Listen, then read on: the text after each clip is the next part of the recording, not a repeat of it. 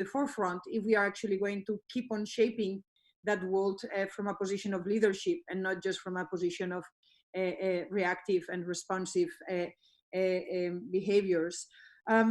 I think what is very important is that we actually, as a school that has over its history, identified moments in which we could redefine ourselves as an institution, that we do reflect about this current situation. I think, obviously, overnight, a lot of conversations on issues that historically were extremely important in the education of an architect have become maybe anachronistic and lost a lot, if not all, of their intellectual and operational currency. And I think that is as important as also to identify what are those new ones, not only in terms of format, but obviously also in terms of content, issues that we need to address. I think obviously other research and design areas that might have been peripheral or might not have even been at the center of the discipline have now obviously taken a newfound protagonism, and they are indispensable and urgent.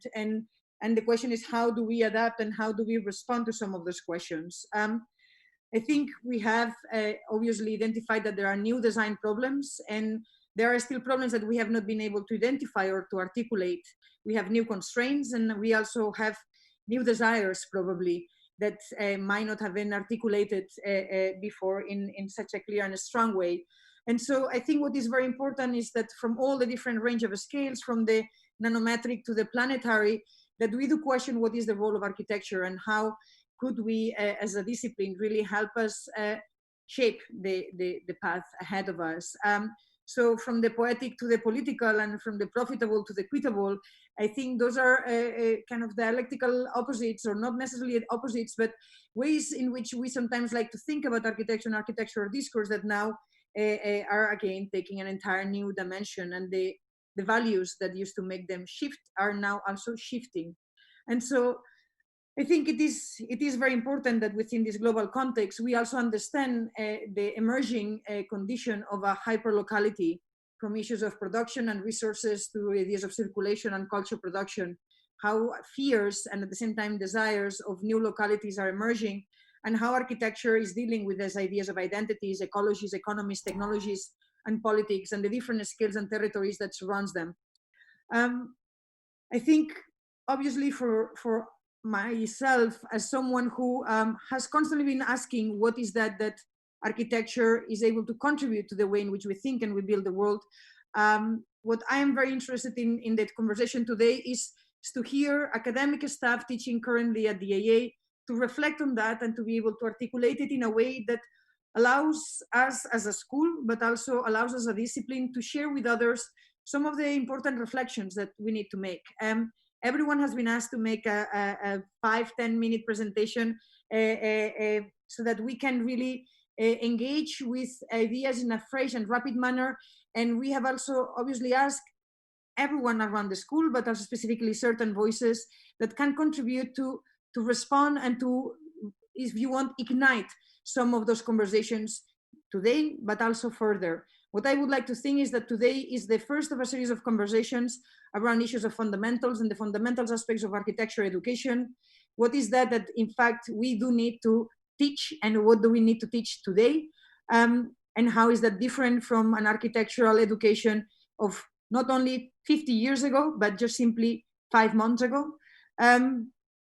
What is that we actually understand as history and theory in a time in which the decolonizing of the curriculum and the thinking of different histories is as important as actually expanding those ideas of history and theory and criticism?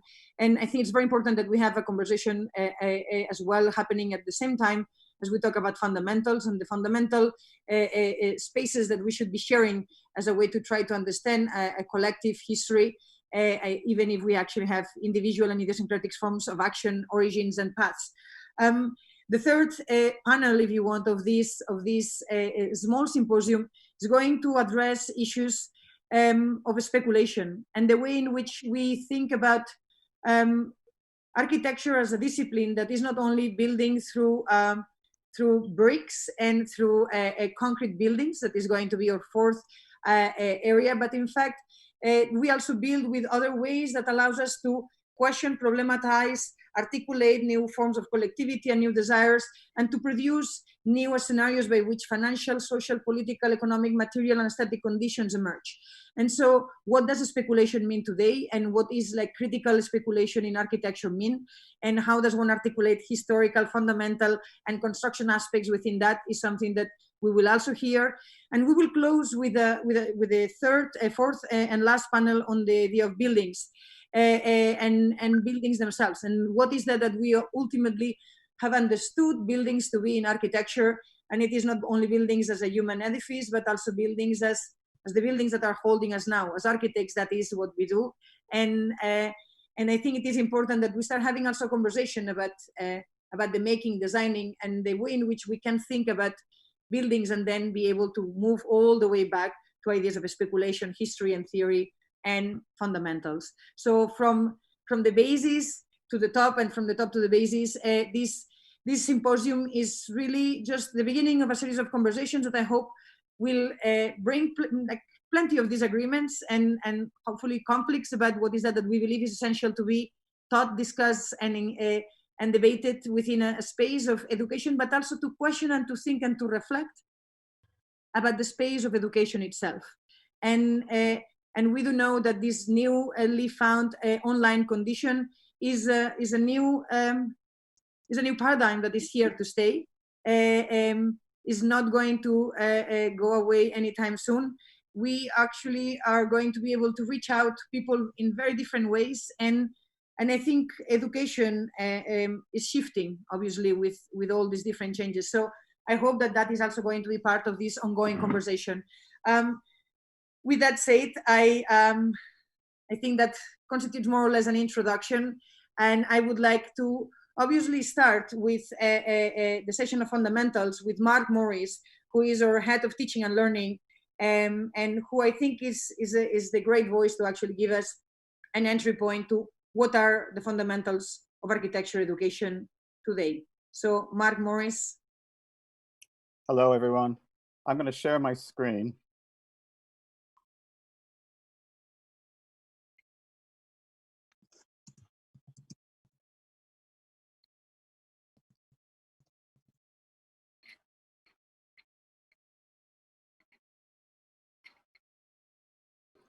Can everyone see Janice? Yes. Thank you. Okay, so I've been asked to kick off today with a kind of overview regarding urgent futures as related to fundamentals. And inside of 5 minutes, I hope to touch on 3 points. One, the question of urgency. If there is an urgent future, is it useful to note our urgent pasts? 2, what stays put from now until 2025 in regards to fundamentals? What are our givens, in other words? What are our obligations?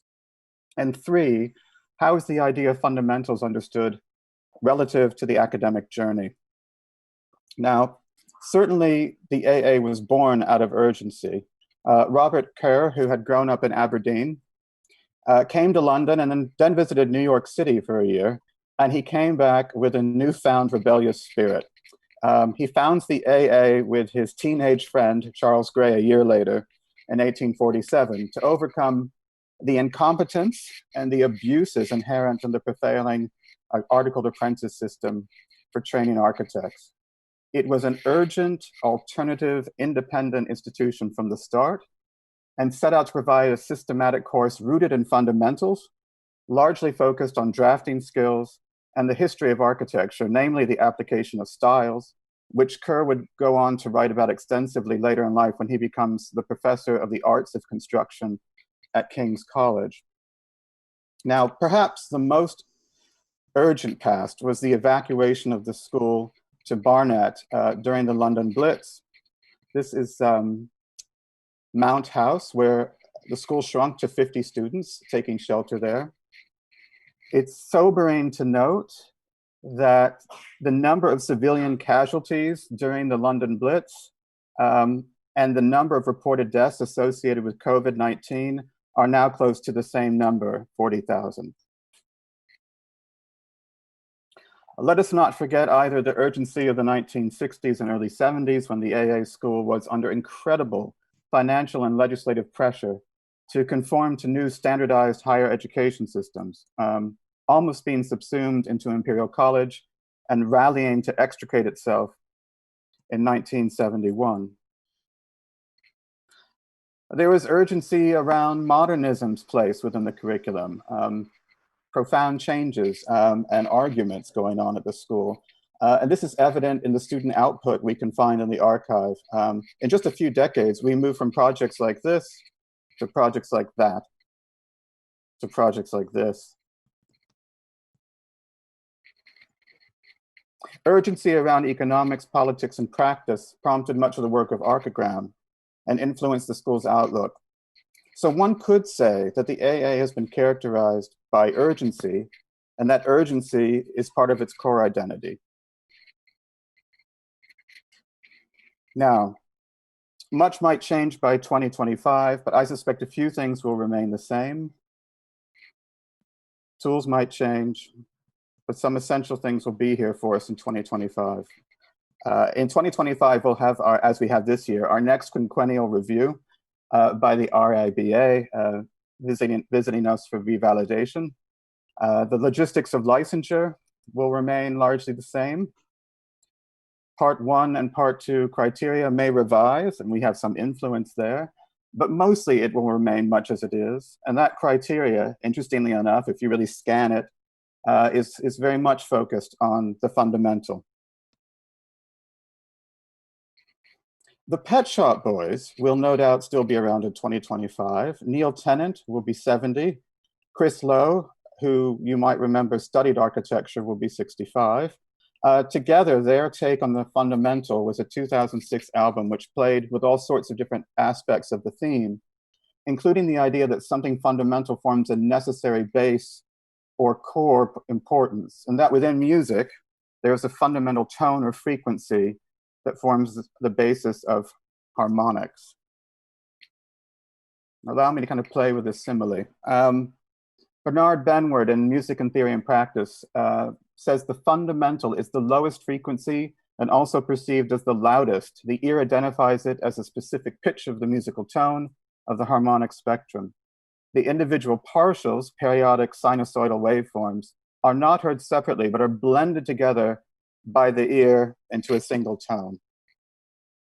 So as I look at it, these fundamentals can split harmonically, and as much as it complexifies, the fundamental remains and spans the whole. This is an apt simile, I would think, for what the curricular fundamentals are really about. It's not a kind of early training for what comes later. It is a kind of training that remains and spans the whole, never quite leaving you. So we can imagine in the harmonics that no matter how you divide up an academic life or an academic year, the fundamental tone, the thing that rides across and arcs across, is always with you. It might be introduced at earlier stages in education, but fundamentals always bubble up, are revisited, refined, and are remembered across all work. In this sense, the linearity of a curriculum, I would say, is curvilinear. It swoops and loops to go forward. Most of us can intuitively relate to that method of working and drawing upon an intellectual core to propel anything new or future-facing. I like to look on these images, which are in no way curricular maps, as potential curricular maps for an urgent future. There are fundamental skills, fundamental references, and fundamental concepts. And with architecture, the beautiful thing is that these cadences are usually sounded together. They're plated together. Fundamentals form the basis of each teaching and learning story, every so-called arc plot. Everyone's story, of course, is different, yet the fundamental framework provides a structure for that story to unfold with a beginning, a middle, and an end. Every unit's 3 terms is an arc plot. 3 years of the B arc, the first year in experimental, is another arc plot. Year out and diploma, a third arc plot. Now, even an incredibly complicated plot or a collection of plots retains fundamental elements. If we take the Star Wars space opera of 9 films, prequels, trilogy, and sequels, there are fundamental themes and relationships that link them up. In terms of characters, though, only 2 span all 9 films, and these are the Dante and Virgil of the whole journey. And despite their android status, they represent 2 faces of human endeavor. C-3PO, gifted with the art of diplomacy and knowledge of many languages, is the humanities half. R2-D2, the sciences half, with its ever-expanding tool set and links to the mainframe. Architectural education is the challenge it is, and it is the joy it is, because it fundamentally requires both halves. Fundamentals going forward will still bring these 2 domains together. Now, why is that interesting? With these 2 sides, C-3PO and R2-D2, humanities and sciences, you can forever play chess. You can play out different moves and strategies. You can build expertise, you can expand the discipline, and you can expand the mind. Every choice sets up a potential new future that works on an individual level as one makes decisions about degrees and courses and units. There's a sort of garden of forking paths effect.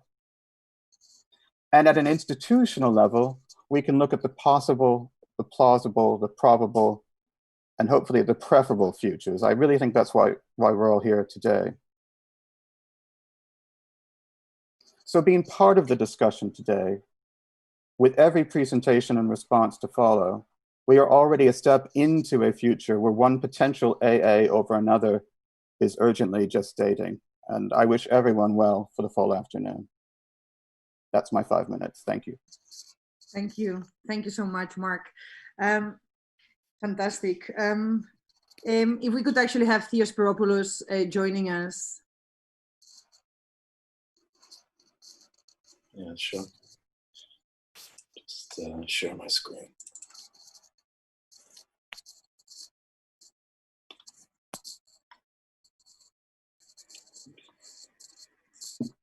You guys get to see the whole presentation before. Can you guys see? Yeah, perfect. Okay. Yeah, I think in context, following up from Mark, and with respect to futures, I thought in some sense to be slightly autobiographical in some sense with when I first came to the AA in the late 90s. And in one respect, when I met Brett, who was the director of the DRL, and was engaged in some conversation about teaching, he basically responded to me that I have nothing to teach you. And I guess in some full disclosure from my perspective, when the conversation comes around education, I think that there is a distinction that's an important one to make between teaching and education and knowledge. And I think a lot of the things that I find quite important anyway are primarily in schools that operate much more as a framework. Cooper Union and the legacy that was there through HADOC. Conversations, sorry, let me move the slide, that were trying to challenge the orthodoxies of knowledge, in particular experiments like experiments in art and technology of EAT, that was really trying to foster a conversation between engineering and arts, between theater, and to try to bring also a certain kind of approach between the cultural and the technological within a domain that could allow to somehow foster a kind of new consideration about collective project, shared values, and I would argue social responsibility. A lot of those experiments, if I'm honest, things like the architecture machine group that became the media lab, was also kind of brought about not from a perspective of trying to somehow foster an educational framework with a certain kind of path, but with a certain openness to interrogate and to be inquisitive. And I think in terms of where education should go, I can believe that it has a value system, at least in these kind of places, which I think the AA also contributes to, as being something which is open and exploratory and not singular. And that kind of diversity of interrogation and explanation and exploration, I think, has been always really fundamental. Boyarsky years forward, and within the DRL, like characters like Zaha, who also continued from one generation to another to be part of that kind of ongoing conversation, as language, I would say, in some sense, also changes in different periods. At the moment, the overall ambition of what the project for architecture is and the responsibilities that I think we have in sort of engaging that, to be honest with you, are quite consistent. So though that there's a lot of discussion about change, I think the things that are fundamental actually are really questions of the human condition that have basically stated the test of time. So constructing discourses and audiences, I think, are responsibilities. And at least in the context of how I see education, it's always been at the same time moving forward and also seeing, like Mark mentioned, history of characters that were also somehow constructing frameworks. This is Ray Cappy with our students. He's the founder of SciArc, schools like SciArc and Cooper Union and these kind of places continue, I think, in some sense to resonate. But at the same time, I feel if they are frameworks, could be challenged. I think it's important also to look at the way that we speak about certain things. McLuhan, I think, was interesting in some respect, especially talking about certain challenges, particularly when he was discussing politics and education and the mediums in terms of dissemination and communication. And he was basically suggesting when any new form comes into the foreground of things, we naturally look at it through, at the time he's talking about old stereos. But we can't help that. We're just trying to fit the old things into a new form. And in some sense, he may be right, but in the challenges of, I think, how we can think about practice and communication, there are certain kind of assumptions about experimental practice and what it means to be radical and what responsibility actually means. And sharing just one project that is close to me as a personal practitioner that we were doing, which had to do with enabling voices sometimes that are not actually being able to be heard, working with the idea of notions of public space. And we did this project called Memory Cloud, which in some sense just enabled people to speak through by animating public space through conversation. And the kinds of dialogues were complex, and I think in many ways, I feel like at some moment in time today, we continuously try to simplify very complex circumstances. And I feel like at some moment in time to swim in complexity is also to just really see how far we've come to actually revert to a place where even just communicating and reporting and expressing has become also questioned. I mean, the narratives of today and what's truthiness and all of this other kind of stuff really states a kind of situation that we find ourselves collectively, which is not very positive at all. And I think the notion of fundamentals should actually be about actually what motivates what we do, and the plurality of practice to somehow be able to kind of respond to questions that are quite diverse. So I'll close the session, my contribution anyway, by this quote from Wolf Pricks, which I still feel is a very important one. When he said, "In 2 days, tomorrow will be yesterday." And as every day, it seems that we have a new distraction to basically talk about. I think the subject of fundamentals is even more important now to discuss collectively in terms of where education and knowledge somehow resides within a school like BAA. So thank you. Thank you. Thank you, Theo. If I could ask Clara or Loris to join us. I like how we are going to be building up. The entire conversation about fundamentals probably is going to go throughout the entire afternoon. And how do we go from format to content is going to be an interesting one. Clara, you're ready? We can hear you. Yes. You cannot hear me? No, yeah, now yes. Wonderful. Yes. Thank you. Yeah. Thanks for the invitation and the organization, Eva and Mani.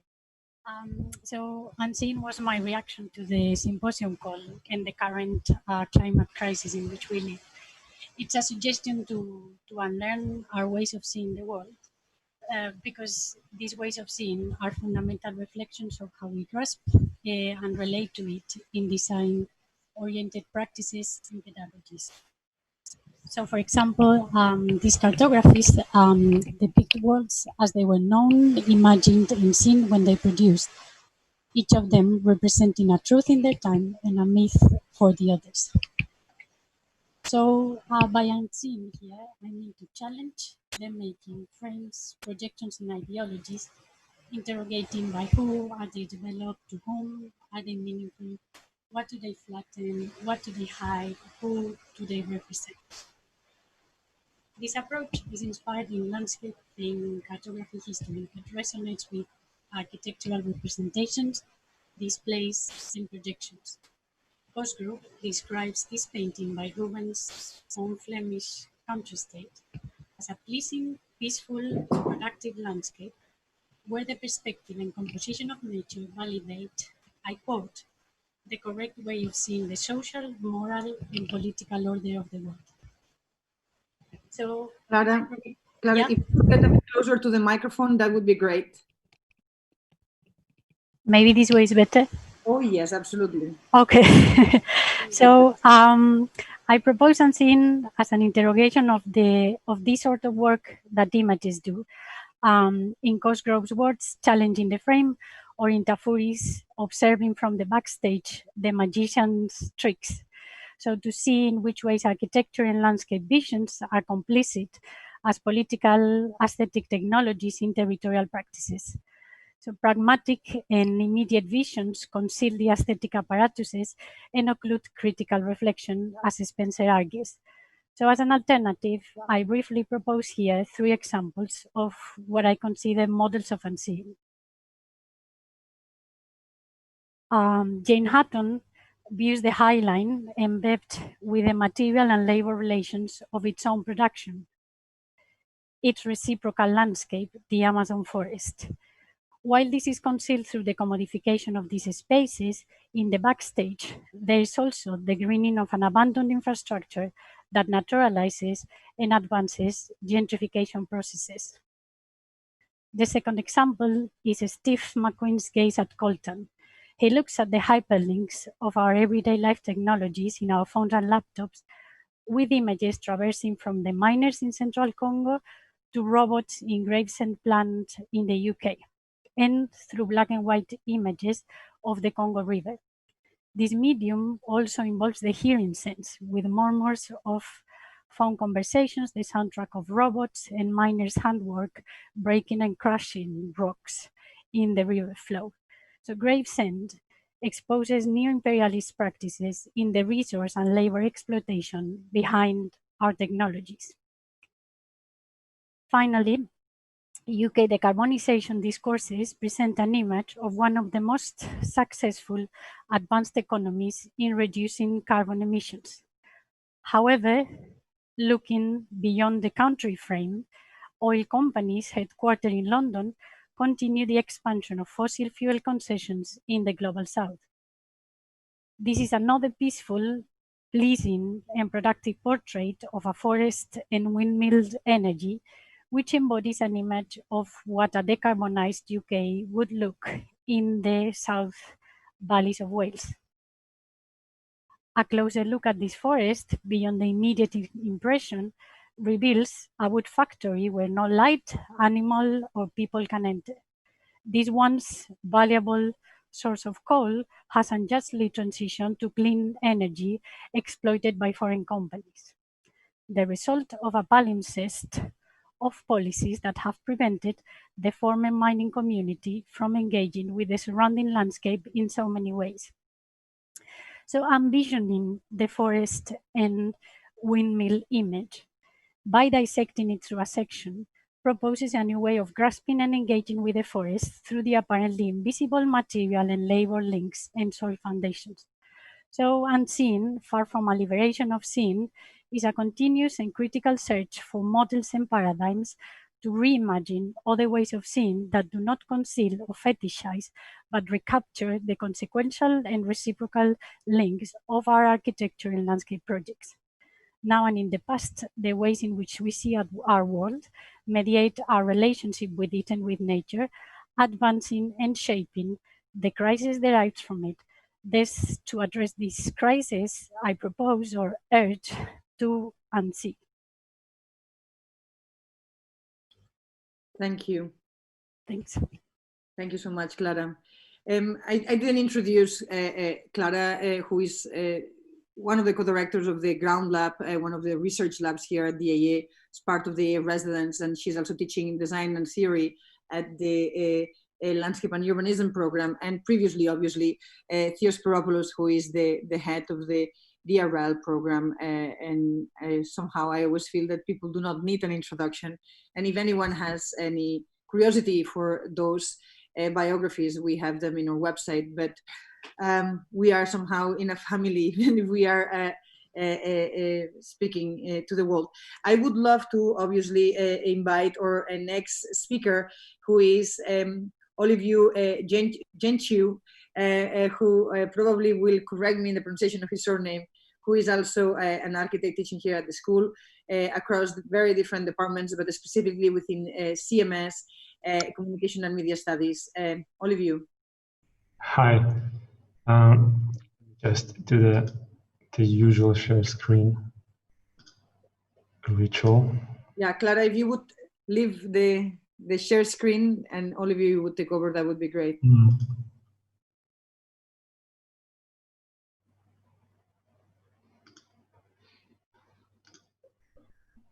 Yeah, got it. You should see this coming through. We do. Perfect. So I kind of look at two parts at this. Again, architectural education, fundamentals, right? And obviously we can't avoid talking about the traditional education as we know it, which is in the same form since very old times until today and didn't change much other than the exposing method probably. Or the digital education, all the e-learning that we are kind of forced into these days, which has had a very short but intense time period of adaptation for everybody, where we kind of were thrown in like a crash course of online learning for everybody. So I'm sure everybody's very much used to this. And I was planning to talk about e-learning, especially from my perspective and so on, but keep thinking about fundamentals. I think there's a bigger picture here, and I should look at this bigger structure and how education will expand in the near future, and where maybe even the term of education will fade. So this is the point where I'm overlooking at the idea of enrollment and membership. Membership as you have them with aviation alliances. So let's just imagine this future, as I feel this is the foundation we should build for, and that constitutes the fundamentals for it. So as I was saying, we have this, imagine this enrollment or membership, right, into an educational system or educational alliance, like an aviation has, or you subscribe to one. And subscription were something we're very much used to these days. And this is something which broadens up the picture, because imagine you have a subscription which gives you access to the AA, Princeton, and SciArc, whatever, call it. And as a student, you can pop up from one to another one and benefit of the resources and the physical or digital resources of all these things. And education is not placed anymore. It's totally displaced among these digital structures or physical structures. So it kind of has a political take on it. And the idea of subscription, it's there, and I think it's there before we, as an education system, reach to us, and that is flooded by likes and by notifications and subscribe and like this and that and all that stuff. And that leads basically to education not for qualification or employment, but to help you with your project or with your product. And I'm looking at this, I'm considering this something that you do start in the early ages, and it will lead or will be with you to your very late stage. I mean, there is a huge demand of training these days in all the practices around it I'm working with. And the main problem they have is that people which were educated into one field, they end up in their 40s onwards, where they're actually out of skills because the skills they were trained in are not applying anymore. So from this perspective, I think education shouldn't be looked at as, you know, your 6, 7, 10 years of training, but how this can spread across your lifespan. Another element regarding the education system, I think that education is not going to be as we know it in terms of place. But education as a location, as a physical location, will be that scene, will be your networking point, the point where you socialize with your peers, the points where you express your ideas, being that how they are, and will be that gathering place. I don't think you will come into a physical space to be taught a certain skill. And kind of strongly say this, especially looking at the clinics we run for the MENA Studies course, very recent. And as before, we used to have like 20 students subscribing, 5 of them showing up. This time we had 20 students subscribing and 30 of them showing up. And the main reason for this is because students are online. I think the education system, and we are not there. I think we'll keep sticking to our guns, so to say, and I feel that has to adapt. So in this bigger biggest perspective of education as a platform, I think what we should also consider the idea of an insurance policy applied in education, which is something that you might not even need to pay at all for, but it is a subscription even financially. You are subscribing to it, and that's your monthly subscription to everything, from your house to your car to your software to your computers to everything. I think that's another interesting point. Our fundamentals should consider that.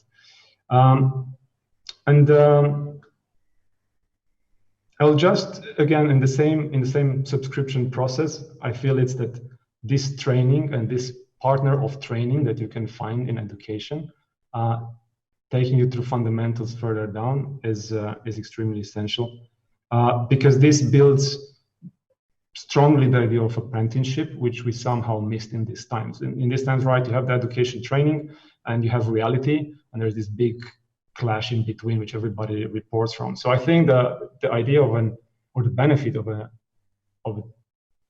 digital component to education is this idea of reinforcing the old apprenticeship. And that will happen basically based exactly through this easy access that student, or it's even hard to call it student because I don't know how you call that person who needs to up his skills, right? But the access that person has to a professional in order for them to become later on a professional. So I think education fundamentals, the fundamental of education should account for this place, which at the moment is between what AA is and the market. I think is that kind of middle agency, if you like, that can handle all this stuff. Because the unit masters at the moment, you know, advertise their course to the students, but I think that should turn out being the role of the school, advertising as an agency, promoting all these courses, which can be run by architects and professionals. It's happening these days, but can be open to those small individuals who are extremely talented and extremely skilled in one field, and they're all running workshops online and, you know, cycling back to all that YouTube learning structure, if you like. And I'm saying this because the office of the future is guaranteed not the office that we have today, and that's, you know, these are the photos I'm getting now from the development team we work with, and literally they don't care at all about COVID or not COVID or whatever is happening out there. They are still doing their stuff as they do it. But I almost felt that architecture, especially through education, it kind of, from very early beginning stage, it kind of enforces a structure, which is not really flexible. So my main take on fundamentals, if you're to conclude a bit on this, we should look a bit at the bigger picture. We should look at where the market and the reality is, and use the skills we have to fastly adapt to that. As I'm saying, I think architecture doesn't have somehow the very fast-paced adaptability to the market. Like we, you know, I mean, even in my times in the second year, you were not allowed to use the computer because you had to train your hand. Great, that's fine. But you look at today's days, yeah, there is still a value in that. I'm not discarding it. I love sketching and drawing, but there are other skills which I think students these days will have to engage, and they engage with. So yeah, I would account for these bigger structures when it comes to fundamentals. That's kind of my take and what I would like to bring today to the conversation. And I'm happy to pass it on to the next person. Thank you, all of you. I knew you were going to definitely throw some interesting provocations, and you definitely did. I do hope that the respondents are ready. The next speaker is Monia De Marchi. She's the head of the first year program. And Monia? Hi, yes, I'm ready. I will share the screen as well.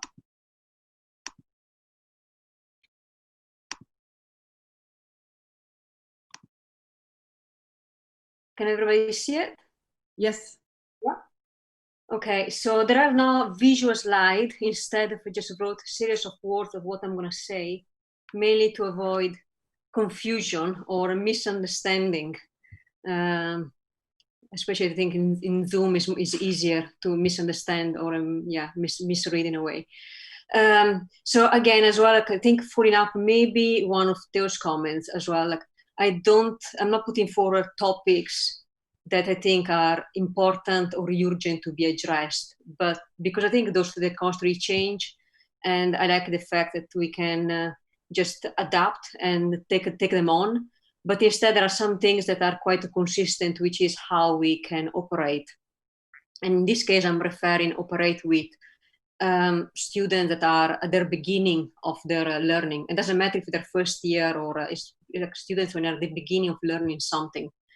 So some of the topic or some of the things that we think that are quite important on the way we learn is to understand the difference between the language of drawings, of the language of architecture versus words. That architecture itself has its own language and its own convention. So one question we ask to students is, do you know how to read an architectural project? Do you know how to communicate with an architectural project? So drawing are used to communicate. And that's why often we obsess with teaching, plan, section elevation. It's not because we think like an academic environment, that's what you should do at the beginning, but it's because we really think it is the language of architecture, is how we communicate as well. And also to understand the difference between the different scales of drawings. Then the second point is the direct experience versus absorption of information. We try to think how we can avoid the tendency of that we have, no, it's not only students, but sometimes we have of just absorbing information.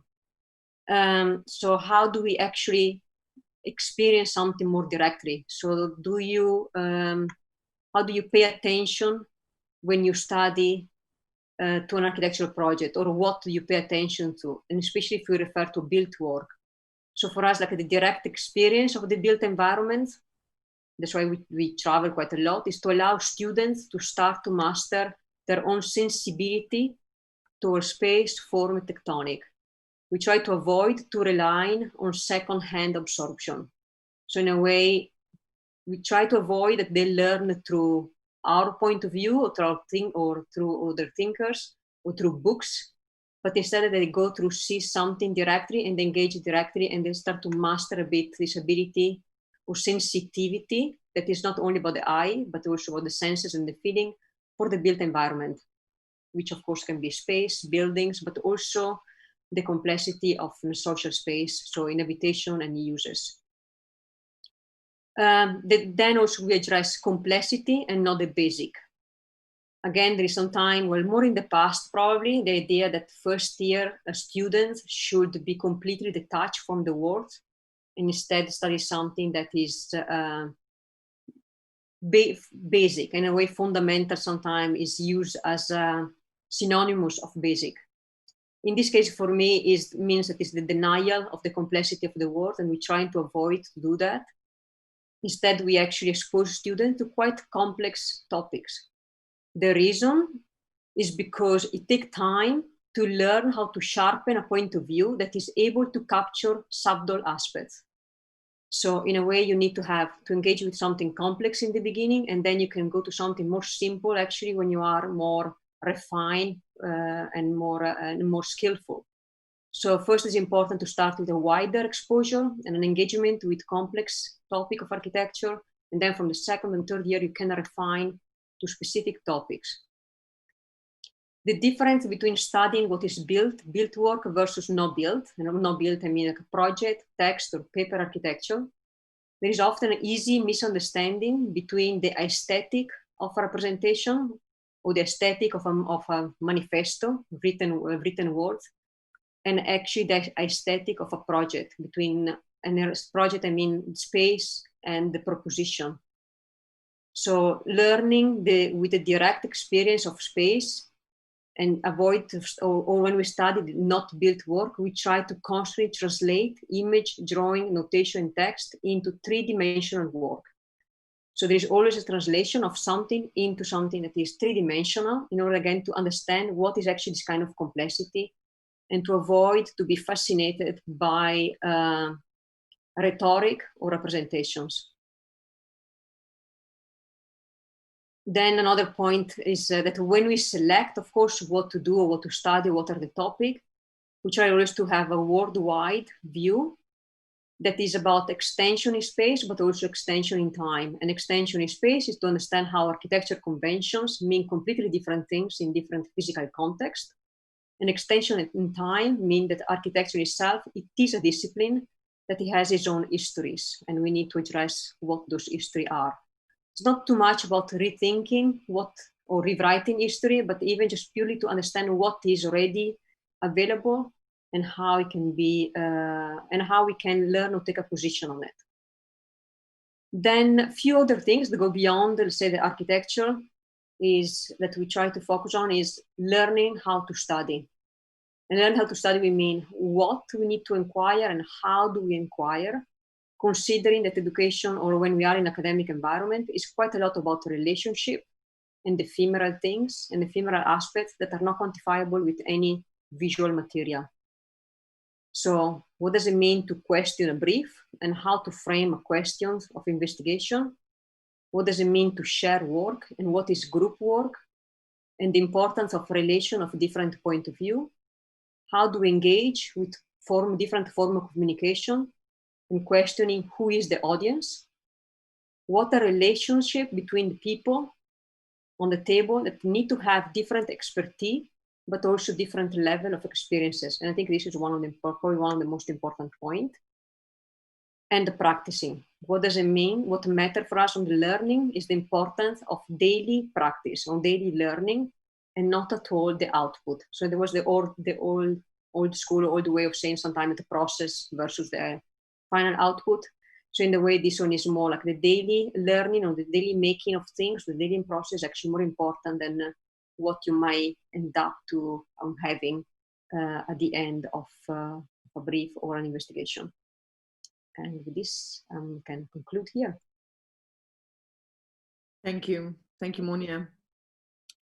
Mike Weinstock, he's the chair of our academic committee. He has been in the school as a student and he never left, and for many more years.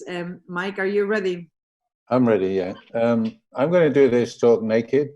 I'm not going to take my clothes off, but there are no images, but I am going to change my background. And I want you to imagine, if you will, that we are at the AA on the terrace and the sun is shining. Belinda's just popped out from the staircase to have a quick cigarette. Mark Cousins is in the corner holding court as he usually does. And there's a lot of us and a lot of students present on the terrace. And in the corner are two old guys. And we can see that they're friends. We have to imagine they're time travelers. That's Vitruvius and Michael Sorkin. I can move. slightly out of the way so you can see these two books, and I'm going to be talking a little bit about them and the imaginary conversation, imagining them at the AA, and they're there to talk about what the school is for and what the future of architecture is. And they're time travelers, they know each other well. So they start from the premise, I think it's Vitruvius who probably knew William Gibson the best, that the future is already here. It's just not very evenly distributed. That was first said in 1993, I think. But if ever there was evidence of that, it's today. And we are already engaged in different ways of working and different ways of thinking. And of course, they have slightly different views, although it's surprising how much Vitruvius would agree with Michael Sorkin. In the book on the right, Michael Sorkin has an essay, which is a short thing, which is entitled 250 Things an Architect Should Know. And Vitruvius starts in book 1, chapter 1, on the education of an architect. And halfway through the book, Vitruvius says, look, all the gifts which fortune can give you, that can bestow on you, can very easily disappear and go away. He's learned how to speak in contemporary language, by the way. But education, when it's combined with intelligence, never fails and abides for an entire lifetime. And Sorkin said, well, this has always been the dilemma for a school of architecture. Do you train people for work that's immediately available in new technologies or new ways of working, for work they will do as soon as they leave school? Or do you train them for life? And they argue backwards and forwards on this, looking at various schools that they can drop in and out of. And they find some schools that are entirely focused on the production of a highly skilled architect who can be employed at a good level straight away as soon as they finish 5th year. And they look at other examples of schools that are entirely about a broad and liberal education that encompasses many things. And Vitruvius, of course, was the first to say an architect should not profess to be an architect until they've mastered and studied many, many things. And he lists skillful with a pencil, of course, geometry, he should know much history, should understand music, he should have some understanding of medicine, he should know something of the stars and astronomy, he should know something of law and of mathematical theory and geometry. And pretty much for the time when Vitruvius was writing, that is the entire body of knowledge of the world. And in his ghost, as a ghost on the AA terrace, of course, he would make a larger and longer list. And he says you don't have to master all of them, but you have to have a good knowledge of them. Partly because there's no other way to talk to people producing work, but mainly to do with what the sense of an architect does. An architect synthesizes all that knowledge and finds some way to incorporate it into a building. I'm paraphrasing here quite a lot. Sorkin, as old friends sometimes are, is quite skeptical of firmitas utilitas and venusitas, which is being co-opted by, shall we say, the practical sense of architecture. And he said, well, you know, you're not saying very much there. You're just saying it should stand up, it should be useful, and it should look quite nice. And in a certain sense, after a while, Vitruvius kind of defends that. And he said, well, yes, I'll go along with that description, because what I'm really concerned with, Vitruvius says, is what an architect needs to understand about the world at large. Of course, the architect is a master of masonry and construction and the sequences and the geometry and how things are and the materials and where they come from. But there isn't any point to that if you don't understand the world you're in. And Michael Sorkin in his list, by the way, Michael Sorkin loved Vitruvius. It's number 58 on his 250 things is Vitruvius. But I think the very first things that Sorkin says that are kind of about the phenomena of life that you need to understand, number 5 and 6, are the distance that a shout carries in the city, is number 5, and number 6 is the distance of a whisper. And there's a sensitivity there to being alive and being a person, being inside a body, and that architecture is concerned with those things. So the migratory patterns of warblers and other seasonal travelers is number 30 on his list. And Vitruvius said, yes, that's kind of old hat. I've always talked about the winds and how it's important. It's not just for the alignment of the streets and the cooling of the city, but it's the kind of knowledge that an architect needs, because an architect needs to be, using contemporary language, be reconciled with the physics of the environment. As far as the language that he had available to him was, Vitruvius talks a lot about the physics of the natural world and how the architect should site his buildings and construct his city and live his life, in effect, in relation to a better relation to that. So that's where those two, as kind of pals, would kind of get on. There are things about the client that they would certainly agree on.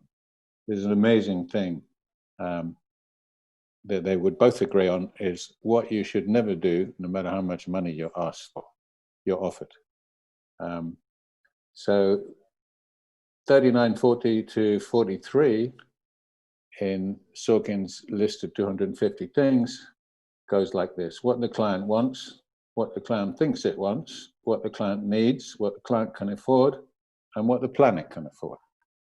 And I think this is an eternal verity, if we can say so, an old-fashioned phrase. That there are truths that persist. Vitruvius is writing pretty much 2,000 years before Sorkin. This was the last full book that he did before he died. There's about 2,000 years that separates them. But it's astonishing how persistent some of those themes are about relations to the natural world, that we are not just servants of the rich, but we have a responsibility to the planet, that we have to have a profound knowledge of all other sciences and arts, and that we need to understand the physics of how the world got to be the way it is and what it's likely to be in the future. So to conclude, what I want to tell you, or put forward as a proposition, is there's nothing urgent about the future. It's already here. There is something that's urgent, and that's our actions. And we should be acting now in the present to reconstruct ourselves for our own future. We can see what's coming, and it's widely predicated. It's very widely described. There's very good sciences. There are good politics and arts about how the world is changing. What we don't know so much is ourselves. It's us we have to reconstruct, our own attitudes and our own ways of working. And we can be guided by the great thinkers of the past and the great thinkers in other arts outside of architecture. Basta. Thank you. Oh. Thank you, Mike. I will ask actually all the respondents: Paula Kadima, Saskia Lawis, Juliet Hyston, Kenneth Fraser, Nacho Martí, Carlos Villanueva Brandt, and Jack Salvet. Take notes, articulate those arguments. We are going to go through the second session with history and theory, and then we will try to maybe bring all those conversations into one discussion panel. So I would like to invite Maria Giudici. It's 4 p.m. trying to run on a schedule in some capacity that is going to somehow introduce the second part of this conversation on the idea what history and theory is, not only at the AA but in architecture as a whole. So Maria. Thank you, Eva. Can you hear me? Yep, perfectly. Great. Sorry, because the technicalities of these are not the easiest. Let me see if I can share actually my screen with you. Sorry. Yes. Share. Hopefully we can also see it. Okay. I'm sorry, I cannot. I think I'm blocked for some reason. Yeah. Just a second, because it's not actually showing what it should, but that's okay. I have two wonderful screens actually here in front of me, so we should be fine. Okay, so first of all, actually, thank you so much, of course, for having me, and good afternoon. And I think we all here actually share a similar understanding of history as something that is plural, right? So it's histories and theories, a series of constructed narratives that are not fact, right? So I find it a bit difficult actually to have certainties for the future. So what I want to do now is just to put forward 5 possibilities that I encountered while teaching history and theories, and that for me really represent ways to rethink architecture as a form of knowledge. And I will try to chart these opportunities by using work produced by my own history and theory students, actually. So the first thing that I think we could reassess is the very aim of history and theory. It has become clear that this is a field that really needs to be decolonized, and that the histories and theories of non-Western people, queer people, of the working classes, and of women all deserve a place actually in the discipline. So we have a very real possibility here to change the aim of history and theory from that of building certainties and often raising consensus to that of really asking questions, asking more questions actually than the questions that need to end up answering, in fact. And in this case, actually, my former student Beth Fisher investigated Louise Sullivan's understanding of the relationship between gender and ornament. And she did this through writing, of course, but also by producing a model, this model. And in this model, actually, Beth really reduced the ornamental pattern to its most abstract form. And this exercise allowed her to dig deeper in Sullivan's design logic, discovering how the qualities of masculinity and femininity that Sullivan was obsessed with are in fact quite complex and hybrid. And she understood that even over a century ago, for Sullivan, gender was already perceived as a construct, therefore raising a lot more questions than she had when she started her own research. My second point is actually that we should really seize this opportunity to rethink and challenge the very object of architecture. Studying the inhabitants and the afterlife of projects is as revealing, I think, as studying the design process itself. And here, in this case, Rihanna stripped Le Corbusier Villa Sarabai to reveal the interior facades that chart the daily life of the inhabitants in the building. And we often see the users as victims or as at best really mere clients of the architect. But actually, I don't think that that's completely true. In fact, users very often adapt the spaces to their own living patterns. And in some cases, in the best cases, I would say, the architect just becomes the very interpreter or translators of those lives into space, in fact. And of course, if we challenge the object, I think it also makes sense to challenge the subject of history and theory. Traditionally, this was the architect, right? Traditional authorship, however, has been questioned for several decades at this point. So I don't think I'm saying anything particularly new by saying that we should challenge the subject of architecture. But I really want to shift actually the focus here to what I think should be the subject of the discussion of history and theory, which is ultimately form. And the problem is that in the search of a discourse able to question authorship, we have often ended up throwing away the concept of form, together with the figure of the architect. But in my view, form is really a crucial category, perhaps the most important category of all. And if I had to put forward just one hope for the next 5 years, is for all of us to reconsider form, not as a fact though, but as a process, as a dynamic and conflictual field. And as a political fact, ultimately. As in the case of this experiment in which my former student Matteo tried to translate one of Vilanova Artigas' famous concrete pillars of his Faculty of Architecture building into a wooden scaffolding that is built with the traditional local knowledge of Brazilian builders. And in this case, the exercise is really a commentary, like almost an ironic commentary on the tense relationship between builders and architects, craft and project. Ultimately, form is not a shape, it's the very place of the agonism that is implicit in architecture. As a fourth possibility, as you have seen in previous slides, I also hope that we will reconsider the tools through which we discuss and produce history and theory. And while text, of course, remains quintessential, I often use drawing, digital simulation, and physical modeling as instruments to understand and explore the case studies with my own students. For this reason, I strongly believe in using all the tools of design. I also think that design produces history as a tool, but not as a rhetoric discourse to justify itself or as a repository of stylistic options, but rather as that constant questioning that really allows us as designers to rethink, to always rethink our projects somehow otherwise. In this case here, George rebuilt a model of the joint designed by Paxton for his great conservatory that is like actually really an interactive model in which the mounting of the component is as revelatory as the actual final product. really allowing us to question once again the process rather than the result. And finally, I have a very personal hope. And my hope is that we can come out of our disciplinary niche and question who ultimately our audience is.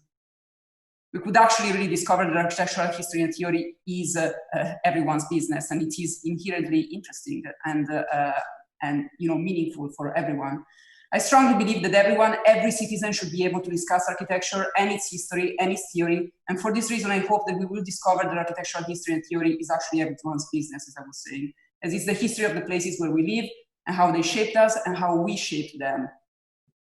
And in this case here, Cécile studied the technique of metal sheet folding pioneered by Jean Prouvé, and she used it to produce a piece of furniture, ultimately, a bouncing chair. And she did this with the help of students of product design, so people who had nothing to do with architecture.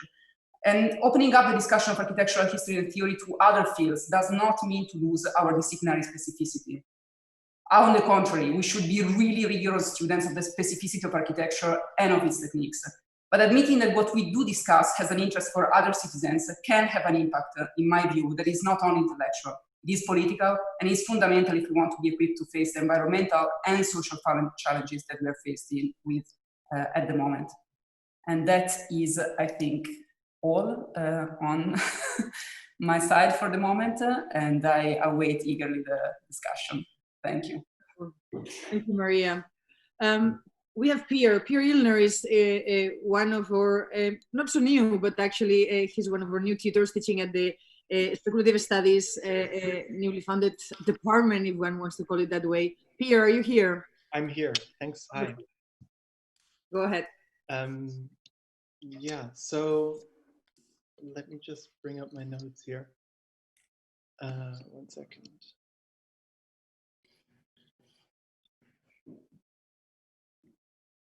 Okay, yeah, so thanks, Eva, for inviting me. I'm really happy to be sharing my ideas with you at the Urgent Future Symposium. My name is Per Illner, and I'm a course tutor, as you just said, Eva, in speculative studies, which has actually sadly just ended this week. And when I'm not teaching, I'm researching disasters and crises. So both urgency and the future are actually both terms that are quite dear to me. And as it so happens, for speculative studies, I had in fact prepared a course on disasters of the recent past.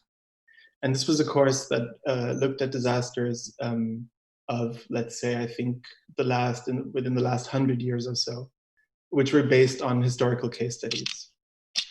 And then coronavirus happened, and it became clear to me that with the outbreak of the virus, we were unexpectedly, and still am in many ways, living through the biggest disaster of the past century. And that then made me change my original course outline, which looked at past disasters. And we actually ended up obviously talking a lot about the current situation, so a kind of very present disaster.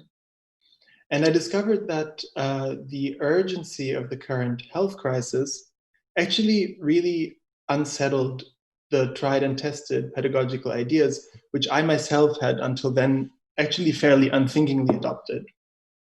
And in particular, and this is what I want to suggest kind of in the, I think, 4 minutes that I have remaining, I want to suggest that essentially talking about current challenges as we're going through them in the present moment essentially abolishes the privilege of a critical distance, which perhaps is best embodied in the method of genealogy. And it actually made speculation into a really valuable teaching tool. And I'll try and unpack what I mean by this. So I think it's fair to say that before COVID-19, my methodology of choice, and indeed the methodology of choice of many other people working in the academy, had been genealogy in a way that was, I guess, fairly loosely inspired by the work of Michel Foucault. In genealogy, as I'm sure you're aware, you start from a current phenomenon, which, as Foucault says, quote, we tend to feel is without history. And then you try and reconstruct its scattered lineage, thereby denaturalizing it and revealing its enmeshment in economic and power structures. So I think this idea of looking towards history for guidance and orientation is really important in genealogical methods. So genealogy then, we could say, follows Frederick Jameson's dictum to, quote, always historicize, right? This will be, I think, familiar to people, to always historicize. So in a past course on Hurricane Katrina, for instance, which I taught in 2015, so this is 10 years after the event, right, a short, actually a fairly short time period, we looked at taken for granted notions of nature or blameless misfortune in discourses and practices around the disaster. And I examined together with the students the ways in which these had indeed been historically constituted, right? So I guess this will be familiar to people, that even taken for granted notions such as nature, of course, can be traced back and be shown to have a history. Genealogy then creates somewhat of a safe distance for critical analysis, in which history gives us precedence and therefore can provide us with an orientation for addressing current problems. And I noticed how this kind of comfortable critical distance was even afforded by speaking about events which had happened kind of only 10 years prior to giving a course on a certain subject. So 10 years was enough, I think, in a sense. Even 5 years would have been enough, 2 years would have been enough. With COVID-19, however, I realized that this kind of distance was difficult to uphold. Sure, you could look at past pandemics, and indeed we did look at past pandemics, such as the avian flu, SARS, MERS, and all the other pandemics that we've had in the recent past. You could look at methods of quarantine and other public health issues, which indeed we did. Yet the singularity of COVID-19 in its very unfolding always remained kind of very striking and pertinent. Above all, even when reading historical texts on disaster, there remained an element of irreducibility in the very experiences of students scattered all around the world, living through events, right, together with me, and meeting weekly on their screens to discuss very current developments. The limited reach of theory then created the need for speculation in our attempt to make sense of events. How long would the lockdown last? What measures would states adopt afterwards? How would labor markets, and with them the very future of students, be affected? What indeed would the future of education look like? All these questions we could only speculate on, perhaps drawing on history, but we couldn't draw on history to actually fully determine the scope of these questions. In fact, without the certitude of history, we were often surprised. One student of mine, for instance, would customarily follow seminars outside, right? So in the open air. So there'd be a garden, a veranda, trees, and most importantly, a rooster on their screen. There's a rooster kind of in the background, milling about on the screen. And whenever the student would say something, the rooster would cry out its typical rooster cry, right? That you hear kind of on farms early in the morning as a kind of wake-up call of sorts to everyone involved. And in fact, this quickly inspired a conversation about quarantining in the city versus quarantining in the countryside, and the renewed importance of the countryside in times of coronavirus, a topic which I'm sure Dominic Cummings would have a lot to talk about. So in fact, I should have invited him perhaps to join virtually in one of these seminars. But more importantly and more seriously, this unforeseen element, the rooster and the countryside, connected with texts we were reading about the town-country divide in economic developments in China, thereby adding a new and really tangible facet to the discussion. The discussion became very concrete. It didn't just take place in abstraction. And I think that in imagining a world in which researchers will be increasingly called upon to make sense of current events, my recent experiences actually made me reflect on which methodologies are up to the task. And in this context, and looking ahead, speculation seems to have gained a renewed importance. So that's where I'll end. Thank you, Pierre. I want to know more about that, about the students' paper. I think that's a great introduction to Mark Cousins, coming under the pen name of Parveen Adams today. So if you would unmute, I will unmute you actually. You're online, Mark. Okay, can you see me? Yes, we can see you and hear you. Okay, wonderful. I guess the computer knows I don't like it. So it kind of stubbornly refuses to recognize my name. But never mind. I want to actually start by going back to the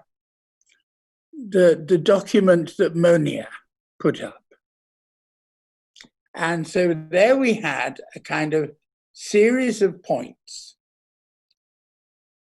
about a statement of what architecture was, what she felt like the students should know. And in many ways, it was, I think, an extremely good statement, scholarly, humane, broad, but real. And you thought, well, you know, with the first year, taking on board this kind of document. And then I thought, well, move to the second year, which is what I look after. And I felt that things become like, or maybe they always were, a bit more, not just complicated, but a bit more kind of dangerous. Let me kind of expand it in a kind of footnote. I've been worried for some years that students don't always seem to know in the second year. And believe me, this is not a criticism of anybody except possibly students. But there's a very limited knowledge of what a plan is. And I've talked to various students about it. And there's a general acknowledgement that the plan, what you might call the pedagogic centrality of the plan, has been in some way drifting away. Here it was, I had someone do a PhD with me, where central to the PhD was the reconstruction of the daily educational process of AA students in the 1950s. It's difficult to underestimate the absolute centrality of the plan. Now, I put some lectures in the course on the plan.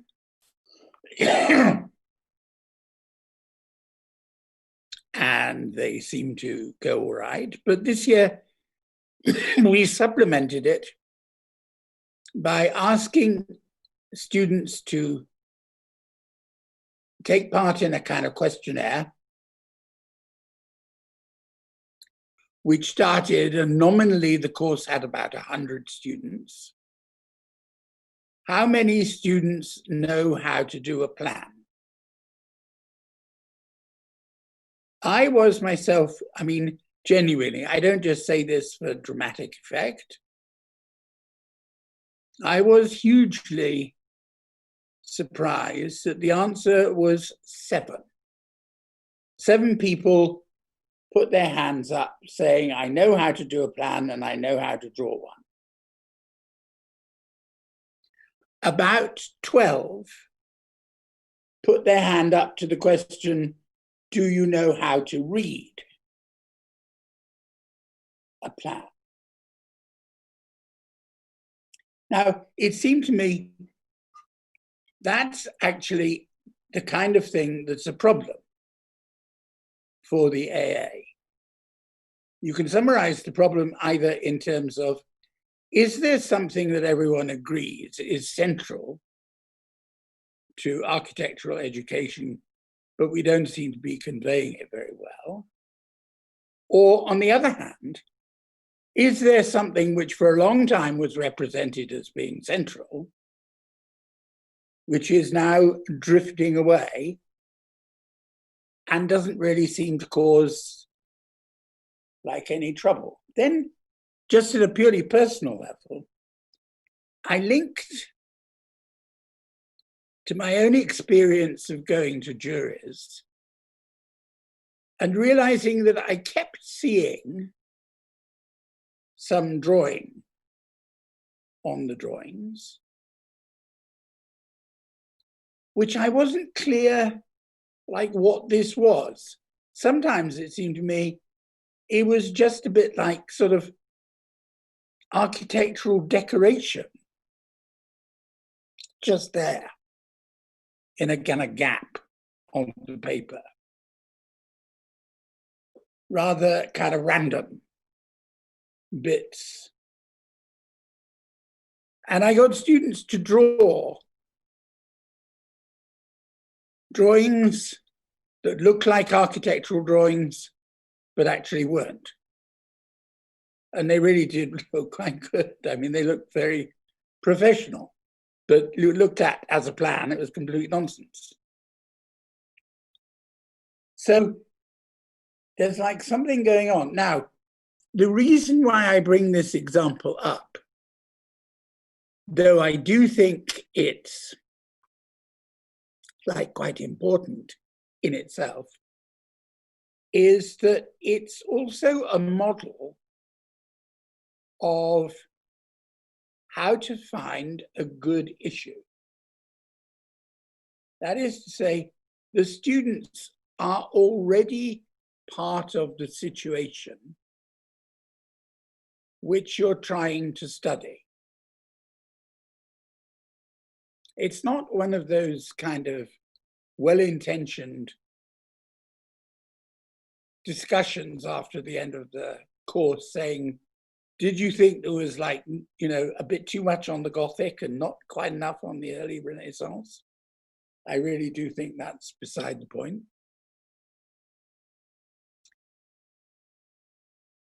Now, in addition to that, we've been trying for 10 years to improve the writing skills of especially the essay writing through the writing prize, through various things that we've done. But the truth is, and all those have been fine and virtuous and well worth doing, but the truth is, it was something like a problem like this,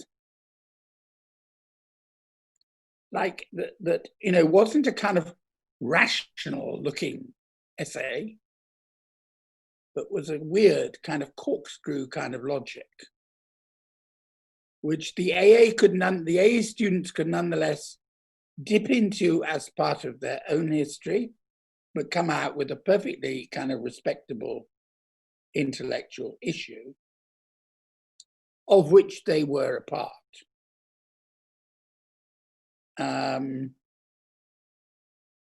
On the basis of that, they found much more interest in writing about it. And so not that so much, but other versions of that story began to proliferate as essays. And everyone has noticed now that there's a kind of AA-ish sort of essay, that it has a kind of structural form.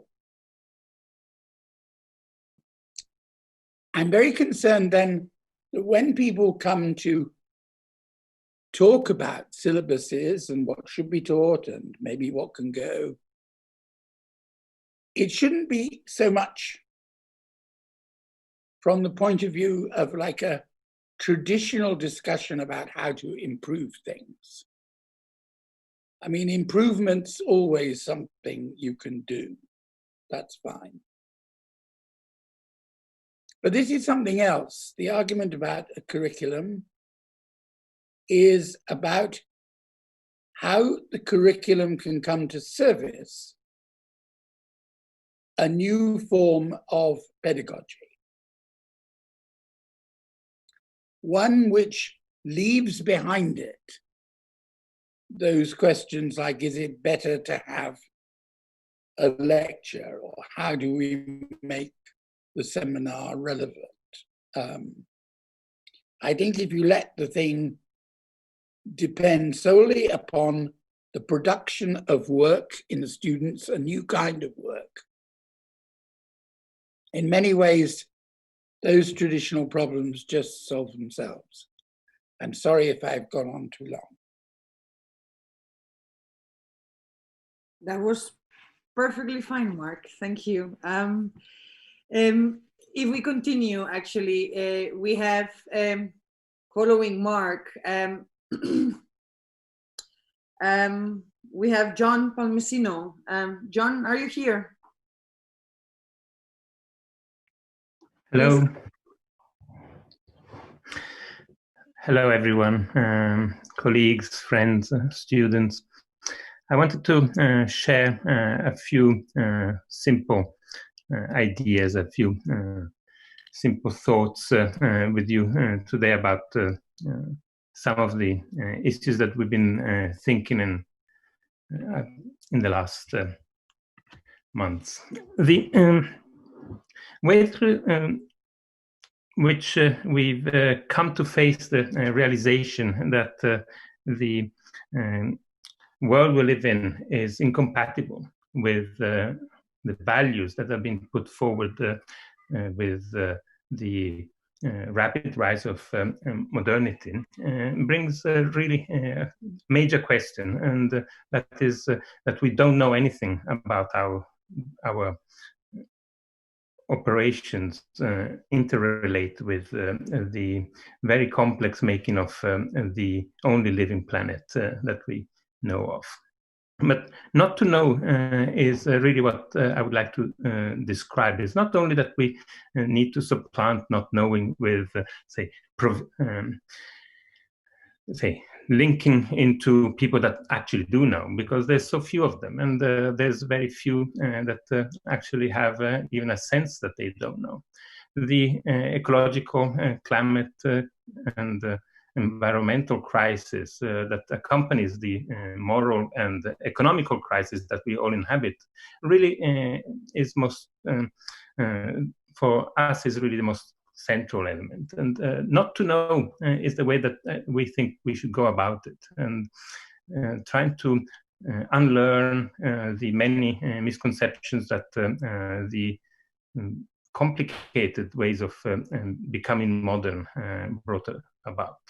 The idea of not knowing, I think, which is a key element in anybody interested in becoming someone who helps or wants to be at the side of other people shaping cohabitation, I think is a way through which we could start imagining the role of a school where everybody becomes a student, everybody becomes not embroidered in master and student relations, but really into conditions of inquiry, curiosity, and ultimately never being sure about things we know. But not to know, I think, is also a specific condition where somehow semantically is peculiar, because it is a situation that allows us to focus on action rather than on properties, focus on transformation processes rather than on capabilities or the conditions through which we start naming entities in order to assign to them the agencies that we try to engage with. So this is the first element. And to me, not to know is also linked to a very peculiar condition that is the fact that architecture is of course carrying a particular form of knowledge that is never recognized as such. It is always intersectional, it is always brought and pushed about all the other properly organized forms of knowledge. And not to know, I think, actually is what could define, if definitions are what we are interested in, the conditions through which contemporary forms of cohabitation are to be articulated. Not to know the others, not to know oneself, not to know where we are, what we are, with whom we are, where we're going. And the complex knowledge event that the current epoch transition entails is really one that doesn't allow architecture to carry any flag of, say, with pride. On the contrary, I think that the conditions through which architecture and the School of Architecture of the Architectural Association in particular has prided itself of being at the forefront of so many moments of and process of so-called development and improvement and modernization, leaving behind us all kinds of debris and major disasters. And this is really where I think a course like that offered at the Architectural Association to become an architect by becoming a student encounters probably the most impressive element of architectural forms and formations, which is that of the monument, the premonition, the ammunition. To warn is the conditions through which maybe we could start engaging with the difficult stages of our cohabitation with other life forms and the multiple forms of life that sustain us. To warn is, of course, the conditions through which we associate semantics to places. We associate particular conditions of material structures, accumulation of bricks, glass, steel, plaster, to particular understandings of who's allowed in and who's allowed only to remain outside. But it is also a way through which what is at hand, what is it that is sustaining us, what is that is sustaining our immediate life, is somehow ghosted with those histories that are usually not discussed, not immediately at hand. The long role of imperialism, the very complex relationship between a translation of empire that Europe still carries in its foundational structures of thought, the complicated relationship between the very notions of measurement and surveying that are so paradigmatic of a geometrical way of thinking the world, that are associated with plantation. So the premonition and the monumentality of architecture vis-a-vis its very complex documentary structures, I think, is one of the ways through which not to know and how to engage with a world in rapid transformation could be somehow of help. And the conditions on many sides have to do with the fact that in our mind, during the works with the students, doing works with our team, and doing the multiple conversation and associations that we engage with in our practice, there is no possibility of distinguishing thinking and doing. There's no possibility not only of distinguishing a practice of thinking, a practice of reading, a practice of writing from doing that, but it's also impossible to start inquiring into the distinction between, let's call it, the hardware and the software of the world.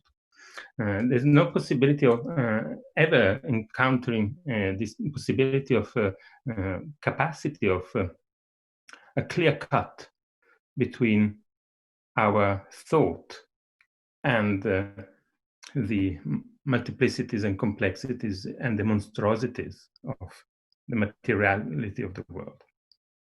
And the material fluxes, the energy fluxes, and the information fluxes and flows that are shaping contemporary life have been imagined from within as the product of our thinking, the product of our doing. And we've become more and more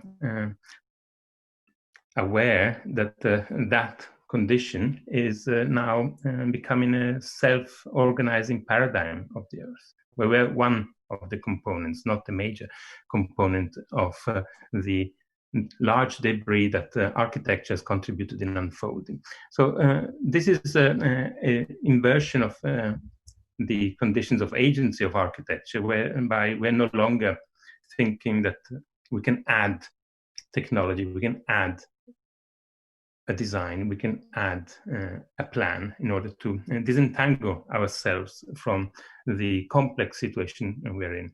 So this is the last point that I would like to make today, is that in a situation where we are all closed in, where to think architecture no longer as the primordial condition of the boundary management and the technologies of ammunition and premonition and the monumentality of warning, not to pass. To think architecture as being open on all sides, open to encounters, open to ways of being, and to think that the methods of inquiry and practice are really to be inhabited and cohabited with others, and in particular with others that are not only human. Thank you. Thank you. Thank you, John. If we can actually give the voice to Marina Lazuri. Marina? Yeah. Can you hear me? Yes. Right. Thank you. Thank you, Eva. Hi, everybody, and good afternoon. I would like just to share the screen.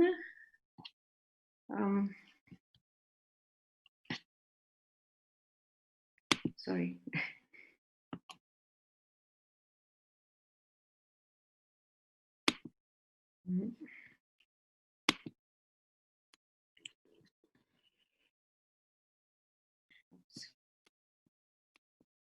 Can you see the screen? No, not yet. But while you figure that out, I think it's always interesting, John, when one actually tries to obviously produce very simple and strong messages. But I somehow, and I'm sure that the respondents will have some questions. But does one need a plan, right? Even for that act of non-building or the act of unbuilding? I think that's always the question. Somehow I always think that we always need the plan, right? Independently. Marina. I think, yeah, thank you, Eva. Also, thank you for inviting me, and because I understand that this is the start of an internal conversation. So I would like to today, within the next few minutes, to put forward 3 issues or questions, which may also be discussed as possible directions of research and thought thinking history. I would like to start with the first point. For many years, I work with the MA students, and we've been reflecting a lot on the question of history, but also the question of the writing of history. So while we acknowledge the necessity of working with records, with archival documents, at the same time, there is a constant and ongoing reflection on how these data are being assembled, are being interpreted, how histories are constructed, how histories are communicated, are visualized, and also how histories are being taught. So this is one of the, this is the first question I would like to pose, is like what has been said and also how it has been said. So in this sense, history is a project. History also it's a tool to understand, I think, the processes of transformation, to understand processes of change, to understand how things came to be the way they are, but also to identify or detect what has been excluded, what has not been included. And sorry, again, I think I'll have some problem to move to the next slide. I'm very sorry for that. If you actually go and stop sharing the screen, and then when you go and share it, you go into the desktop instead of going to Yeah.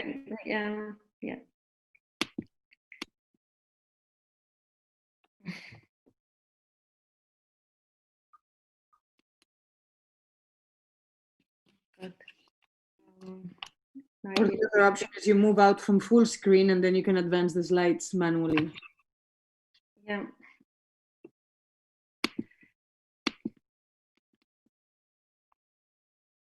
Sorry.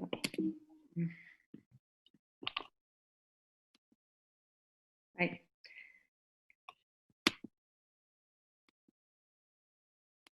Okay. No. You see the second slide? We don't see any slides right now. Or not yet. You need to reshare the screen again. Pressure the screen and then go to desktop window. Yes, there we go. Yeah. Okay.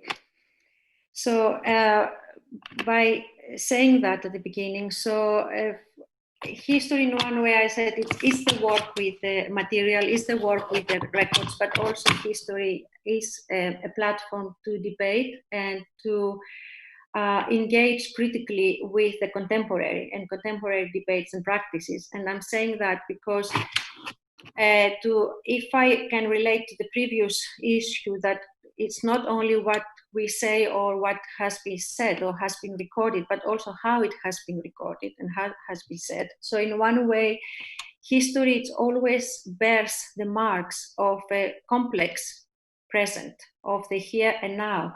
It bears the marks of the wishes, of the desires, of the aspirations, of the ideologies, of the power structures of the present. So in this sense, history is something to analyze, but also it's a tool or a device to debate and to engage with the here and now. And by posing questions or by dissecting and posing questions of specific histories, and by looking into the forms of writing history. So in one way, it's a way to carry arguments to position more ourselves, not only in relation to the past and how this past has been constructed or has been transmitted, but also to identify and carry arguments in the here and now, possible to open up possibilities for the future, because also I don't think that it's possible to determine in full detail the future. By, of course, using history more as a platform for debate, bear with me, I'm very sorry. Okay. History also, it's a way to question the canon, and I think this is my second point and something which I would like to put forward for discussion. The necessity to question the canon, the necessity to question the canon of Western history, but not, in my view, in order to formulate alternative canons, but I think to problematize and push at the fringes of the predominant Eurocentric point of view. And of course, I think that could happen if we could provide a platform to invite other voices to have a collective input. That would be the outcome in order to problematize the Eurocentric point of view and not running the risk to, in one way, look at other histories or global histories, again, from Western point of view, I think we could provide more a platform for a collective input. That would be the outcome for a community of a collective project and of a community of thinking. And that brings me to the next and the last point, which is the concept, if you want, of, for the sake of the discussion, of microhistories. And I know microhistories is not a new concept, and I don't mean it as the opposite to the top-down grand narrative, but I mostly try to propose through that the necessity more to work on a different scale, to work on this minute scale, and kind of try to extract and locate and bring into light histories or stories which emerge at the expense of more predominant institutional and social structures. In this way, I think history, in one way, it is a tool. It is a tool to gather and formulate knowledge and share this knowledge, but it is also a tool to reflect on the means which we use, on the ways in which this knowledge is being constructed, is being shared, is being propagated. But also history can become, or the engagement with these microhistories can become a way to a force, a collective, a more productive force. And of course, here I would conclude by saying that this could take place or could be implemented through a number of different venues, through discussions, through writings, through exhibitions, through different media. And with this image, which I think captured to a great extent what I would like to convey, I'll pause, and I hope that many other things may come through the discussion. Thank you, Eva. And thank you for the patience with the slides. Thank you, Marina. As I said, it's good to somehow the microphone needs to also get some tune. I will invite the last panelist for this session, Joaquim Moreno. Joaquim. Yes. Trying to share my screen. There you go. Yes. Sorry. This is not the image I intended. Hello. Thanks for having me. This is just a segue to just dovetail into Mark's questions about the plan. This is a very old, very useful plan reading guide that the Open University did in the 1970s, if it can be useful. But to keep it in the end short, please bear with me. Gathering my thoughts about what to say today, an old urban myth from the age of global television, moon landing, and space exploration keeps coming back to mind. The story about the huge amount of money NASA spent to develop the ballpoint pen that could write in space, and how thrifty Soviet cosmonauts instead simply used a pencil. Despite this being now a debunked myth, it is still a good story, a good warning to keep it simple and to avoid an inflated, high-tech, and symbolic solution to a little practical problem. Not that the problem we face is small, it's just that if technology is the answer, we still need a good question. As our beloved Cedric Price kept reminding us in his canned lecture with the same title for the Pigeon Archive, one of those old school remote teaching resources that can be fairly useful right now. What could be the question then? I think the most pressing question is how we reassemble our learning community in this new set of socio-technical and spatial relations that we now call the new normal. It is now evident that the walls of the class long ago of the learning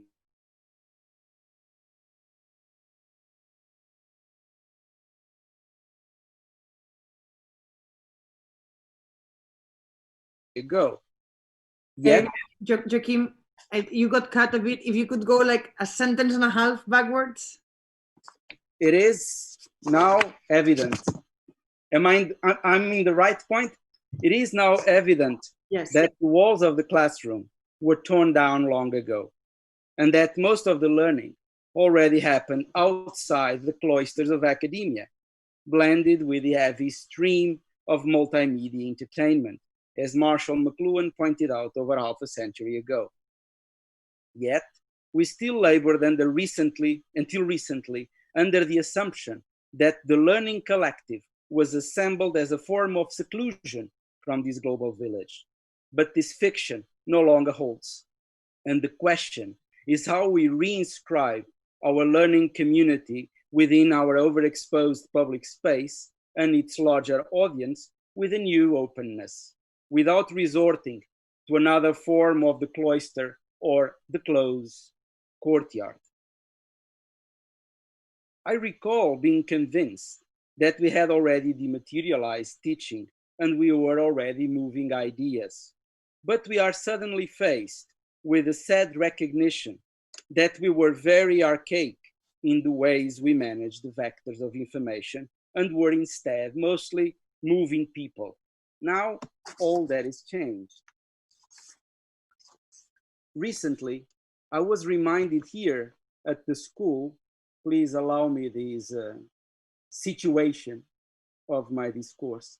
I was reminded here at the school in Space Popular Studio Unit that the old assembling in real time engendered by ephemeral media like old radio and television was being reconstituted in virtual spaces, where people gathered to watch TV, see a film, or maybe now attend a class together.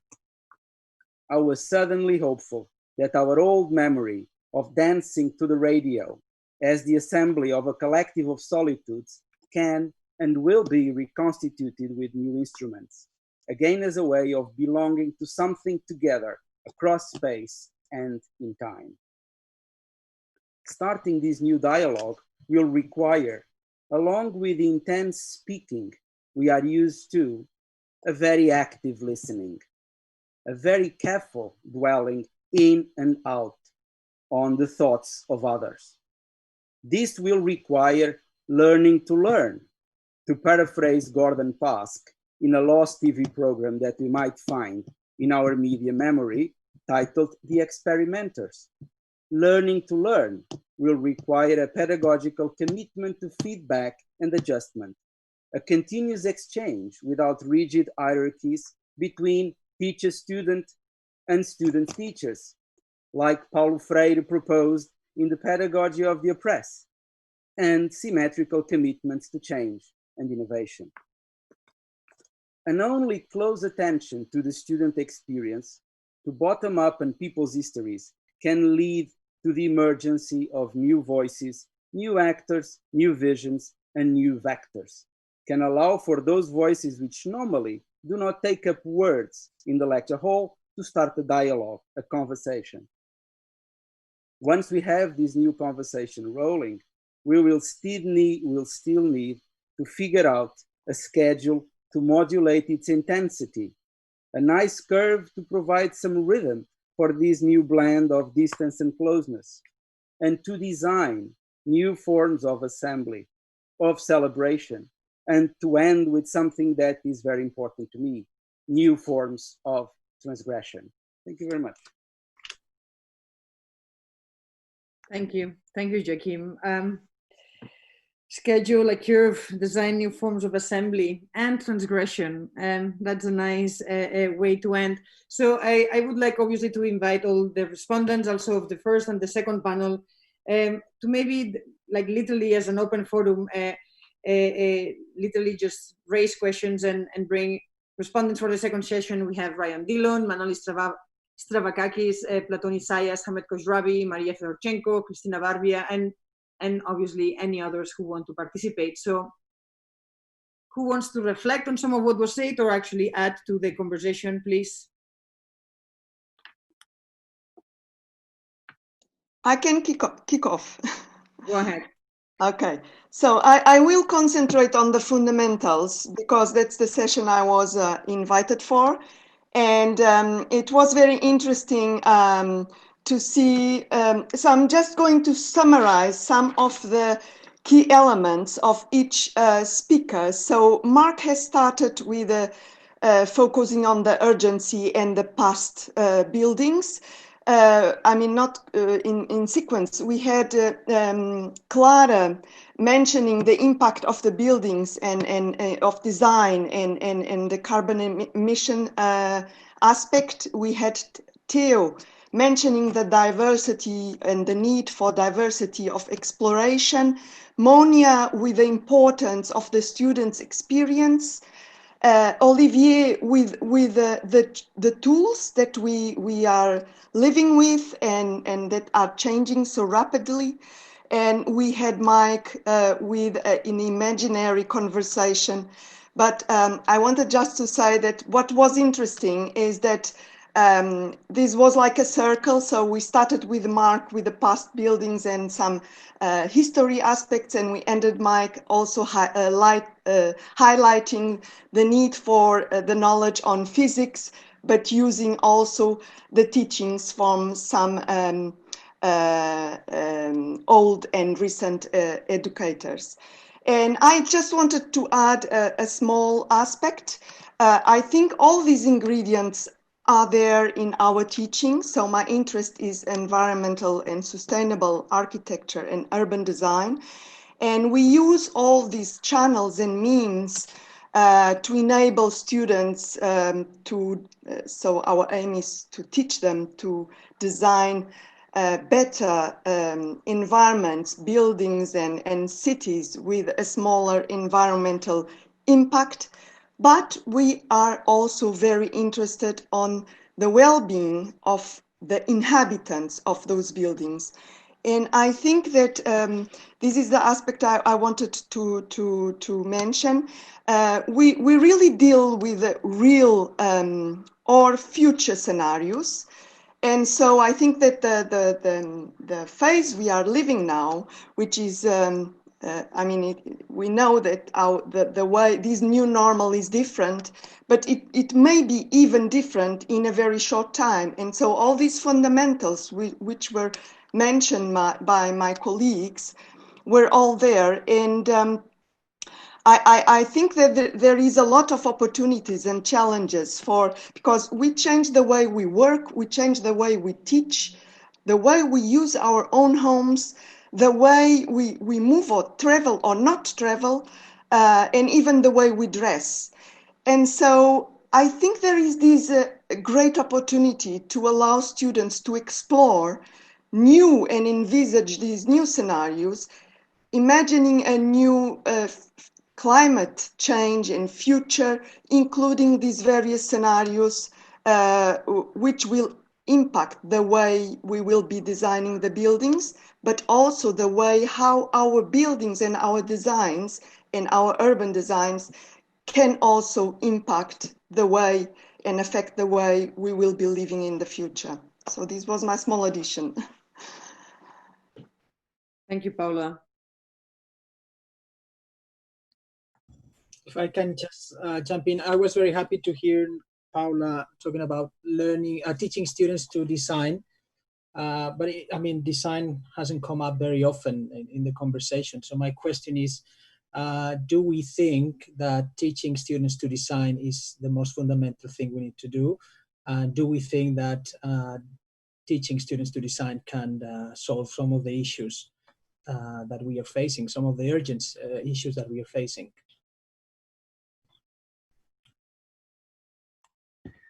Maybe Carlos, you want to add to that as a way of answering and questioning as well? Yeah, maybe I'll respond to Nacho's comment as a starter. I think maybe not.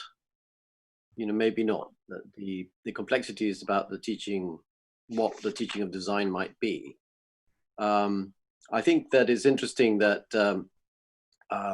I worried when Mark did his introduction, Mark Morris, this is in the fundamentals, that there is an issue that the urgent futures and trying to sort of deal with them in a new way has the same dangers as sort of modernism in a way. It's this idea of rethinking completely what was there before. And I think what it brought to mind is maybe that the fundamental thing is to actually encourage a way of thinking, which is something which is common through all the 12 speakers. So I'm not sure it's about actually the teaching of design. I think the teaching in design is absolutely critical, but I mean, part and parcel of what we do. But it's a level of, in a sense, of trying to influence the way that people think about things. I think that Theo's presentation, it was interesting. I think it called for a certain kind of radical attitudes. And I think maybe we have to acknowledge that either we have to radicalize teaching, or we have to try and find students who are radical in the first place so that we can actually have the discourse that's required. So I really like some of the things that he was saying. I think on the other hand, I think there are a whole series of other points that I think, you know, things are urgent when they're not urgent in a funny sort of way. You know, I think everybody jumps to the crisis when it's there. And I think that was well expressed. I like the idea that, you know, that John put forward about open on all sides. And actually what I think is important is to be working on the side. So when Mike Weinstock shows Vitruvius and Sorkin, I think really the job is to be outside what they're saying, not in a sense concurrent with what they're saying. I think it's actually to be questioning that side of things, to try and find a new avenue, not an alternative avenue. And I think, you know, I think Mike said action in the present, and I sort of agree with that one too. Maria then says, you know, ask rather than answer. Well, I couldn't agree more. I mean, that's the perfect attitude. And I think we have to actually understand our role within a bigger context. So in Joaquim's presentation, I don't know Joaquim, but great presentation. I mean, something like the Open University as opposed to Space Popular. I think we have to recognize that the Open University was actually a serious effort. It's a political move. It was a socialist move, in a sense, part of the welfare state, to provide education to people who didn't have access to academia. So it was at night, it was on television, it was for people who were already working or were housewives or whatever it might be. It all sounds rather romantic now. But I think in a way, the part of the conversations we have about education have to relate not only to the crises that are taking place, but also to the policies which are out there in relationship to education. And we have to find some way of exploiting them. So I think in a way we have to create opportunities, new opportunities, but at the same time, I worry about the sense of urgent, because urgent always seems to be overreactive. It seems to try to wipe out what was there before. And I think in relationship to the AA, I think the evolution of the education system of the AA is pretty precious. I think it's evolved. It has never been really completely shaken up and started again. And I find the word urgent a little bit complex in that way, because it sort of suggests that we really need to do some immediate action, which I might feel could be knee-jerk action to what's taking place. Yeah, don't get nervous, Carlos. Nothing is going to forever. It's not about. I think it's very important. I think Mike expressed it very nicely. Some of the most important questions in architecture are timeless, and I think what is urgent is to remind ourselves of what are those important questions and which ones maybe are a bit maybe less not urgent, but less necessary. Juliet? Yeah, I was going to actually follow some things that Carlos was saying, but thinking particularly about the fundamentals part of this afternoon, I was really exciting as well as kind of challenged by Olivier's points in particular, because I think that idea of a sort of scription or a kind of opting in when you know what you want to do is incredibly exciting. And I think actually there's things that we could do there as a school, particularly relating to the membership, and even in a very straightforward way of kind of staff development, of actually the idea that we've got a huge amount of resources between ourselves and a wider cohort of people associated with the school, and particularly now that we're now so used to using tools like this on a daily basis, it makes those opportunities even more clear. And I think that, you know, in a non-hierarchical way as well, could be incredibly exciting about, you know, working with a problem that you just pool resources and work out how to solve it. But I'm also really concerned about actually within what you were presenting, it was almost like a kind of pedagogical methodology that could have been applied to any number of different disciplines. You know, it didn't address architecture specifically.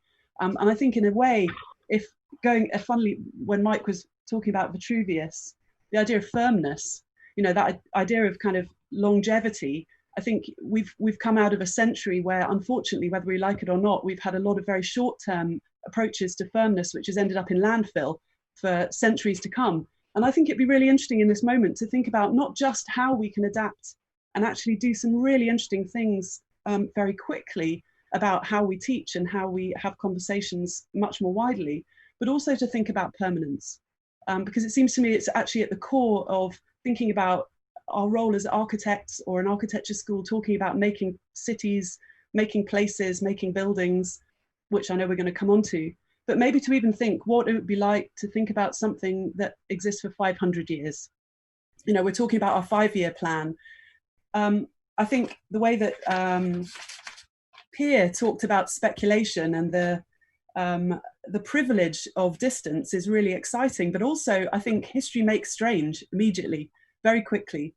You know, that sense that we never know what it really is like to be living in 1850 in the buildings that were built at that time, and therefore there's always an active speculation into the past as well as the present, as well as the future. And I think, you know, in some ways we could say the past is as strange as the future is, but it's worth looking over a really long term. So I would love to see our near future addressing teaching agendas which go into the really deep future, you know, like the kind of things that John's unit's talking around already in various ways, in a very material sense as well as a social one. But the material things are kind of remain, whether we like it or not, in a different way to the social. So I think I'd love to see a kind of teaching agenda or some way in which that could be addressed next year, perhaps in a unit, but also that maybe in a much more light touch way, in shorter kind of things that could be programmed at really short notice, the sort of subscription approach to pooling resources that Olivia was talking about in particular. But it's really exciting range of speakers. Thanks to everyone for their contributions. Yeah, no, it was, I think, I mean, I found Olivia's provocations pretty interesting, actually. Yeah. And I think maybe that's where the ninja moves need to be applied. I think we do need to rethink sometimes what our membership is and how we want to engage with that. And I mean, I think this is a really incredibly unproductive session. Saskia, I saw that you were here before. Would be great to hear from you. Hi. Yes, I'm on mute. Yes, I really enjoyed all the provocations. I thought they were just fantastic. I was reminded of T.S. Eliot's Burnt Norton, describing how time present and time past are maybe contained in time future. I think we are in architecture sort of held in this cyclical revisiting of conversation. And I think that's why everything that has been discussed today, this afternoon, is vitally pertinent. And I suppose that what I think the AA needs to be always is a sort of another voice. I think education, certainly when one's looking at primary and secondary education, it's become very linear. There's a lot of pathos about whether children's kind of ability to learn is shut down prematurely.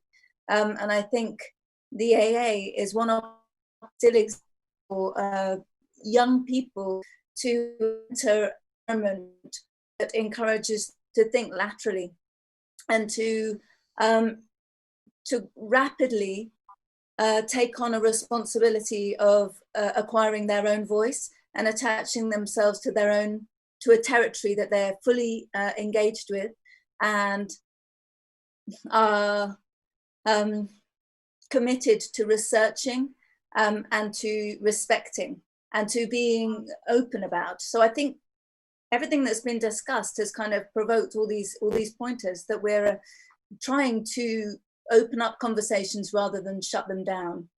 And the idea of an urgent future, a lot of the things that have been flagged up now as being urgent, when one looks back, these things have been mooted, certainly for the past decade, certainly mid-20th century. There was a lot of angst about things that are coming to the fore now. So we can always see that what we're identifying as specifically urgent now are, in some terms, old conversations. And I think we've got to be able to sort of reflect without deflecting, if you like.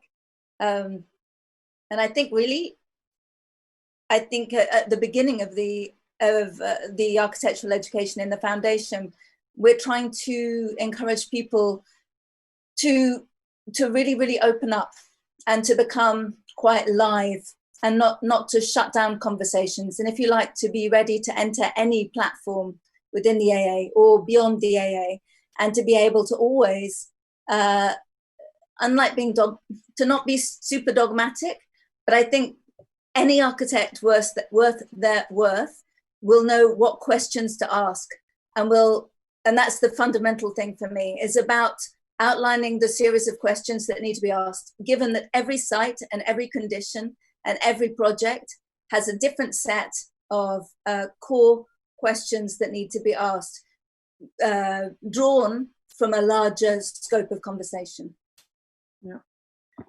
Yeah, wonderful. Thanks. Thank you. Kenneth Fraser, he actually had to leave, and he sent some reflections that made him think about what, of course, in the light of all of your comments and Mark's 3 acts, what will happen, not to the idea of the apprentice and the root of the architects and the professionalization of education, and how does one think of that in the context of the AA. And I think, I mean, the way in which he talks also about the specialist activities of SED, the DRL, and tech cannot be easily conducted in general practice. And of course, while the apprentice can learn the profession, but a lot of the research that we are doing within the school cannot really take place in those spaces. This is actually an opportunity to be addressed. And of course, he also mentions about the strengthening of our Act 3, the postgraduate programs might offer us the chance to reposition itself, where postgraduate programs become offered more similarly to the unit system at the master's program and so on. So interesting reflections from Ken, who actually had to leave, and I thought it was still important to share with all of you some of his reflections. Ryan, I know that you are somewhere here. I saw you before. Maybe you want to contribute some thoughts about. Sure. Yeah. I was struck a little bit by listening to the 2 groups, and I know we did it because it was running over on time, and we coupled them. But I think it was quite interesting because I was trying to figure out what's fundamental versus what's history and what's theory, because it seemed to be such of an overlap. And that in relationship to urgent futures and kind of the, let's say, contradiction between fundamentals and urgent futures, and how they relate to each other. And I guess, yeah, I was going between both groups. I was struck a little bit by Olivier's comments, as well as sort of Mark Cousins, who I know we've had lots of talks about the plan and its relationship. And I guess there's 2 ways to think about it in terms of a fundamental in relation to history and theory and how you learn it. And one is to say, if students aren't or don't draw the plan, that's a huge problem and we need to address it. The other way is to actually consider why they're not drawing the plan anymore. And maybe that potentially our urgent futures or new ways of learning that Olivier pointed out, or our new softwares or our new ways of working, potentially, I would say, challenge the core aspects of those fundamentals. And maybe, I looked up the etymology of fundamental, and it also talks about later in the 16th century about it has to do with principles and rules, so that each fundamental is embedded with a series of principles and rules. And perhaps in urgent futures, we need to look at fundamentals, but tweak or change their rules. And if those rules potentially change the fundamental to the point that we no longer need it, then I would say I would agree with John, and that we need to be open and work, whether, as Carlos says, on the inside or the outside. But we maybe need to be willing and open to let go of some fundamentals to allow us to kind of project and carry on through into our future. So I guess for me, we need to kind of look at these new modes and see which ones are appropriate to our current condition. And while not turning our back completely on history, being willing to kind of let go of some of it. So yeah, I really enjoyed all the talks. I appreciate all of them. And yeah, I'm glad we coupled the two groups. So thank you.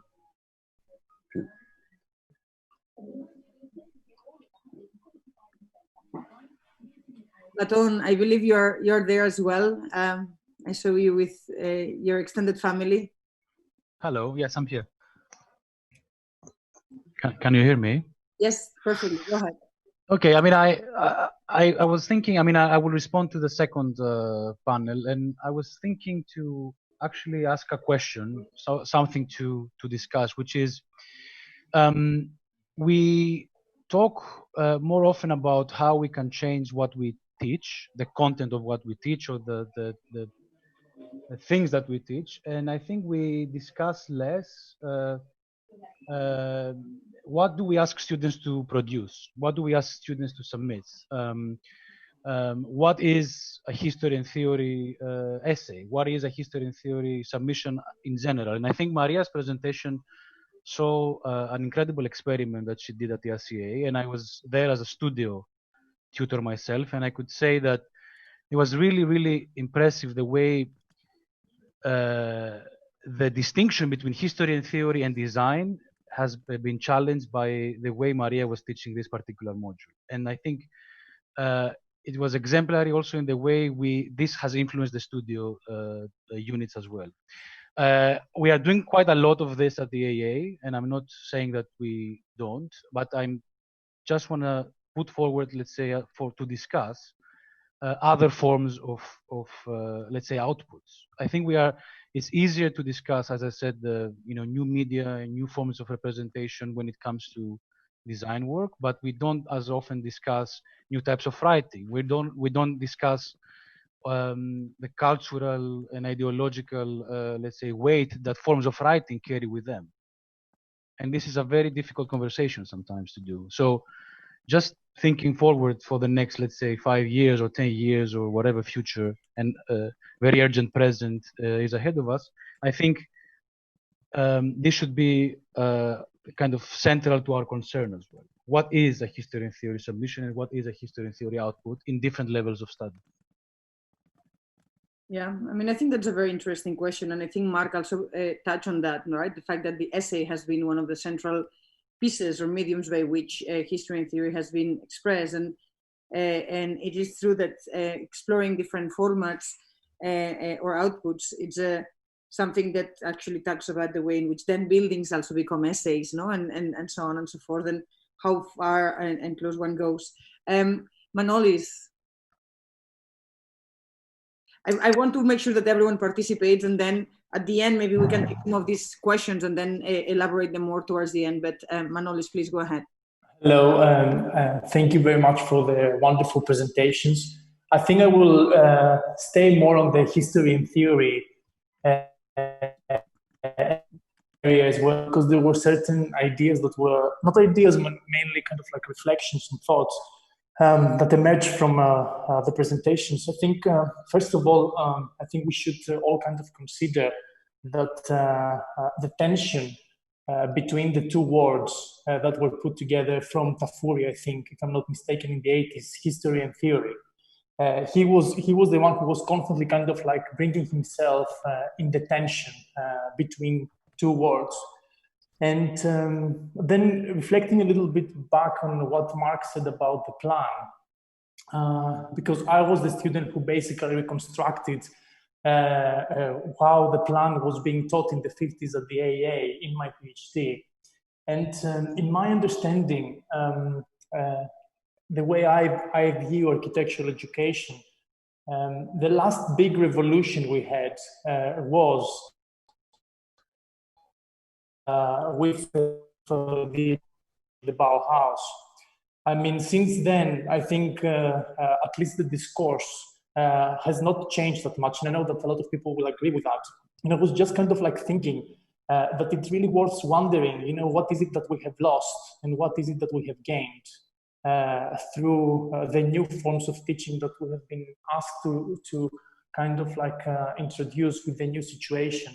I mean, it's worth thinking that the plan, I mean, we're talking about the plan not only as the particularity of the plan, but also as a paradigmatic case of what we have lost. The plan passed from the Beaux-Arts system to modernism, but the way it was used in these two educational systems was radically different. In modernism, it became a form of analysis. So I think today, you know, it really was kind of like thinking which are the things that we're still carrying from the past, how they have regained their meaning and their function within the education, and what is it that exactly we have lost or we're just about to lose. And as a kind of like final thought, the other day I was speaking to a first-year student, and the student said to me that their parents gave them as a gift a book, a physical copy of a book. And the student was really kind of amazed that they were able to kind of like hold the book in their hands again. And I'm just wondering, which is something, a phenomenon we have been noticing a lot in the history and theory, that we insist on the students to go to the library and read books and actually touch them and hold them. You know, that in the new era of teaching, where the physical distance among ourselves and among objects like books will probably become kind of like, even kind of like greater. What is it that we can kind of like think as a new way, not to substitute because they cannot be substituted, but what can we bring into the conversation in the way we teach, not only history and theory, but all the forms of architectural teaching. Thank you. Yeah, thank you, Manolis. When Mike was speaking, I almost went for my copy of Vitruvius to just show the object itself. Maria Fedorchenko. Yeah, thank you. I wasn't sure which one. There's so many of us. Thank you very much for the invitation to participate. I really appreciate this set of questions that are very close to my own struggles. And I would like to respond primarily to the history and theory cluster. But I think, as Ryan said, there are overlaps. The few contributions that I think I could make here is to talk about Marina's provocation that the history becomes a platform for engagement with alternative histories and contemporary problems. And it is a much more kind of active understanding of why we even delve into the historical archive, taking away from much more kind of passive transfer of historical knowledge to the students. In order to get them a little bit more engaged in the way we believe they should engage with history and theory, I think this is a very useful way to think about it, which is if they believe that that equips them for a much more intelligent way of engaging and speculating on the contemporary problem, then they're much more motivated to engage with it. But with that comes this connection to what I think Maria Giudici suggested with her work, is that the way to open up history as that active platform is by breaking down those previous barriers between design and research. And that has not started with us, it has not started at the AA necessarily, but the AA has pioneered a number of really interesting educational experiments that the whole definition of design research studio, research design studio had been, in a way, you can see, invented in the AA. So I think we should continue doing that. And I think this is the idea of a kind of a learning something from history so that it triggers a design experiment or a very different way of reprototyping a piece of canonical building, let's say in Maria Giudici's course, then feeds back on the students seeing the continuum of that project and the series of contemporary experiments relate to it in the form of writing. So I think this is very close to me, to what I believe for many years at the AA, because as an HTS tutor, I encourage students to draw and engage with images. But as a design tutor, I refuse to separate the history and theory and critical conversation from the process of design. And it's very difficult to find the right balance and the right tools and media. But I think we definitely in a position to continue that experiment much, much further. And there, in a way, there is no blueprint for how to do it. And oftentimes the units and history and theory courses, and I know several courses in the Marx diploma HTR's course where I also taught, they're encouraged, they're given incredible opportunities to encourage that flow between design thinking and research thinking. The second point is the question of form that Maria brought up as a kind of something that we almost can forget if we engage with a much more inclusive field of research in relationship to, say, let's say, what John was talking about. And I think for me, that's also could be an interesting opportunity. I don't have a clear answer, but I wonder whether maybe the different presenters suggest that that is something the AA can learn to handle a lot better, which is when are we fully enmeshed? We're talking about life, inhabitation, cohabitation, protocols. We're talking about everything else but the good old form or the good old plan, and where we actually still reclaim the ability to teach the students to become responsible for the political act of form that they are going to put out into the world. And that has been, in a way, an unspoken tension that we've seen play out across the AA, but I think the beauty of AA is that it doesn't force one to choose a side, but invents the new third. And I think in a lot of my colleagues who presented, they're already doing that in their respective units. And I think, to me, that is something that can enter the question of teaching history versus teaching design. The final tiny point, and I'm afraid of making it, because I don't know whether that is a kind of a contentious point, is the idea of common knowledge versus expertise. I was very intrigued with Maria Giudici said that I would like for every citizen to have the ability to engage within architectural conversation. On the other hand, every time I listen to John, I feel like I'm totally below the average, and I cannot engage with every conversation that happens in John's and Sophie's unit. So with that, I would say that there is a delicate matter where the notion of expertise or historical area of expertise doesn't need to be necessarily abolished. And there is a level of expert knowledge that the students can receive in history and theory teaching, which may not be so easily turned into ordinary conversation.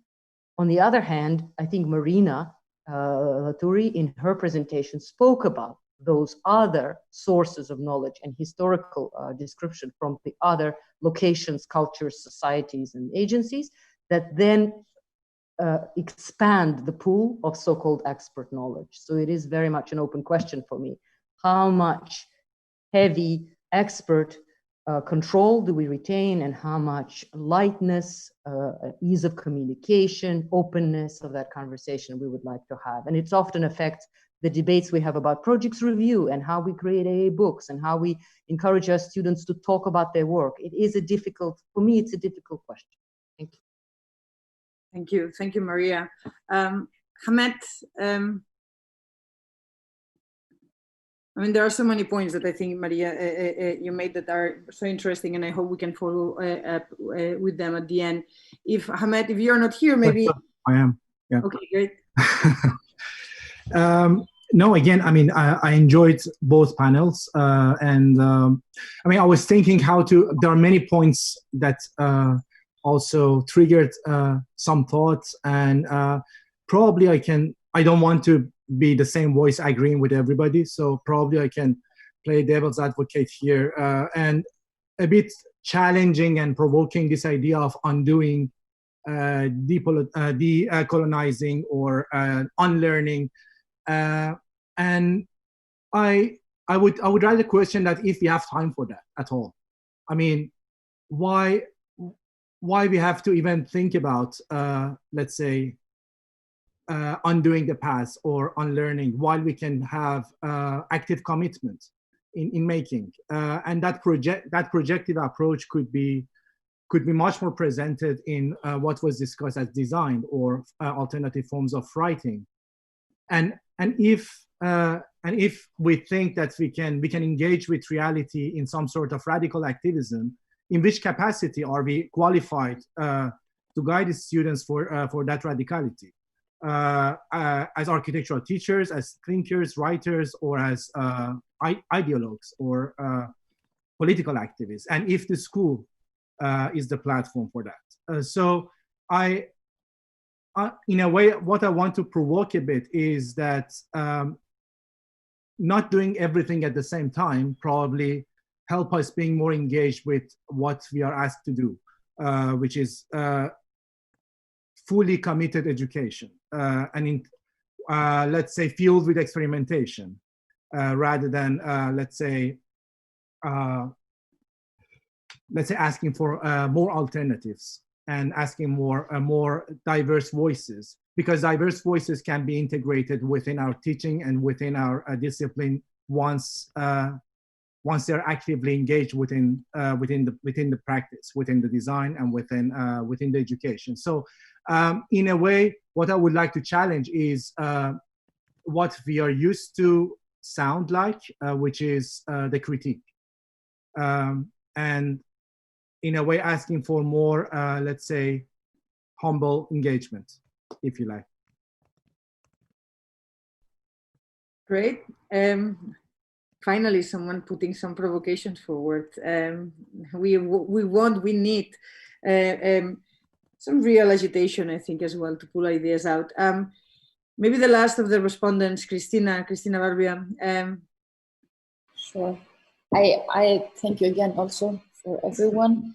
I want to follow up a little bit maybe from where Maria left it, and I don't know if I'll manage to loop in Hamid's comments. I was also quite fascinated, especially with Pierre's presentation and that distinction between history and speculation, which I appreciate. At the same time, and I wonder if this can be challenged, because in many ways I feel like what we are experiencing at the moment is a certain kind of shift of the force field in which we stand, and so everything will juggle a little bit, and we need another reading, as maybe Pierre was highlighting. But I wonder if that process of speculation is all that different from history, and I wonder whether we could actually think about the way that Marina spoke about history as a project and a tool, the way that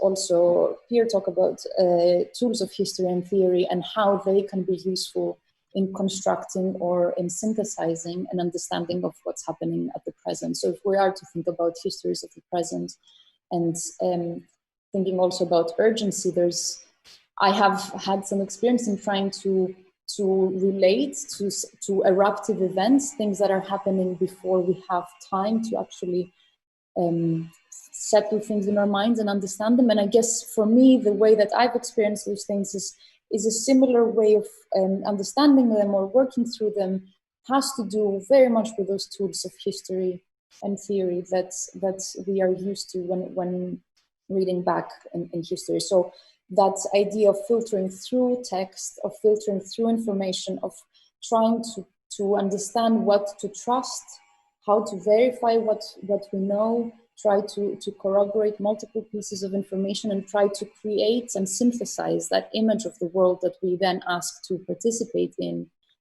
is definitely for me both a process of understanding history, reading history, and a process of understanding the present and finding a kind of a position within it. So I wonder whether, in talking about history, I completely agree with some of the comments that came before, the undoing of the division between history and design, or the process of learning history, or kind of taking from history in the process of learning how to design and propose. I completely understand that, and would like to enforce how there is if there is something to learn from history as it exists, is that that sense of gaining different perspectives. And I think this is also something that came through both from Marina again, but also from John when we're talking about undoing Eurocentricism, undoing anthropocentricism. And I wonder how we could think of the AA as it has kind of existed as a structure in terms of its unit structure, in terms of creating kind of little pockets of knowledge through which you can look out into the world, but even within the unit, how we could enforce a certain multi-perspectivalism, and that is to say, to be able to see something not only from a plan perspective, although I do think it's a very important thing to still learn, but three-dimensionally and also through different frames, right? From different frames, which means both temporal frames from different moments, from seconds to centuries to millennia, and from different frames that allow us to essentially position ourselves in a more informed way into the moment that we exist, and to somehow create a sort of, instead of creating a learning, I guess for me, design is learning to synthesize multiple voices, not in a cacophony, but actually in a polyphony, in an orchestrated way that allows us to, whatever we do, whatever action we choose to take within that space, that capturing of that moment, that frame is something that is considered through the histories, through understanding of the present moment that we live in. So I absolutely kind of agree with many of the speakers, and I would enforce that act of active listening, as Joaquim said, and ask how, enforcing that specifically in history and theory, because it's the kind of session that I was asked to respond, could help us become better in positioning ourselves and proposing for the present and imminent futures. That's all I say. Don't know if I was helpful. Thank you, Christina. I think that was a beautiful summary, and I think there was a really very interesting deep reflections. The multi-perspectivalism and the different frames of reference, temporal, but also historical and social, thing that actually summarizes a lot of the arguments that were put forth. We're going to move to the third panel. I want to thank everyone for these first two sessions. I hope that you all stay to actually listen to one of the first presenters and for this third session on speculation, Kate Davis, who is the head of our communication and media studies. Kate, are we here? I am here. Yeah. Can you hear me? Perfectly. Could you, let me try and share my screen.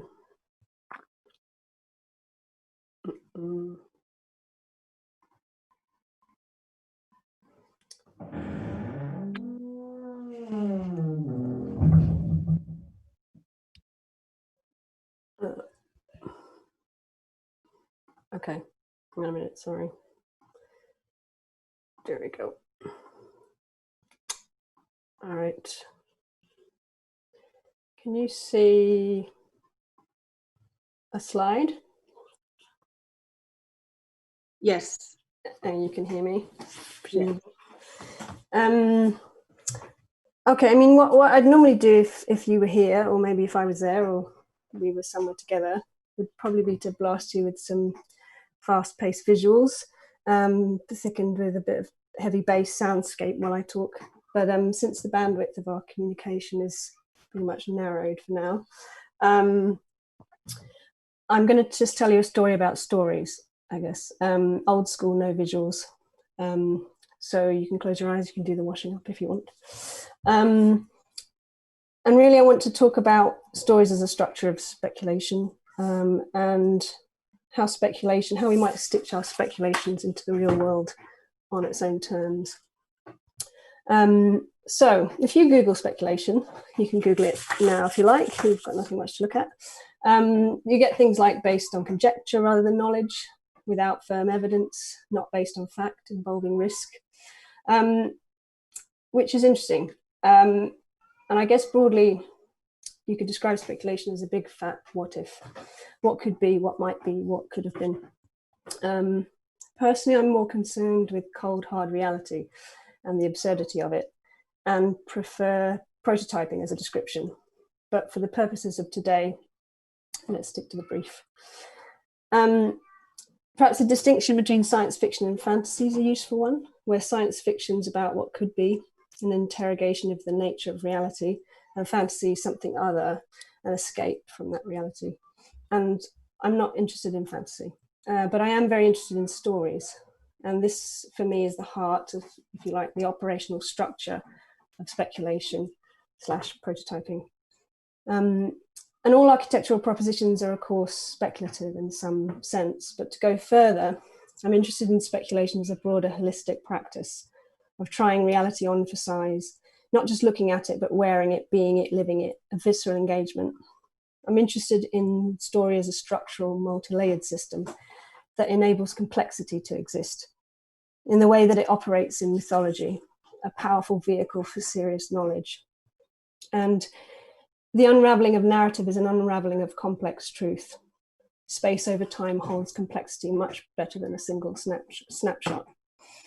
So I think we should be questioning continually how the roles of architects in relation to their sites of operation can be reassessed in an ever complex, more connected, more mappable world. And so it brings us to the space of telling. And I think the stories that we tell ourselves are vitally important, and they have a huge amount of agency. So to become a maker is to make the world for others, not only the material world, but the world of ideas that rules over the material world, the dreams we dream and inhabit together. So stories are a useful connective tissue with which to make sense of reality, of messy, complex and abstract systems, and the world is becoming an ever more complex place. So through the telling of tales, we can relate to some of this complexity in meaningful ways, chronicling existing conditions and constructing a series of parallel narratives. To tell a story is to create something out of and in relation to a field of things that already exist, woven into those things as a graft, feeding on the existing. And as such, it's an intervention with a site of its own. So we can use speculative or prototypical scenarios as a critical instrument for exploring emerging conditions. Ideal in reality, but the operational storytelling deployed is built with a forceful parafiction. And to quote Lambert Beatty on parafictions, like a paramedic as opposed to a medical doctor, a parafiction is related to, but not quite a member of the category of fiction, as established in literary and dramatic art. It remains a bit outside. It does not perform its procedures in the hygienic clinics of literature, but has one foot in the field of the real. And stories can operate beautifully in the spaces between things, as a kind of infrastructural songline, if you like.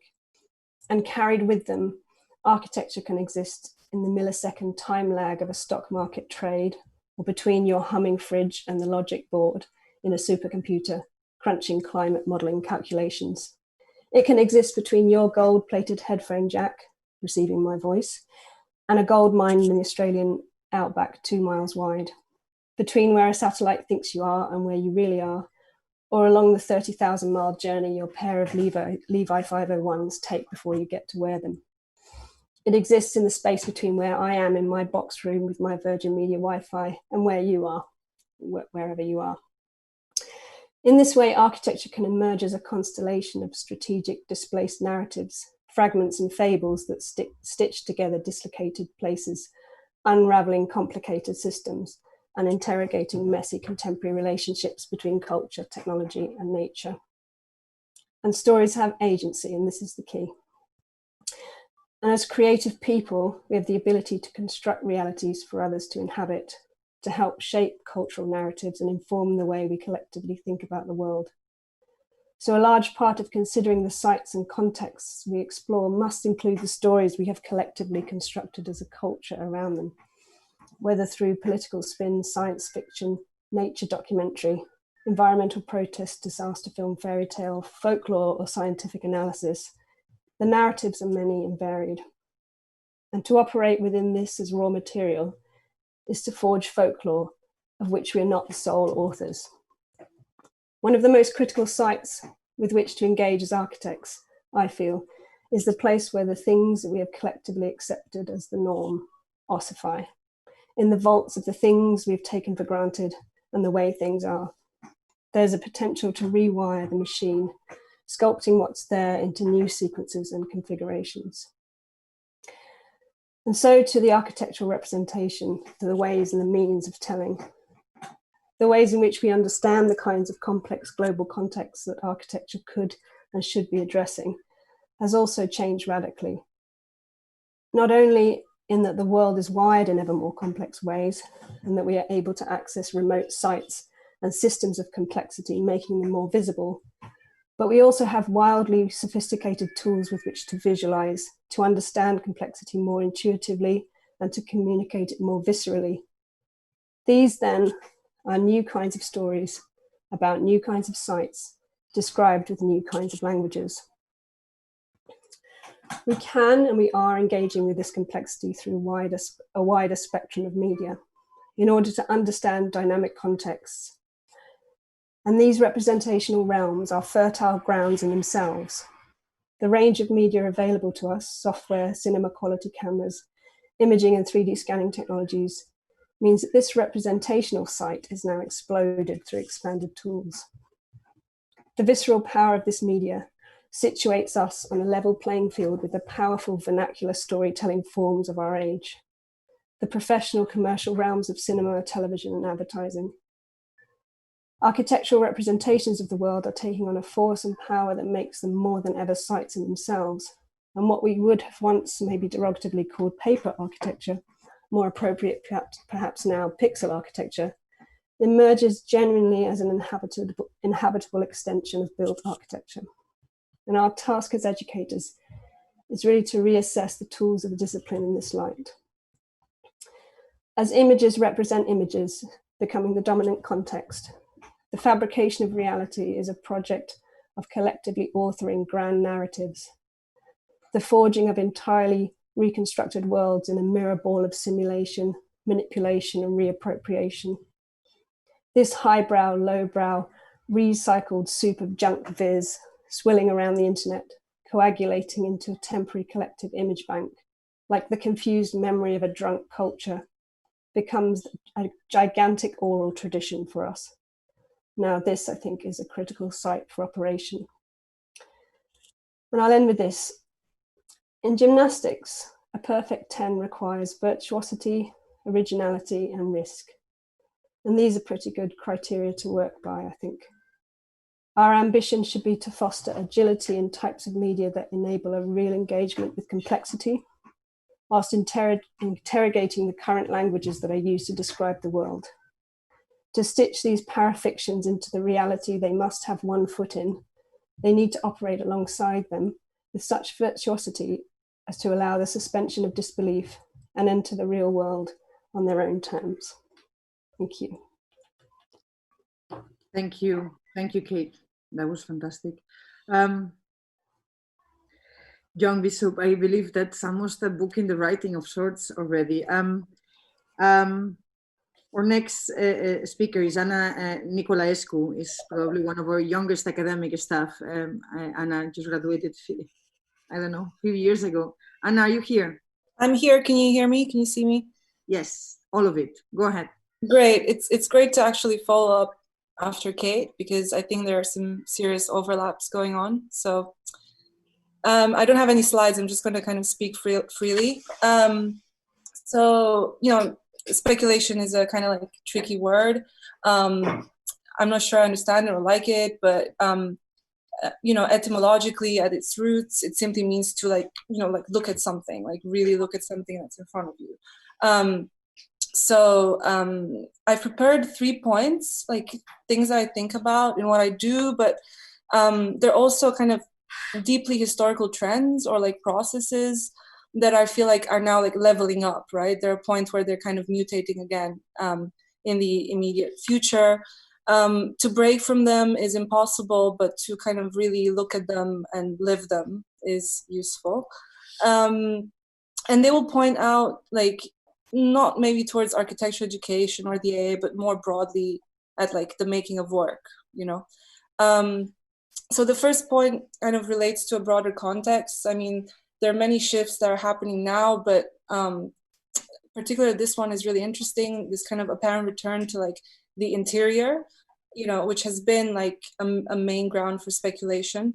And we've seen this addressed, or kind of even worse, like resolved like super simplistically with a typical response that, you know, in the face of distancing, you know, we have to subsequently like upload, right? A full body upload, like everyone is in their headsets and, you know, you need good internet speed and everyone's happy. But another way to kind of like look at this return is a real act of distancing of oneself from one's agency, of like one's real place in the world. And this happened back in the 80s. You know, we had all these kind of like withdrawal tendencies of artists and workers. But this shift, this distancing has much more to do with like our relationship as people with the crowd. And it's a generational thing. And I'm like caught right in the middle, but Venkatesh Rao, he came up with these two terms that I find really useful. One is called premium mediocre, and the other one is called domestic cozy. And I'll quote him really briefly. He says, while premium mediocre clings to the fraying public sphere with the frantic upkeep of appearances, domestic cozy makes no attempt to deny just how bad things really are. And whether we agreed or not with this, we must at least try to understand that like a younger generation might not want to kind of perform in this kind of like upkeeping of appearances. They might be skeptical of solutions simply because they have understood that they simply can't believe in their own agency anymore. But they're still curious, so they still want to understand. And my question here is like, how do we speak of agency, you know, as educators, if you want, you know, without, you know, telling the same kind of narratives that are premiumly mediocre? How do we guide, like, you know, criticality, and towards what? And how do we redefine the terms that we use, like interventions, like provocations, like speculations? The second point relates a bit closer to speculation in relation to world building. In particular, like world building that has been like picked up by the making of like digital projects, you know. One simplification that has happened, you know, is that, you know, the digital happens only within the screen, right? We turn our computers, our game engines, like our VR plugins, and, you know, we now have like a safe space for, you know, speculation, for building multiple futures, etc. But, you know, the world builds itself, I think, in front of our eyes, most often by very powerful bodies and machines. So a way I think that we should rethink it is, you know, through Weider's ideas of prototyping and models, and rethink what simulation and what immersion actually means, and to understand, you know, the simplifications that happen in these translations. You know, the virtual is already kind of real enough, and vice versa, for like world building and speculation to kind of exist outside these kind of like frames and boundaries that we've defined for ourselves. And against, like, again, this full upload idea, you know, can we like think, you know, of projects that don't exist in this kind of, or acknowledge or criticize this kind of safe haven that the internet seems to give us, and to kind of look and, you know, describe how the world is building right in front of us, right? My final point is probably the most pragmatic one. It's in some sense is related to my previous point. It has to do more with the camera and like representation at large. There are many shifts to be discussed here, but I think I also want to touch on what Olivier touched earlier, which is the kind of very tools and software and devices that, you know, we're increasingly almost kind of like pushed to use. Things from, you know, even, you know, Adobe Cloud, or like the more emergent technologies, if we have to call them that. What's happening and what interests me here is this kind of very silent shift at the kind of like proprietary relationships we have with our work, right? And more gravely at the kind of resources that are needed to do such work, right? So, you know, I feel like, you know, we need to be a bit more critical of, let's say, the actual, governing bodies of these virtual worlds we so happily jump in. We need to ask, like, what tools are used by the governments that we're also using? Are we actually helping to develop these tools just by doing projects? I mean, this happens with machine learning. So what are kind of like the dualities, like all the or the trade-offs that happen at the level of representation? And I think like bringing it more to like architectural education and the making of a portfolio. Like I always think, like, can we kind of rethink, if a portfolio should be like, sensorial territorial mapping and, all these kind of complex, like face recognition projects without addressing them critically? Or can it be replaced with, let's say, a more kind of like fragmented, right? Like incomplete investigation or incomplete image making process that's sourced differently, right? With different tools that are open source. And can we kind of focus building our own platforms and our own devices and so on? I think that's it. Yeah. Thank you. Thank you, Maria. We have our next speaker is right now in the middle of a jury deliberation for the making of some buildings. That's the next session, but she has sent us a message, and I would like Tom, if you can put Gabo Heindel, that would be great.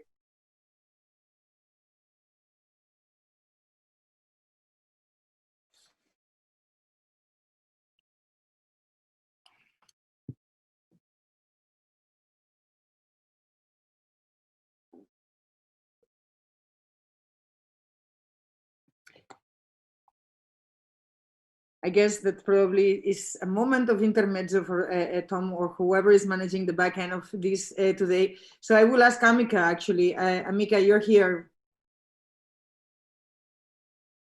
Amika? Let me just turn my camera on 1 second. Hi, yeah, can you enable screen share for me? Is that possible? You should, you're a host, so you should be able to do it. Ah, okay, great.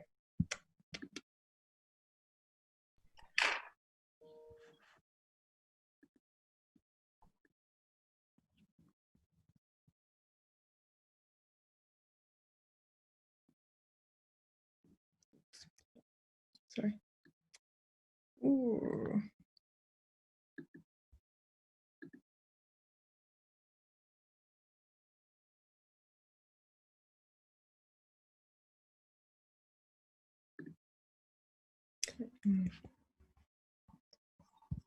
Let us know when you're ready. Sorry, yeah.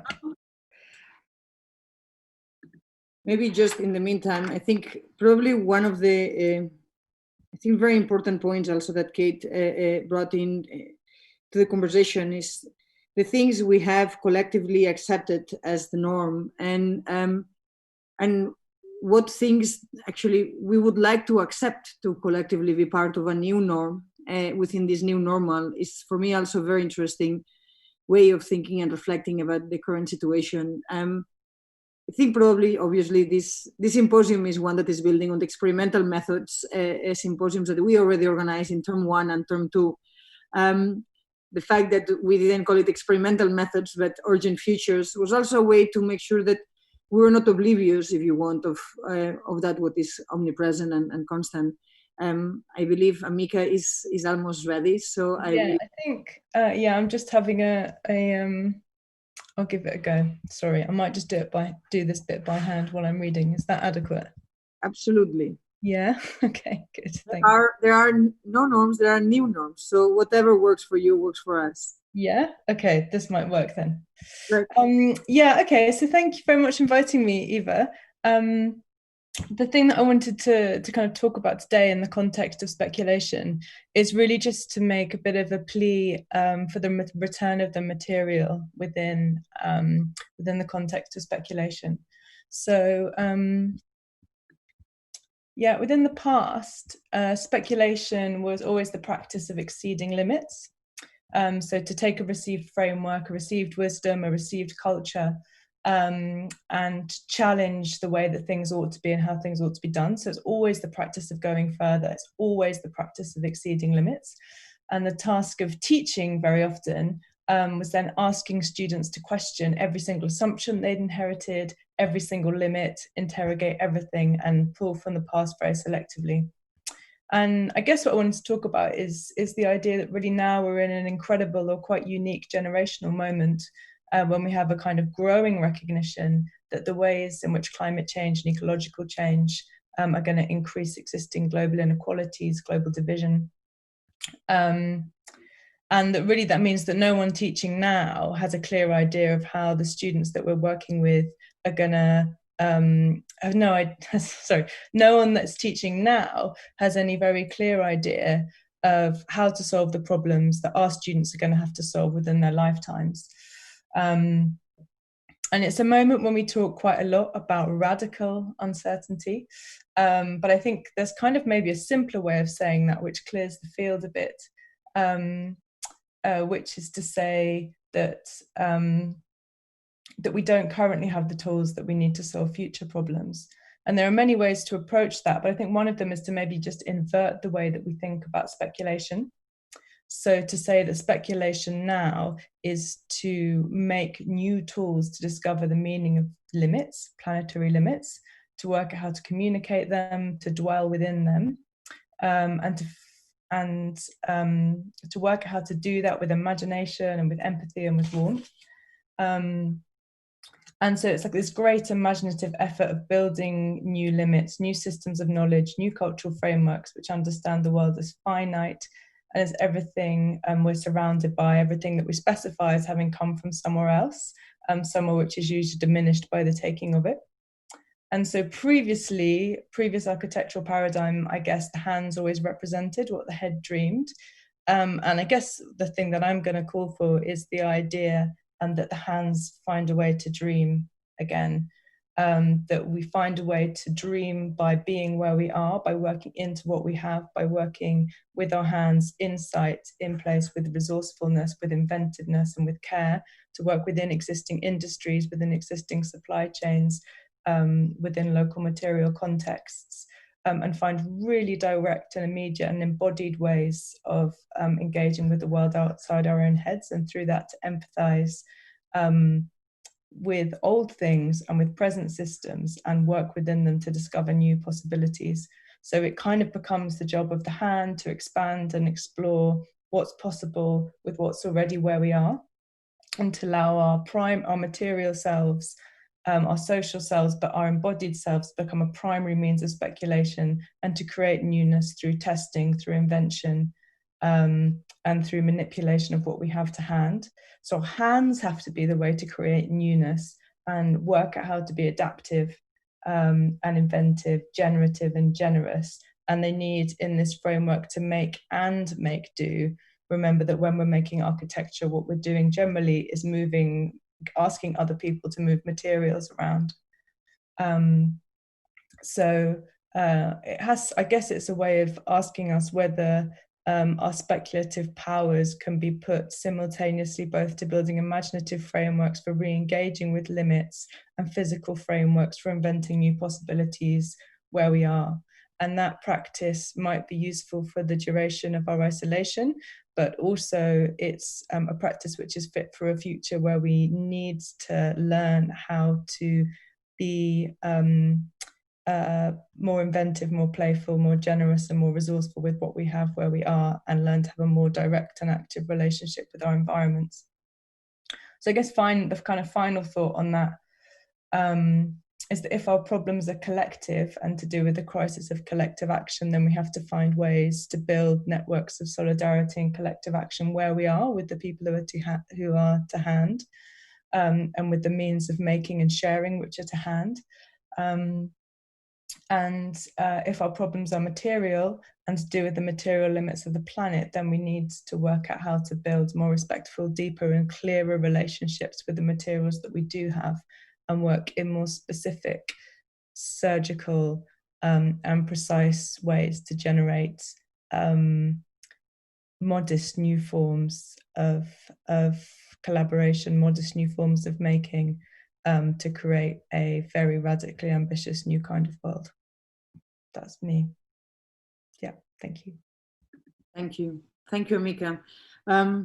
I think it was great to obviously go from the, if you want more abstract dimension to the more digital dimension to now the material one. I would like to invite now Paul Esteve to join us and to take us yet into another dimension of what is space of architectural design through speculation and the role of testing ideas and investigating them from a different perspective. Paul, are you there? I'm there. Hello, everyone. So for the presentation, I will show a series of projects, exercises, and briefs that have been actually developed with AA students, mostly in first year, but also in the visiting school, and which I think actually raise questions that are obviously relevant for today's discussion, and that might be potentially relevant for the future development of architecture.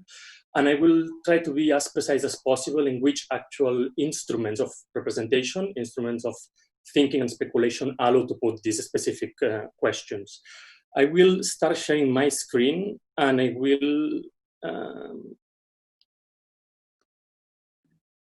will stop sharing my video because my connection is rather unstable. So I will start with these two examples of large format multiscalar drawings, which is a format of drawing that we have been exploring in first year in a series of briefs. And these drawings address material environments at multiple scales, from the micro to the global.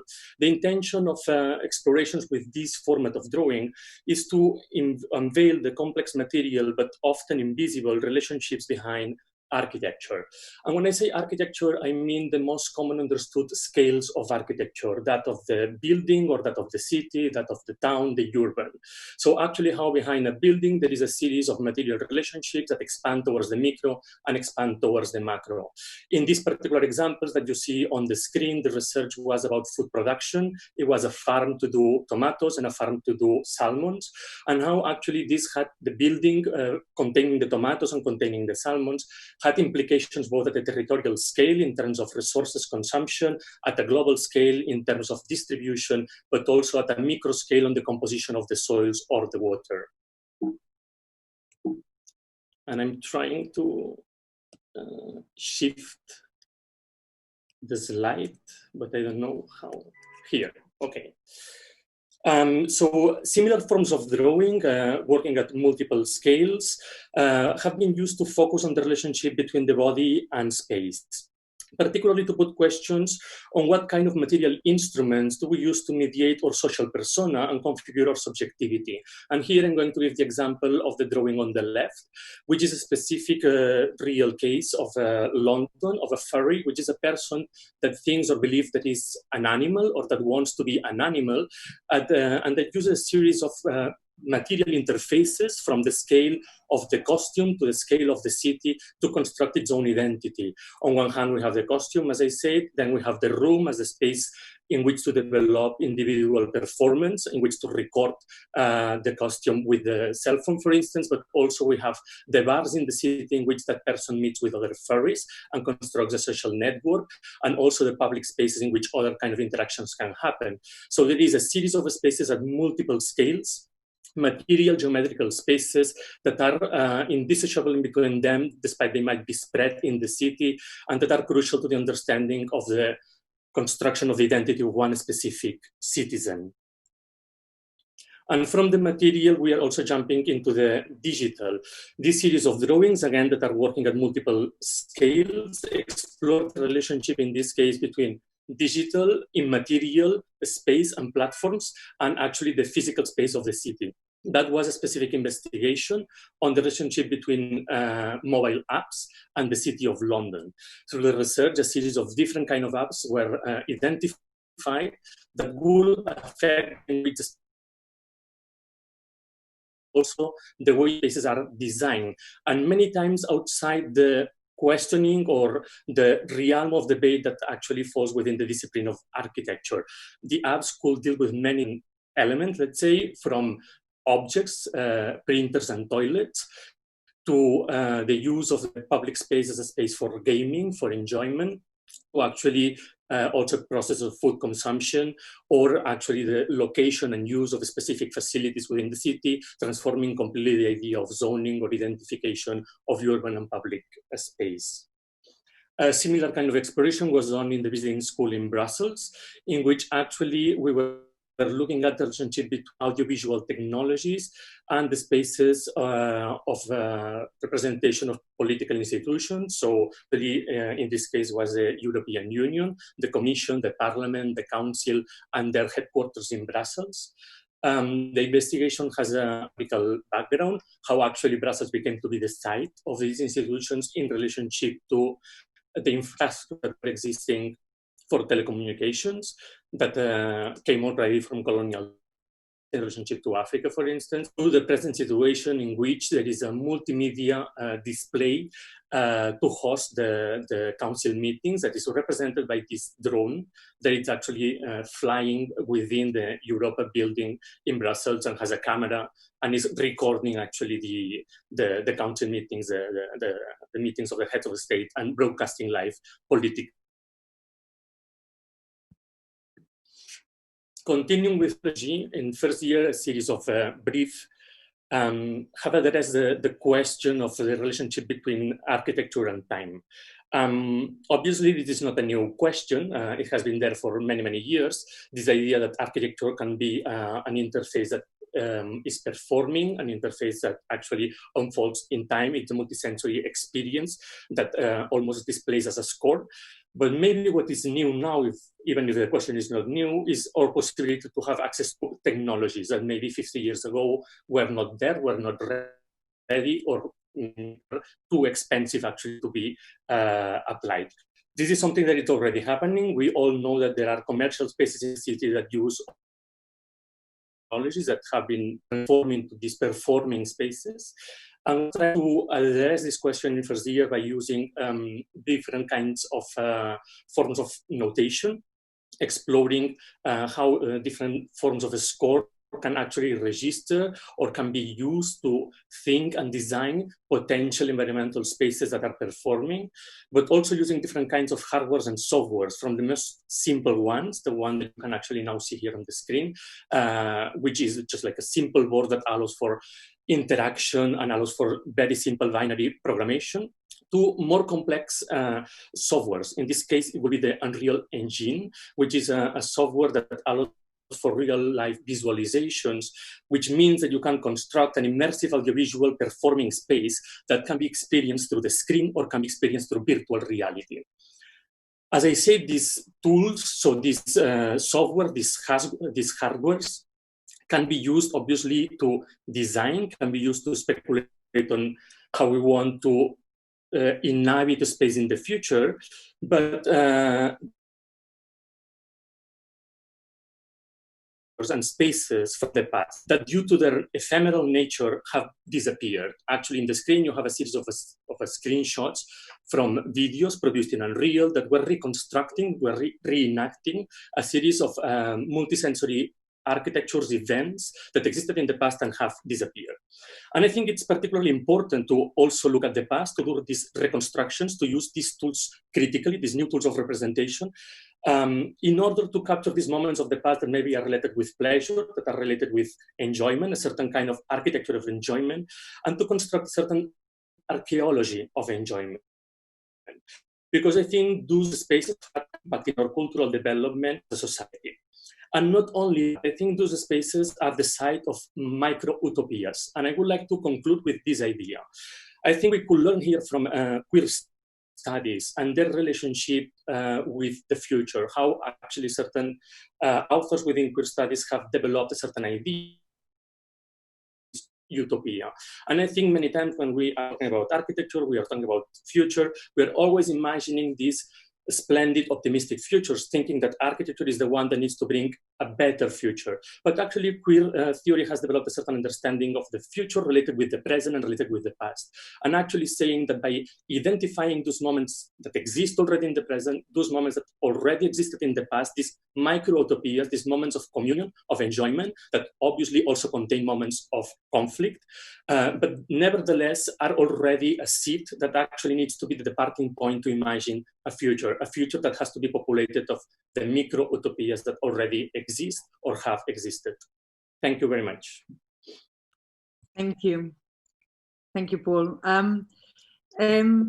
I believe Indy is here, and he's closing this panel. Gabu actually is, we have a problem with the video. We might be able to edit it back as part of the post-editing, but I would like to invite Indy Johar to close this third panel on speculation. Indy. Thank you, Eva. And thank you for the panelists. It was it's a very insightful conversation. I've really enjoyed listening to them. I suppose my contribution to this discussion is that I would say that I think we're living in a very interesting moment where the speculation and the space and zone of speculation is a space and zone of speculation of our relationships. And I think, yep, I will start video. So our space and zone of speculation is a zone of our relationships. And what we're seeing is a foundational transformation of our relationships in a way that probably we have not imagined for maybe 1,000 years. And those relationships I want to put forward to you are at a structural level, how we imagine ourselves, how we imagine our relationship with the future, how we imagine our relationship with nature, and how we imagine our relationship with things. And the reason why these relationships are being invited to be reimagined are two things. One, our architecture of making relationships is being transformed. So I've written often about it. I talk about the boring revolution or the revolution of bureaucracy. Our mechanisms of organizing have fundamentally changed in the nature of technology. The second aspect is that we've moved from the thesis of a relatively infinite world to a small world scenario, when the nature of relationships and feedbacks are becoming visible, consistent, and present.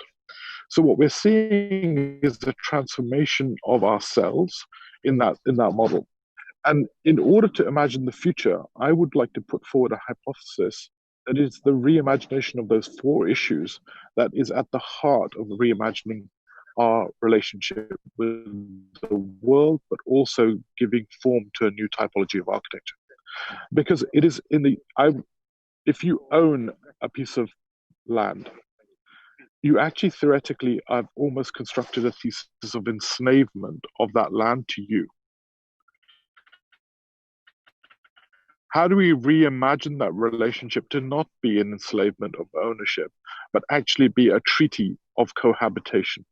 How do we imagine a relationship with the future, which is not a thesis of control or an attempt to control, but a thesis of actually understanding how our actions limit the possibilities of future citizens, a new casting of that relationship. Our relationship with humans is largely a relationship of control, again.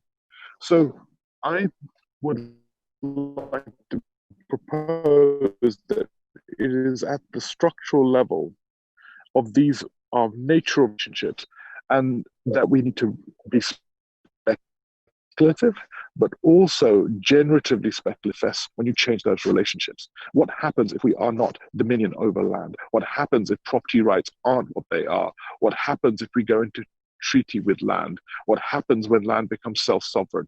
What happens when the future has an equal manifestation right to exist as our own current reality? What happens when the rights of future generations are equally manifestable? What happens when we see human beings as not a thesis of control, not a thesis of employment, as a kind of, I would argue, employment in many ways, an extension, kind of a linear extension of the idea of control, which has been here with us for 1,000 years. So how do we start to transform that is going to be vital. And I think if we live in this moment of the COVID and the pandemic, it is increasingly clear that our relationship with nature is so structurally broken that if we persist down this line, it will make us self-terminating. So at the transformation of these relationships, I think lies our salvation. And I think any form of speculation, viable speculation for me, has to be born in the thesis of re-understanding those relationships. And I would argue those relationships are increasingly being explored in the world around us. Self-sovereign forests, or forests which have sovereign divinity, or rivers are being explored beautifully around the world. We see whole new reconceptualizations in science of what it means to be human, which is not yet manifest in our policy or architectural discourse in a way that's yet convincing. So we're seeing these things start to be given born, and I would encourage us as designers and architects of tomorrow start to reconfigure our idea of how we make place in architecture into that context. That's it, Eva. Thank you, Indy, for joining us from that space that probably it is own, it is maybe not even nature, and yet still gives us the illusion of. I will do like we did at the first two sessions. I will actually proceed towards the fourth and last panel of this evening, so that we can then have a conversation at the end of this symposium, or a series of internal conversations. And I would like to invite everyone to join us into this building session, starting with Zachary Mollica, who is the warden of Hook Park. Zach, are you here? I am. Thank you. Eva. Great. I just need a moment.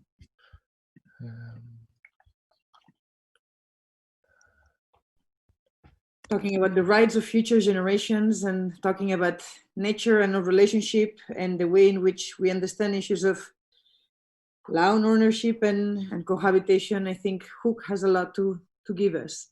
There we go. Does that have a screen? Yes, we are. Perfect. Well, thank you very much for having me. I want to spend a few minutes on a thought that's been in my mind for a while. And really it's the question, why do we spend so little time thinking about how big we should build? New building technologies are very common. New types of buildings are much more rare. Too much of what we do is to build bigger, in my mind. It's important to say that the history that follows is a constructive narrative. In my view, the bulk of what we built for some time takes its cue from the timber barn, and new materials such as iron have commonly been used to deploy these similar forms again. Once we've mastered them and achieved those forms, we go larger, and while inevitably the roof's pitch has been lost, its bones feel more or less the same to the post and beam, and a little bit of bracing. The steel skeleton allows these to grow even bigger through repetition, and with reinforced concrete, we go even taller once again. Concrete uniquely allows us not only to go taller, but to go cheaper. And before we forget, we get to go ever taller again. In recent years, we've turned to timber as a sustainable substitute, and yet the desire remains to construct familiar things that we know too well. To overcome timber's own limitations, we develop hybrid building systems unlikely to ever be recyclable, and we deploy them at scale, and we rush to. And in them, we seem bound to repeat, in my mind, our mistaken pursuit of scale with timber's sustainable credibility, enabling their continued production and a continued lack of thought. Further, though better than its alternative, we need to question more thoroughly a product whose sustainable aura is derived from an agricultural approach to forests. While these projects may effectively capture carbon, they remain a simplistic view of the approach we need to take to the natural environment, and really what we can contribute back to reversing our damage.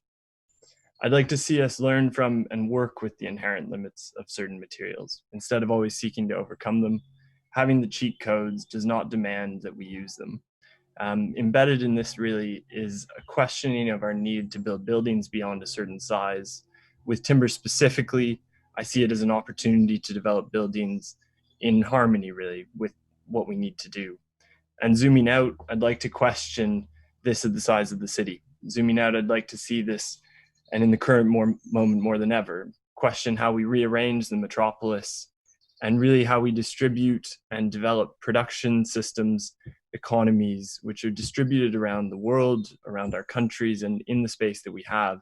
But systems that are set up in order to enable the reduced transport of the reduced transport of people and goods while increasing the transport of data and information to every corner. That's good for me. Thank you. Thank you, Zach. If I can now ask Lily Jenks.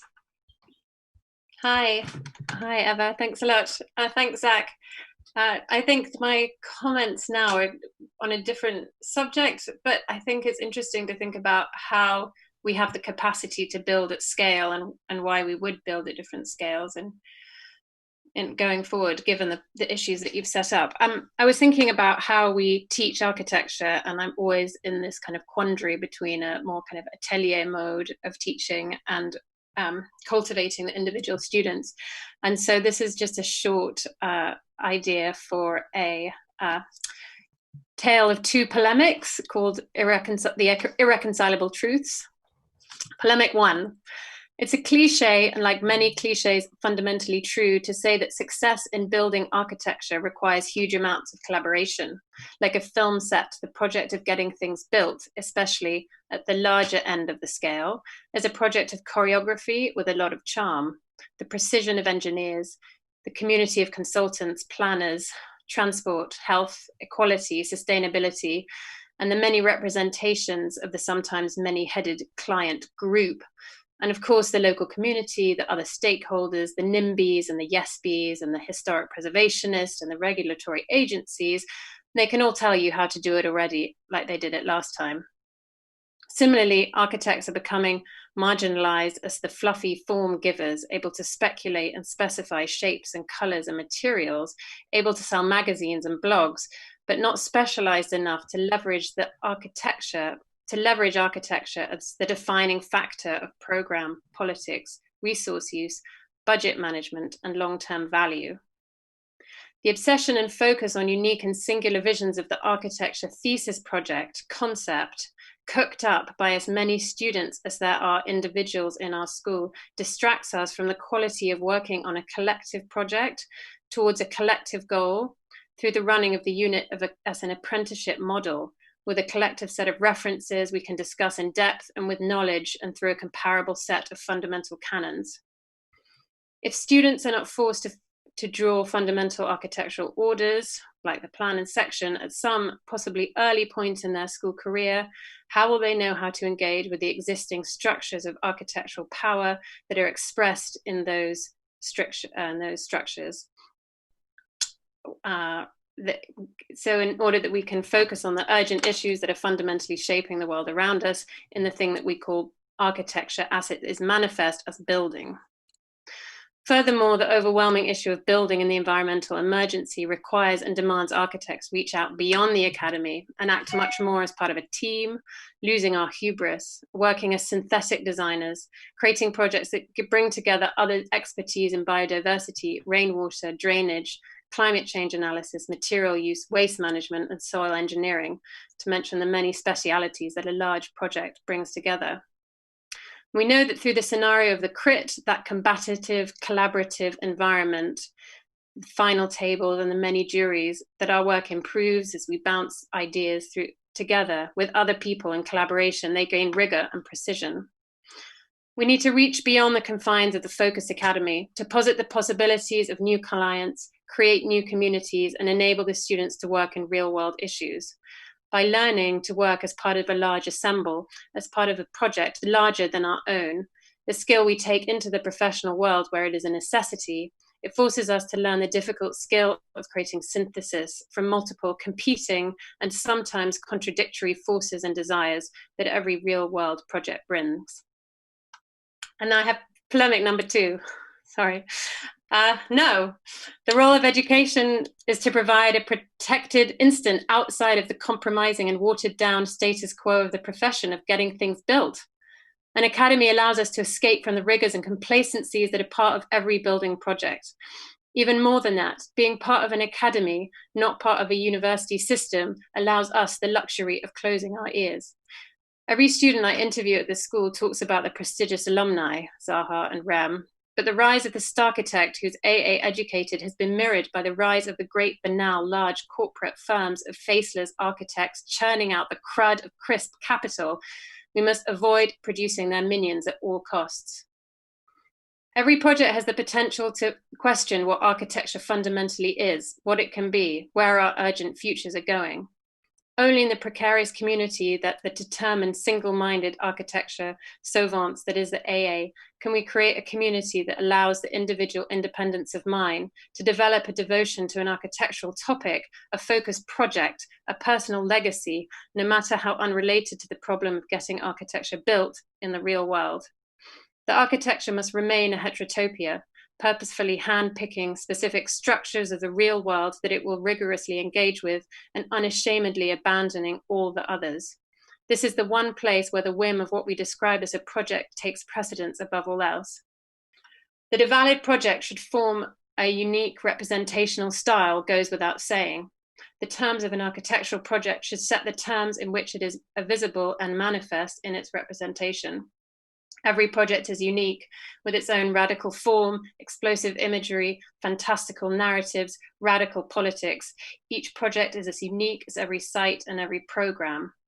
The students all gain traction for their own thesis projects as sole practitioners, uncompromising, unrelenting, the single authors, battling the belittling beasts of bureaucracy, closeted in the cloister.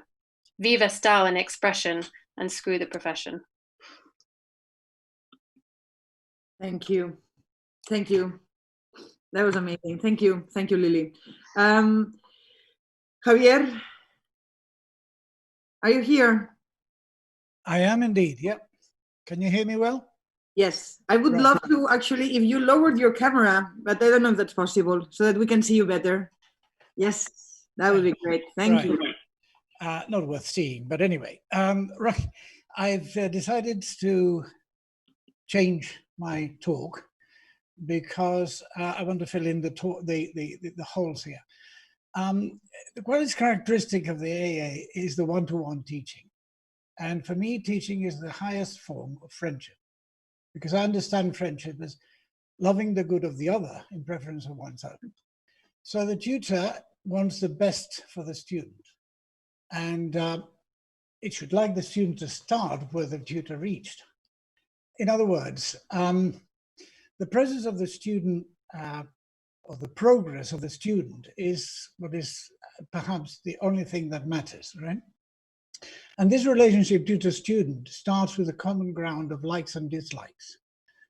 I think it's the Roman Sallust who said that to like the same things and to dislike the same things, that indeed is true friendship.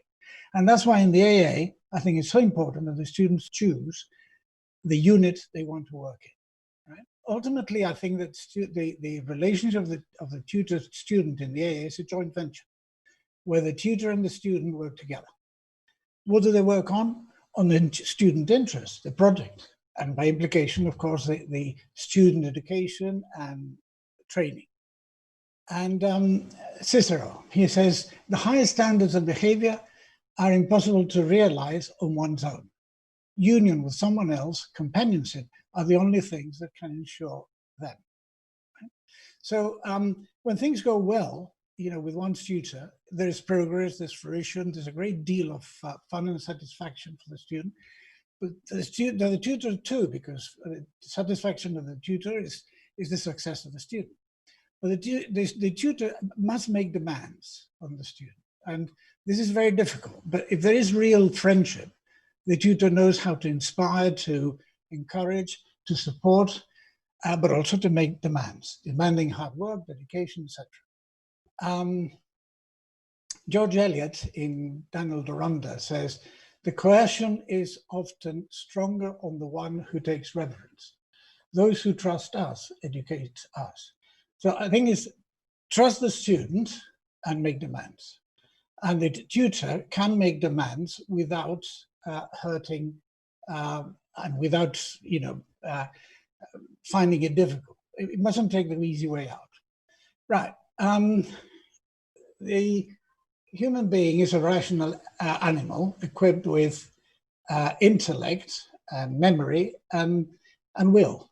And therefore, the process of learning is far better through personal discovery. This is what I think. And more effective than telling them a story, however well the story is told. So I think the tutor's role is to walk with the student and bring about that personal discovery. The tutor should inspire, the intellect researchers, the memory enhances, but the will wants. In other words, it all starts with the will wanting. Therefore, the tutor must find a way of inspiring. And then comes the searching, the studying, the analyzing, the weighing out, the making the sound decisions, etc. All functions of the intellect. So the end result is discernment, which is the first stone of wisdom. If there is no discernment, I think we're wasting our time. So I would summarize with a man from Hippo.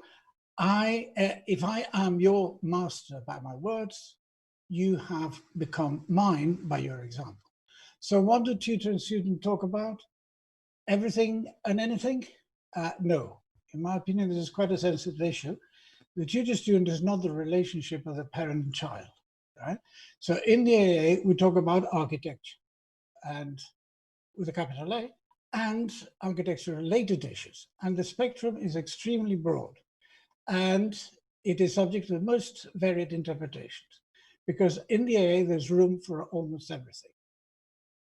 Now, I want to change a little bit here, because I think that the architect's work is probably the one that shapes our lives most deeply.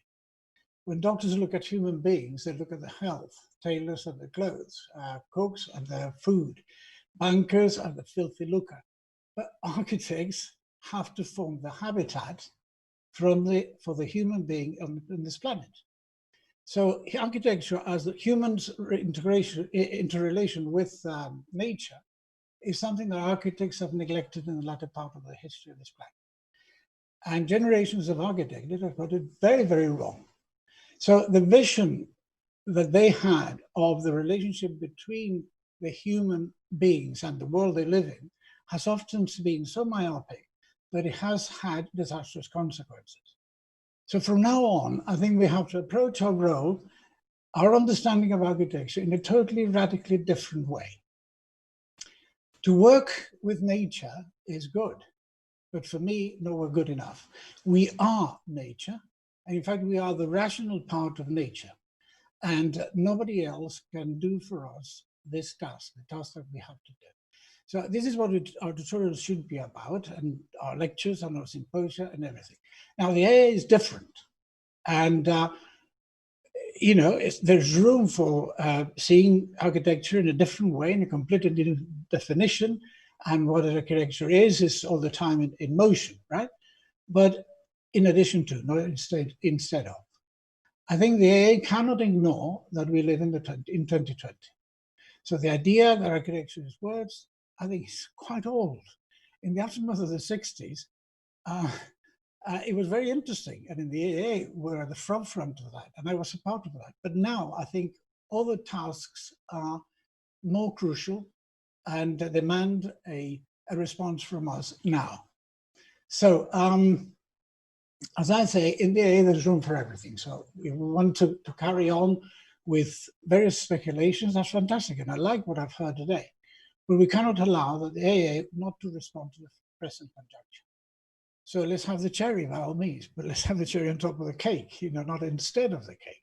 So from now on, I think the AA's role is to make sure that we are the seed bed of architects that will solve the problems that we encounter at the moment in this planet, right? Through our design and through our commitment. So I conclude that what we need is that in the AA, we have to have teaching programs that helps all students to reach a clear and practical awareness of the magnitude of the problem. And this awareness can only be achieved if the urgent pressing needs are part of our world, are part of our programs our discussions and our intervention across units or whatever. Secondly, that all students are given the opportunity to engage in research and the research necessary to find and develop those solutions, you know, their own solutions. We are going to be all dead by 50, but they are not, you know, so it's actually giving them the opportunity of research. And then the third thing, I think, is that the AA as an institution has got to engage in this. And it is responsible to the world, and it has to engage and help designers design the changes that are needed. Anyway, a bit of an impromptu, but this is what I wanted to say. Thank you. Thank you. Thank you, Javier. David Kohn.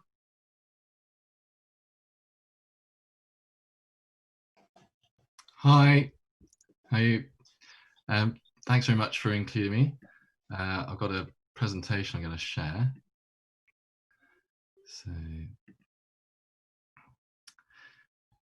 So talking about buildings and teaching, I think this was a very important moment that feels relevant. We went to Rome with students and took brass rubbings of the floors made by cosmati craftsmen in the 13th century in Santa Maria in Cosmedin. And it was a moment where the speculative geometry of philosophers was translated into physical matter in the church floors. And the drawings that we constructed on the right was the effort of perfect geometry to conform to the imperfect reality of making a church floor.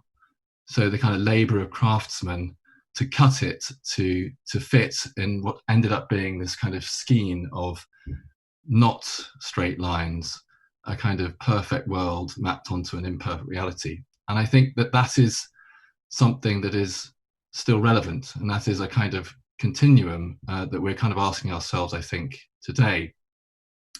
But in terms of kind of the question of urgency, I thought it's still appropriate to ask for whom, what, where, when, why, whenever given the opportunity. And I think I really enjoyed my first year teaching at the AA. I feel it is very much a space of celebration.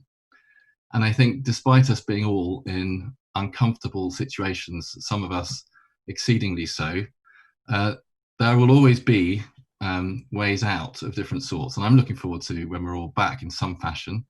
And what kind of celebration will it be and who will be involved? And I think one of the things that I've picked up from colleagues very much this year is the breadth of who is a stakeholder, what is a stakeholder, this openness and empathy for the non-human, for those humans who've been sadly overlooked, and I think the current crisis has made that all too clear, and that despite the 2-meter distance or whatever the circumstances we have to adhere to, that this should be a place of celebration and of optimism. In terms of practically, what does that mean? This was a moment from this year. This is a performance by Yoav Caspi. I think this is a very important moment that's only become more so. We all went to Birmingham. We worked with a local arts organisation. Every student made a performance. It was completely electric. It transformed the year's work, and it made everyone realise what it meant to be in the same place doing something together. Of course, in the context of what's since happened, that's only become more acutely significant. But I think that is the future of both education and practice. It is being out in the world and collaborating with others, which I think many colleagues have said. And another outcome was this drawing by Khaled al-Bashir, which perhaps connects these two things. Yes, buildings have form. Yes, there is a kind of issue about what they look like and what does that communicate. But these questions of who are the stakeholders and what does architecture represent can still be tackled relevantly, even irreverently. So this was an essay I wrote some years ago, Jiu-Jitsu Urbanism. The what is the city that we have. Most of what we can do building-wise was already here. The problem is understanding how we can project new identities into existing fabric. I kind of use this idea of jiu-jitsu urbanism, the art of softness, the willingness to use adaptability to overcome strength, and that maybe everything we need is already here, it just needs to be reconfigured. The architecture of the future is today's building in a new use. And Ryan Lamb, one of our students this year, had this kind of extraordinary discovery on Birmingham High Street that Primark, which is the biggest Primark in the world, but is now closed down, has not dissimilar form scale to the biggest performance venue in the world, Radio City Music Hall. But if you take into account social distancing, this is the biggest performance space in the world that's appropriate to the same numbers, and it's Birmingham New Street, an entire street that is now collapsing in terms of its retail economy, but is potentially a site of performance with minimal transformation in terms of the kind of material costs and energy input. And this is Ryan and Khaled acting out performances in the studio space at Eastside to understand, this was to a public audience, what are the kind of factors at a micro scale of putting on performances in Birmingham. So I've very much enjoyed the opportunity to contribute drawings to the exhibition online at the AA a couple of weeks ago, and I think this idea, it's like where is everywhere, and this kind of sense that everything is connected and we now know it for sure, and that if you pull at the string at one end, it will completely unravel the fabric of the earth, and that we need to think very carefully about, if we do build, what is it doing? And I think I went to a really interesting talk by Kate Raworth, who wrote Donut Economics, about it's not good enough to be carbon neutral, it has to be better than nature. And this is a project that we worked on as an art space for the future, where in the future maybe our art spaces are power stations, like a working Tate Modern. And here the crop circles are the crop necessary to run the building that also become the venues. I think what's been really interesting to witness over the last year is the kind of question of, is stone a relevant material, that has gone from seeming like it's a kind of fantasy to very credible research into the embodied carbon in stone being significantly lower than other materials, and that the future of building in an environmentally sustainable way might be to include materials like stone. And I think that is fascinating, to think that we might be returning to days where, in order to enact a jiu-jitsu urbanism, we need to build for the very long term. This is a project that we're working on at the moment that is a stone building that suddenly, for me, the relevance of the material is changing. And the reason I brought the plan up is this is a plan about a community building. It is for students. And I want to pick up a point that Maria made very early on, that it's fascinating to think that the feedback that the students might make about buildings is as important as anything that might go into the early stages of design. So this kind of idea of a feedback loop that means that we are learning from our students and from future students who are living in our buildings about what we should be doing, should be critical to the future of practice. Why? So I'd just like to return to this idea that there is no consistent perfect, but there is a constant project of trying to map it onto our imperfect reality. And I see that as being an ongoing project that should be celebrated at the AA. So thank you. Thank you.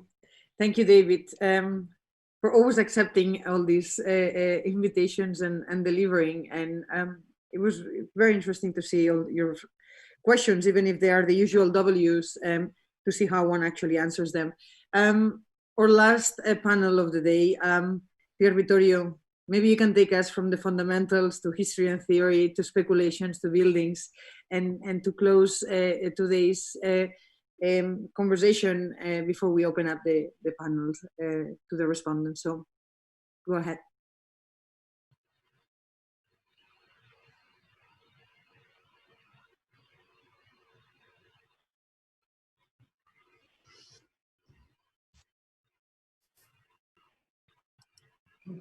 You should be able to speak now. Yes, can you hear me? Yes, clearly and loud. I cannot, I have to be disabled. I'm disabled to share my screen. So I need the approval to share my screen.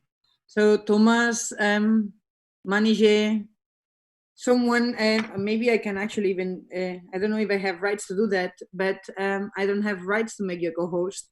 But I would love if someone could, with a right. I'm trying to do it now, 1 second. Yeah. And I will take the opportunity to just say thanks to Manije for organizing this as smoothly as always. It's very important to just acknowledge that. What I think was very interesting, David, from your presentation, also it has to do with how does one keep on asking those kind of questions that we said were quite kind of timeless, right? About materials and if you want, issues of like sustainability that have been along for thousands of years, as Mike also showed us. And yet, how do we start asking them differently? And what are the stakeholders and the methodologies that we are bringing into the project to actually really start that conversation from a different point of view, and sometimes from a different starting point. And the fact that you obviously bring students in this process to help you answer that, I think is also very interesting, because I think it is true, and it has been persistent throughout the day, to see when the students are able to somehow be that student, but also to be that colleague, no, and to inform the ways in which we think about education, architecture, and pedagogy. Vittorio, we can do perfectly, so full screen. Yeah. Thank you. Thanks everybody for being here, and thanks Eva for and Manije, of course, to invite me to this symposium, which I listened to with a lot of interest. And I'm also very happy to be in this panel about building, because I think it's an important topic that we should address. It seems like a platitude in architecture, of course, but as I will try to argue in my presentation, is not. And that's actually one of the fundamental problems, I think, of pedagogy in architecture today. To be very concise, I prepare my presentation in 6 points, which I will read in a rather axiomatic manner, which I personally don't like. I really don't like axiomatic. I'm not that kind of person, let's say, that has to make like bombastic statements. But because actually we had this format of a very short presentation, I think this is inevitable. So let me start with the 6 points, and I offered them not, of course, as a kind of general policy about architectural education, but more as a kind of guiding principles that I for me, actually, as a teacher, as a pedagogue. So, first point, architecture is concerned with building. I really believe that architecture has always has something to do with building. That the moment we lost this connection with building, architecture becomes what I would argue a kind of bad form of entertainment, basically, kind of way of chatting about something. So I think for me, the issue of building as a material practice, and I really insist, as a material practice is very important. Second point, whether produced through text, drawing, or else, the ultimate purpose of architecture is to intervene on the built environment as a physical construct. And here I really insist on the word physical construct, in the sense that even if architecture is produced through things that are not immediately, let's say, part of the physical built environment, like drawings, model, books, writings, teachings, nevertheless, they should always have an impact in one way or another on the way in which we build, intervene, and also maintain or destroy actually the built environment as a physical construct. And here, for me, the word physical is very important, because I really think that the environment for me is not the virtual environment, it's really the physical environment. I know that this distinction between virtual and physical requires a lot of discussion, but let me put it in these very crude terms.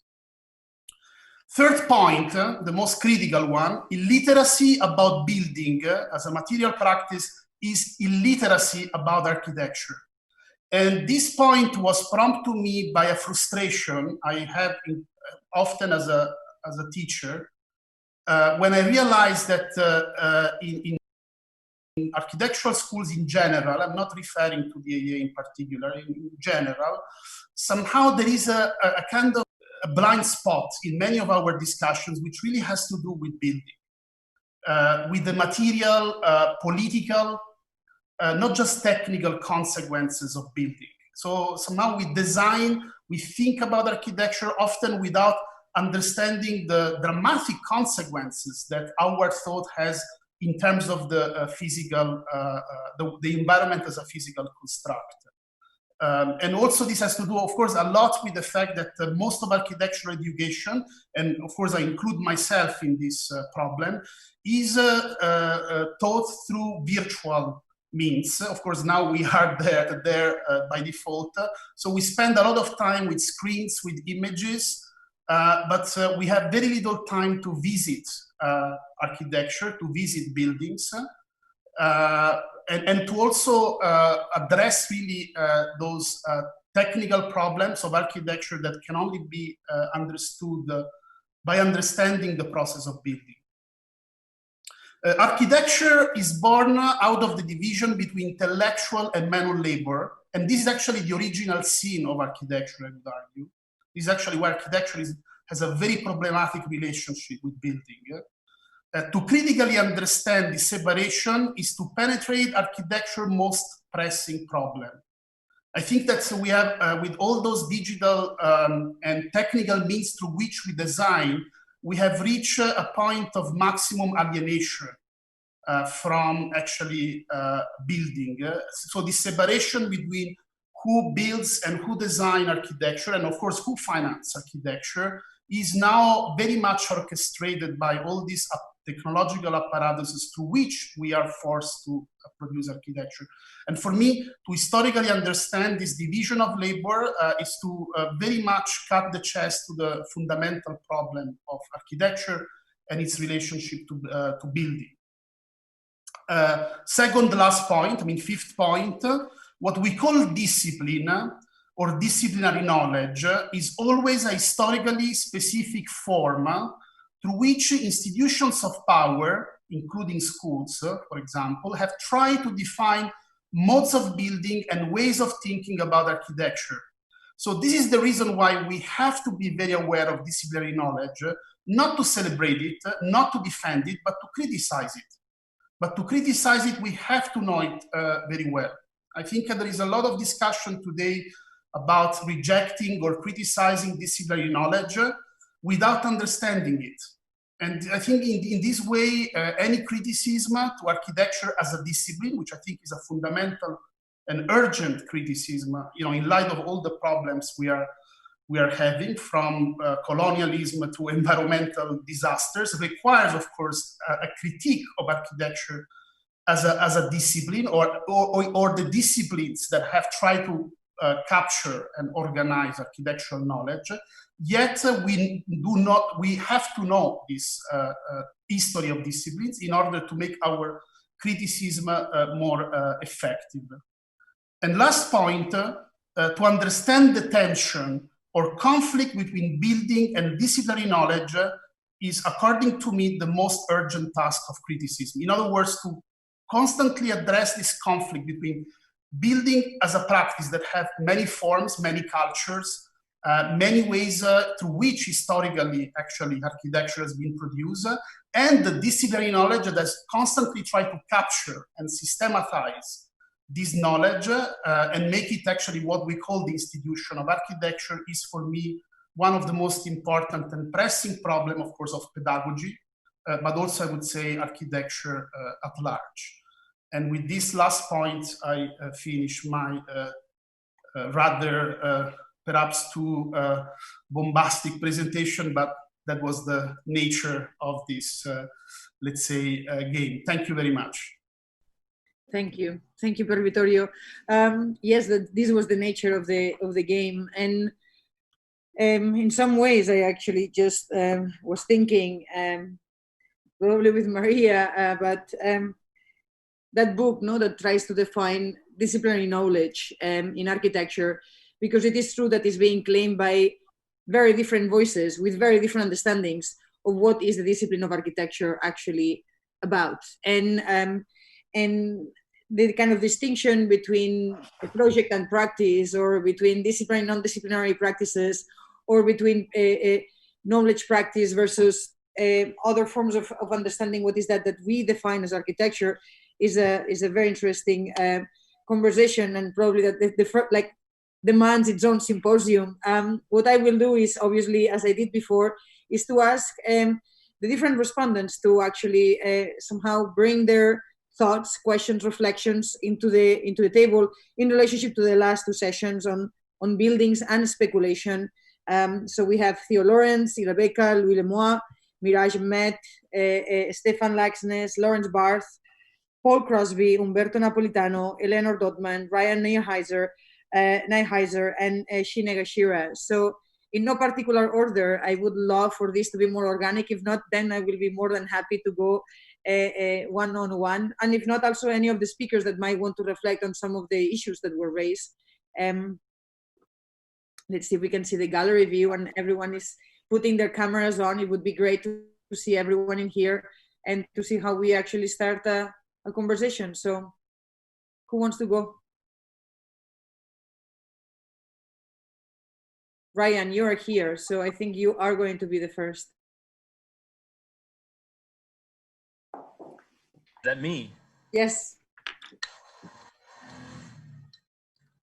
Okay, I'm not going to try and make any kind of summation or grand statement across all of these. There's a lot of different ideas here. Maybe a couple things that jump out at me. I'm struck by kind of Lily's, sort of split between the kind of,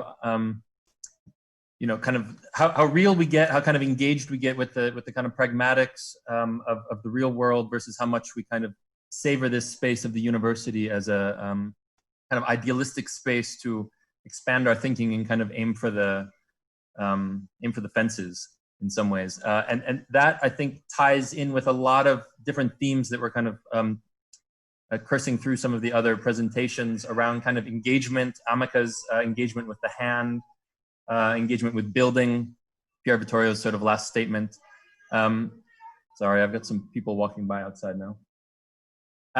The one thing that maybe would help with the conversation, I just wanted to kind of throw it in there, is an idea about kind of design and teaching as a kind of mapping, which is something I've been thinking about a lot lately. Mapping not as a kind of passive just collection of information, but as a kind of active interrogation and engagement, but also of a kind of active dreaming or kind of reframing of a kind of new futures, a kind of projection forward as well.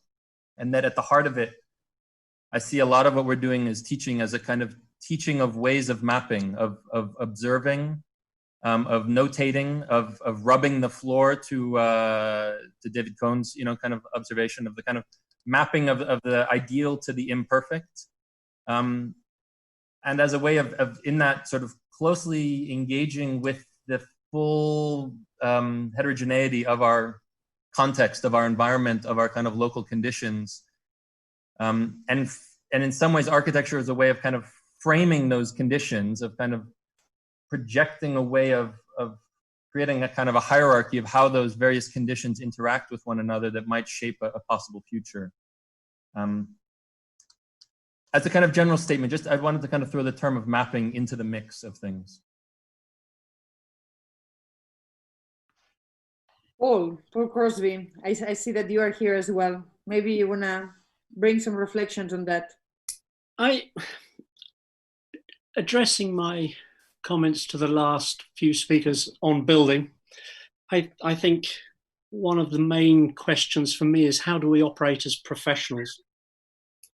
And the role of the architect and the paradox of the architect. And that paradox, I think, is a difficulty that I have running the Part 3 course and having been an architect in practice and now in academia. That paradox of the architect as being involved but essentially powerless. And I think the contemporary word is agency, and how do we gain that agency and influence. And I was really struck by what Lily and Javier were saying. And I mean, forgive me, both of you, for misquoting or misrepresenting you, but I like the polemic one that Lily was talking about in the Academy of Collaboration, and that was picked up very quickly actually by Javier, talking about, as I recall it, union, companionship, and friendship, and architects, coming back to the paradox, having an awareness of the magnitude of the problem of designing and the city, and how we deal with societal problems, and not, shall we say, how can I put this, competing with each other. I mean, there are so many ideas that we all have that are cross-relevant. It's more about the relationship, it's more about the process. And frankly, to talk about the word competition and slightly digress, I would ban all architectural competitions that require a building at the end of it. The RIBA should just ban every single competition. It should be about a process and a relationship. So for academia, I think the problem is for students, young people entering the profession, and coming back to the paradox of us being essentially powerless, I'm afraid to say, what is the nature of the role of the practice? And the conventional model is no longer necessarily the future. I think we have to address that. We have to really understand that the problem is that young practices can't gain that agency because they don't really have the reputation, the leverage that established practices have. So I would like to see that academia, the worlds of academia and practice, come closer together, that we combine both of those worlds somehow. I somehow get annoyed between the terminology of academia and the real world. I mean, I really hate that expression. Unfortunately, it was used a few times today, so it really gets my goat. I just wish we could bring the real world is academia, the real world is practice. I mean, for example, we're not in Bedford Square. Metaphorically, we are, of course, but we're not here at the moment. But in this current pandemic time, architects we're not able to solve those problems that are very real to us. Homelessness is a very real issue at the moment. And I think if we were looking outside the metaphorical windows of Bedford Square, we would see homeless people right now. Now, actually, I contradict myself, we wouldn't, because architects have not solved that. The pandemic has in a way addressed homelessness by opening up hotels.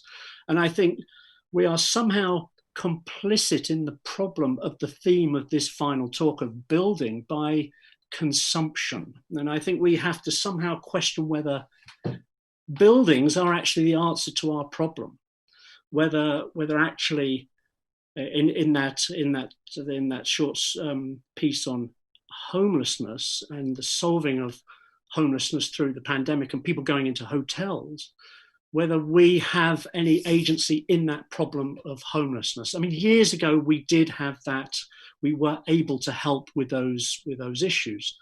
So how do we, how do we help young people, young architects, young practices with their balance the ideals and their belief systems and their opportunities with the realities of what are the main societal issues of homelessness and unfortunately, I hope out of the current pandemic issues, I sincerely hope that quality, not quantity, is addressed, that sustainability, and I don't simply mean that as an architect in terms of putting solar panels on buildings or using more insulation.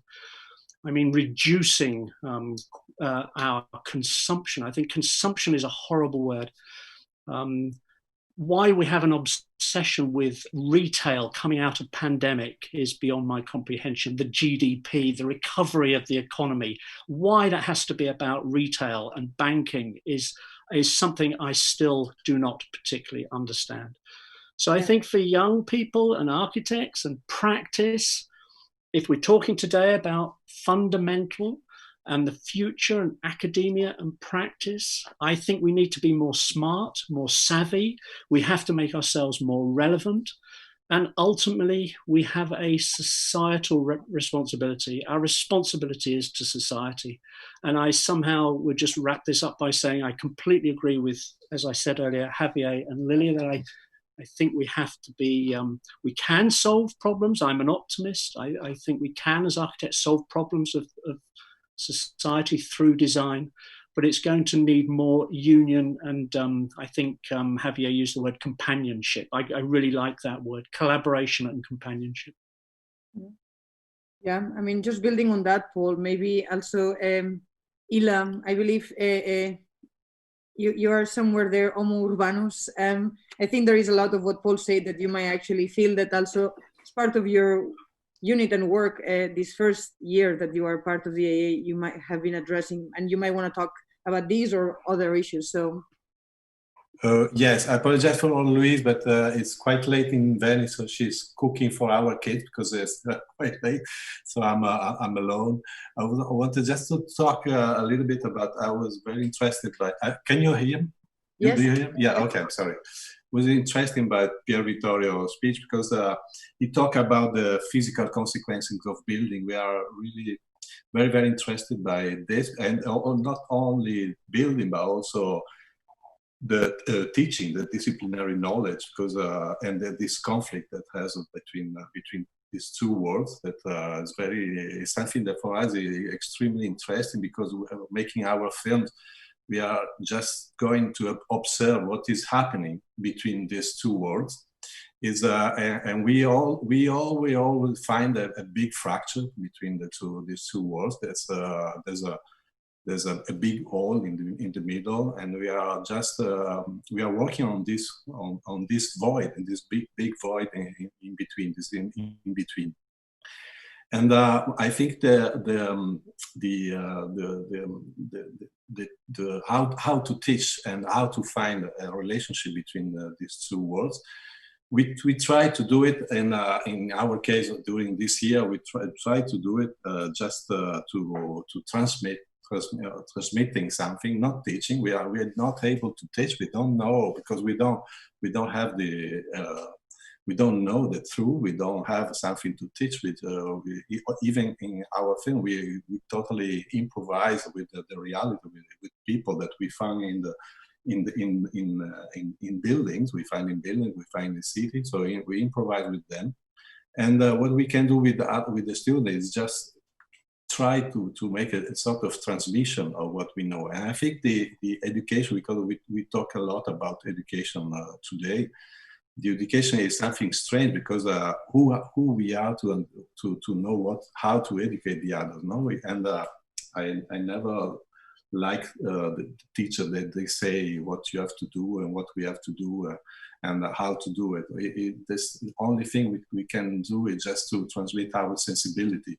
And this kind of thing of sensibility is just going outside in the world for us, maybe, and understand better what is how the world is working. And we were supposed to talk about speculation, and when we talk about speculation, I think always the relation with the speculum in Latin. The speculum is the mirror. And in the mirror speculum in Italian. And this is very interesting, the relation between the etymology for speculation and the speculum, because the mirror is just reflecting something, reflecting an image, but in the same time is also reflecting in the sense to thinking about something. No? And but thinking and reflecting, we need something to reflect. We need a material. We need something about this reflection. And the risk, I think, the risk that leads to the physical consequences that Vittorio talked is to stay maybe sometimes too theoretical, and to lose this material related to the reality. And so we try to do this. We try to think and to how to build another new world, because we are talking a lot about how imagine the future. but we think that yeah, we can imagine the future just to projecting ourselves, projecting our ideas, but knowing very well what is happening now. So going outside, and we ask to our students to do this, to go outside, even with a camera, what you want, with your eyes, just to observing better, to understand how the world is working. Because I think always there's a big surprise in the all educational institution. What I knew also where I studied. We find this big fracture on we study for a long period in a school, and we go outside and we find another world. It's not the same. It's not the same world. There's no relationship. So yeah, maybe I think just we just try to transmit our sensibility, and I think there's something also that lacks a lot in all this speculation is also a kind of lightness and kind of irony, something that we can, and emotion we can bring a lot. We try to bring some emotion inside of this critical tempo. And the emotion are for us very important, because we build we have to build buildings, but we build buildings for human beings, and human beings are not only numbers, data. They are not only the data flux or images. They are also human beings with emotion. So knowing better the emotion of the people living in the space maybe could help to build better spaces. Yeah. Yeah, I mean, it's definitely for the ones that have not necessarily seen the work that your new unit is developing. It's pretty incredible to see how students have been able to really get so close that sometimes one does not even know how to react to it. And I think it's a very difficult exercise that you're going through. I would love to ask Shin, who also is looking into the world from a very different and difficult perspective sometimes. Shin Egashira, I just will unmute you, or you can unmute yourself. I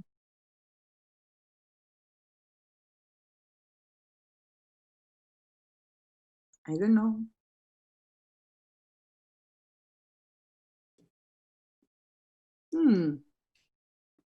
The screen isn't working. I like about this game of screens and faces and order. The logic, it's not necessarily obvious, but I will ask in the meantime why, Shin, you figured that out. Sam Chermayev. No, we got Shin, okay. Okay. Please go ahead, Shin. Yes, I wasn't prepared actually. Just the screen just falling off, so I just tried to mend it the moment you asked me to comment. So I think I saw all those. I think that I would like to say thanks for all those presentations, and I think I agree most of the point, including some architecture, buildings to speculation, and then start thinking that might be the problem, that I feel that I have to agree to every point being made, because I think it's everything right, and everything seems to be very important as a point. Then I wish there's something I would like to disagree, but there wasn't. So I don't know what to say, but I think I just shift a little bit about maybe I think some of the comment or presentation touched upon education. Then I think from me, looks like architectural education's in crisis in not only London, everywhere. And probably it's not so much about what we can teach or how we teach, but maybe what is the School of Architecture's responsibility in relationship to the world? And why do we get paid? Or how we actually, how do we express our value in relationship to either to do with present or to do with future? And I think there is lots of outside AA, there is lots of problems, not only COVID-19 or pandemic situation, but in terms of institution, how fragile whole world of architecture education is. So in a way, I think maybe I just tried to shift the viewpoint a little bit about what architecture can teach us and what city can teach us, and how we can learn about what to teach by learning about architectures and city, regardless of the definition of the buildings architecture is. I don't know if that helps to put some kind of a slightly different context to whole discussions. Then I think the AA is a really unique position because we could follow or we could react, or we have a kind of at the same time we have all those crises of education we also partly share. So thank you.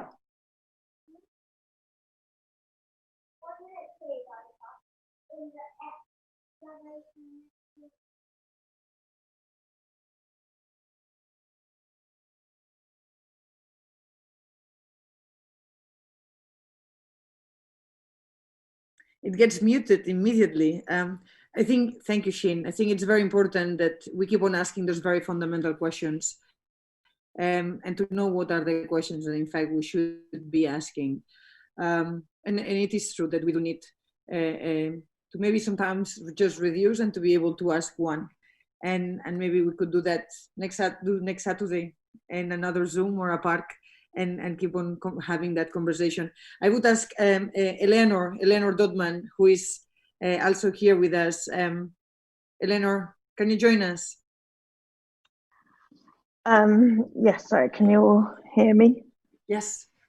I think one of the things that with regards to the building segment that kind of we've been talking about in the unit that maybe has struck me in with regards to kind of agency and stakeholder, but also the kind of legislative landscape that we actually exist in, and making sure that we as architects understand and teach our students the kind of landscape that they live in, and to help them how, especially myself as a young practice building in London, how that works, and how to engage in stakeholders and how that exists on a political sphere.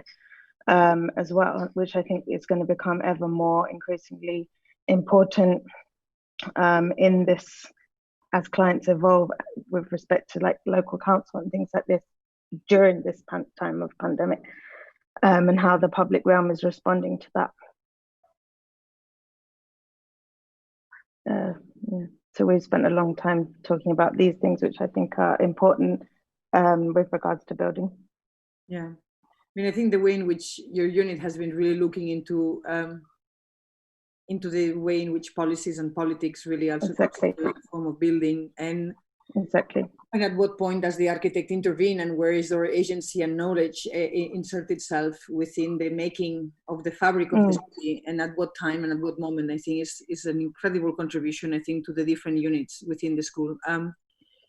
Maybe in that line, I would like to ask Umberto, who has been silent in the background, but probably is one of the architects who make more buildings of the ones in this screen right now, to really maybe think and reflect about some of the ideas that have been brought up, and bring some more. So Umberto, are you there? Yeah, can you hear me? Just get closer if you don't mind. Yes, but let me also close the door, which brings... First of all, thank you for this symposium. It's very nice to see you and to see the entire school in these very pragmatic days where we face the nightmare. It's very nice to hear different voices speaking about very different directions. I will just probably give feedback on the different main thematics. One is the building in itself, and then urgent future, and the idea of pedagogy. It's very nice that you call the session building, because buildings care for me the entire complexity of architecture. In a way, we also call a building an architecture. It's a word that expresses millions of paradoxes. A building is architecture, but is also a product of architecture. It's what we do with architecture. A building is there to initiate, to guest history, life, stories, but is also a story of conception and conceptual work in itself. It's an ended story. Building, it's an answer to a need. We build because we need something, but it's also the way we question the future. It's our own tools as an architect to kind of challenge the next step.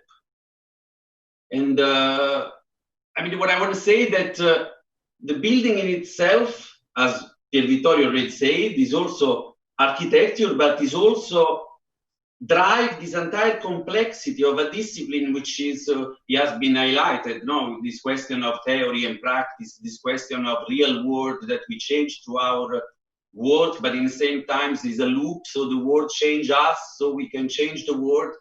And in some way, I think it's very important that we try to create in the student the consciousness of the fact that the building is an abstract concept and is what is the most real.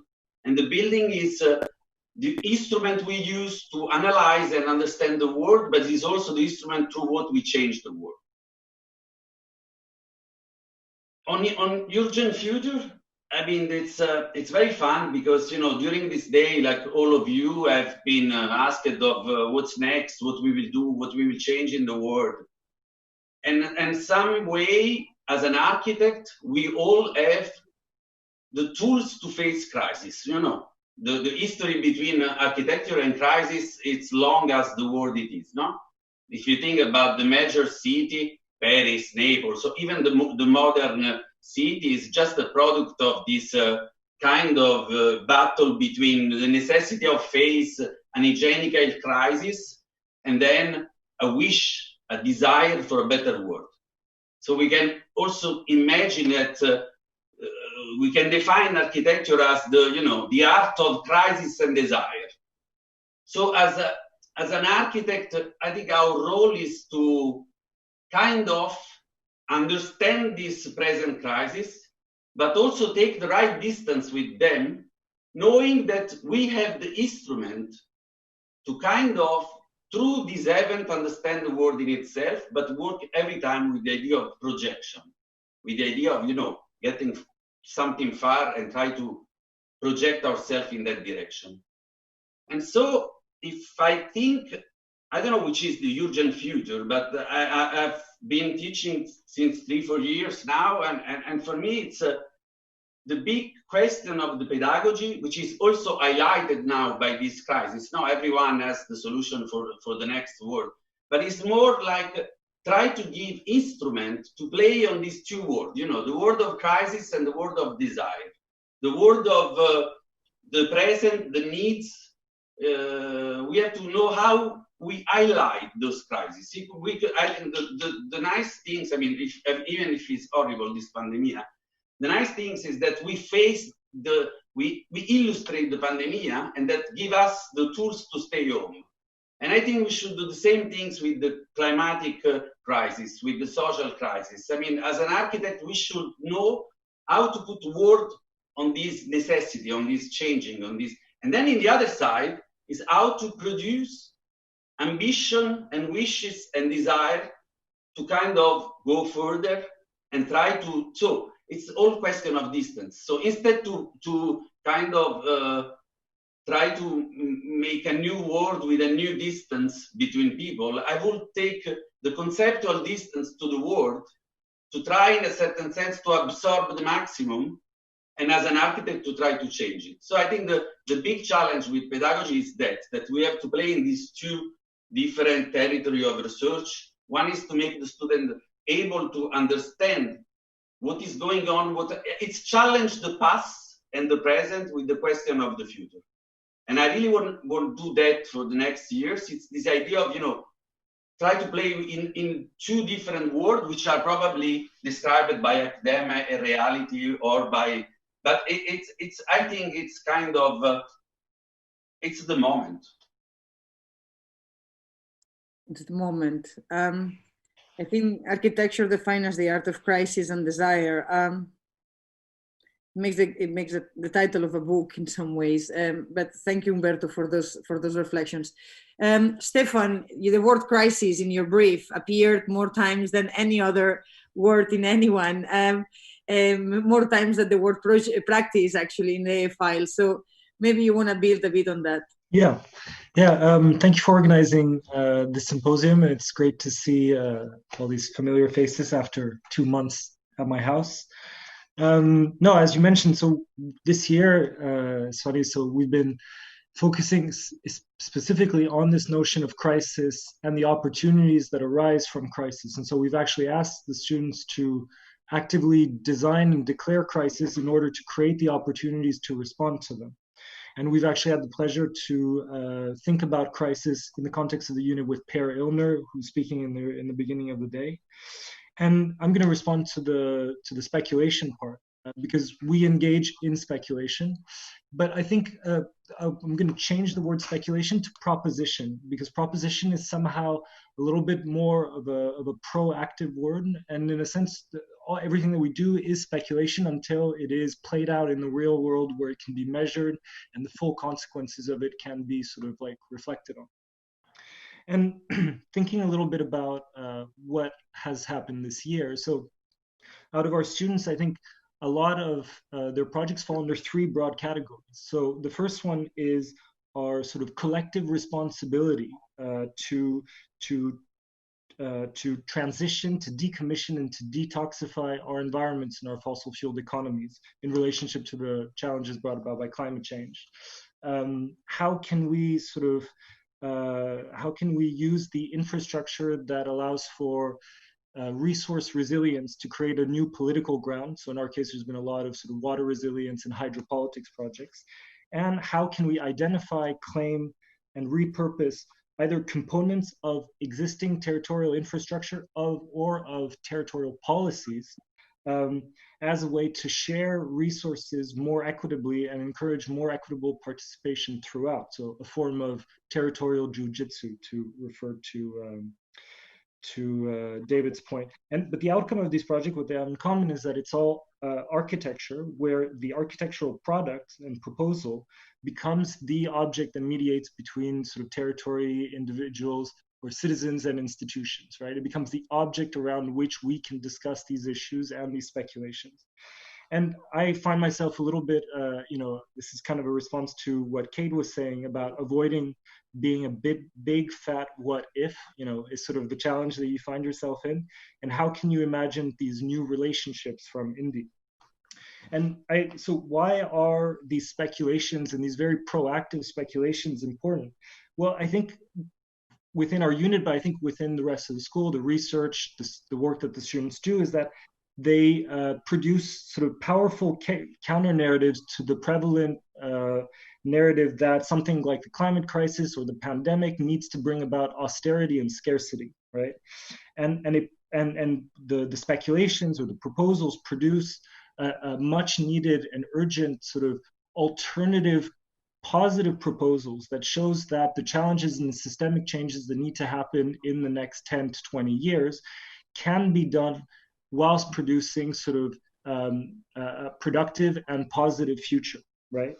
And doing a lot of proposals and distributing proposals, I think, is very important beyond sort of just thinking and reflecting on things. Because if you look at historically sort of how crisis interacts with the production of ideas, often we think there's a crisis and then ideas spring up. But a lot of the nefarious actors in this world actually do it the opposite. They continuously produce and lobby ideas, and then they wait for a crisis as an opportunity to have their ideas fall into favor.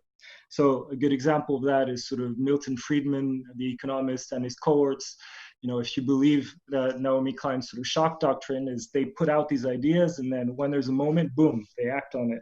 But even now in the pandemic, I was reading about this the other day, there's ex-CEO of Google, who has for a long time been lobbying for the transferring of sort of certain public assets into the hands or into the control of tech companies, has now reframed sort of the need for e-health and e-learning as a narrative of public health crisis. So the urgency there has been stated by them as a way to hijack the moment and push for ideas. And but another sort of, I think, good example, a case in point of how speculations have a real impact on sort of the built environment and how we occupy space is looking at the post office. The post office as an institution in many countries is undergoing sort of the changes brought about by the proposals of others. So in some countries, it's being sort of pressured to privatize. Well, in countries like Spain, for example, there's sort of a more positive proposal of the post office that it might actually, due to its sort of decentralized and universal occupation of the territory, become a really powerful tool for dealing with rural depopulation. And the thing is, so in this academic context and within the institution of the AA, what's exciting is that we can think about all these ideas freely and we can be radical about them and we can discuss them. But right now we've been discussing with the students like this big fat if, right? And so we've asked the students to think like, how can you actually take your project beyond this institution and actually do something with it outside of this school? And actually very early on, it yielded some pretty surprising outcomes, which we're still sort of seeing the developments of, so I'm not going to talk about them right now. But so I think maybe in thinking about speculation and proposals, I guess something that would be exciting would be to think like, how can each student, each tutor, but also the AA as an institution sort of actively distribute and mobilize the speculations and proposals that are produced within the school. And perhaps that also might means how can we sort of identify agents or people that align with those projects, or how can we find, or how can we align with certain people in order to distribute their projects? And I call this sort of bringing in multiple points of access into a project so that their legibility can be felt far beyond the school. And I mean, obviously, it's very rare that a project leads to dramatic change in the world. That has been the case. There was a Colombian student in Paris who had a project about mobility and the 15-minute city, and I think the mayor of Paris sort of picked it up and made a whole political campaign out of it. But those occasions are rare. Often when ideas get put out in the world, they become part of a larger sort of open access sort of aggregation of ideas that get appropriated by others, and they take sort of very surprising paths before they reemerge. And so I think collectively we could think about sort of, you know, what are the new forums that we can produce in order to actually distribute and present these speculations and these proposals beyond the school. And this is particularly important, like, for example, in our unit, where we're looking a lot about how we can sort of politicize space and also spatialize policies, right, in order to understand how we can respond to these proposals. And so that's my response to the speculation chapter, and thank you very much. Yeah, no, thank you. Thank you, Stefan. If I could ask maybe Larry,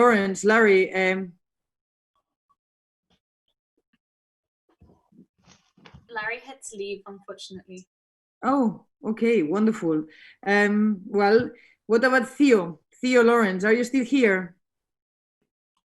I'm still here, yeah. Fantastic. Not long time though, but like, yeah. Well, it was interesting to see everybody speaking about topics that we all talk about for quite a long time. And that pretty much is probably as well the point, which is that the lecture series is called Urgent Futures. And a little bit, I had the feeling that there was nothing really put forward as particularly urgent today, in the way we discuss it and in the way things are pressing literally everywhere around us right now. You know? I mean, freedom of speech is seriously in danger. Hungary has a serious kind of gender politics, which are hideous in the States. Things are on the brink of civil war. And so I think we are really in an interesting, in the worst case of the world, interesting times. We do have this amazing amount of ideas, of course, and technologies to our hand for quite a while. So for me, it's much more urgent to talk about how we create platforms where we actually can act on these things. What enables us actually to be not powerless, to actually create these networks of collaboration, to actually push things forward with a lasting after effect, rather than keep on going about talking about virtuality or reality or things like that and back and forward. Now, what are the things we actually have to push within politics? We have to push within kind of ways we act with one another in order to build platforms that we can do. Then there are, in opposite to other crises, lots of ideas which are ripe to work on. Just going to cite people like Rutger Bregman with universal basic income and this kind of the push that you actually are freed of all this kind of basic level of you have to work in order to make money and you have to do things in certain ways. Or at the same time, how we get rid of bullshit jobs, things which are really just holding us back rather than pushing us forward. So in a way, like I agree with all the kind of talks and they're very nice by themselves, but I really want to see them sitting within bigger platforms of discussion. What enables us to realize all these amazing ideas and use, I mean, we are quite capable of using all this technology we have around us. We are, in opposite to 20 years ago, we actually flipping back and forward between those things, where so the realities are not the same anymore. And the way we use it. But I think like really seriously talking about platforms and means how we can get things into action. I mean, literally action. That's for me what was missing a little bit today from this discourse. Yeah, that's for me. I think that's probably something that connects us, Theo. And we don't get too nervous with the urgent. And I think yet it is a scary term, and it is difficult for a discipline that is so slow to somehow have the burden and the responsibility to try to address some of those very difficult issues that actually are facing the world today. And I don't think that as a discipline, we are that good in understanding matters of urgency. And we always take a very slow ride into the historical curve that contributes to society. And I think we could accelerate that, because I do think that in some ways, architectural thought can be really fast, while buildings are really slow.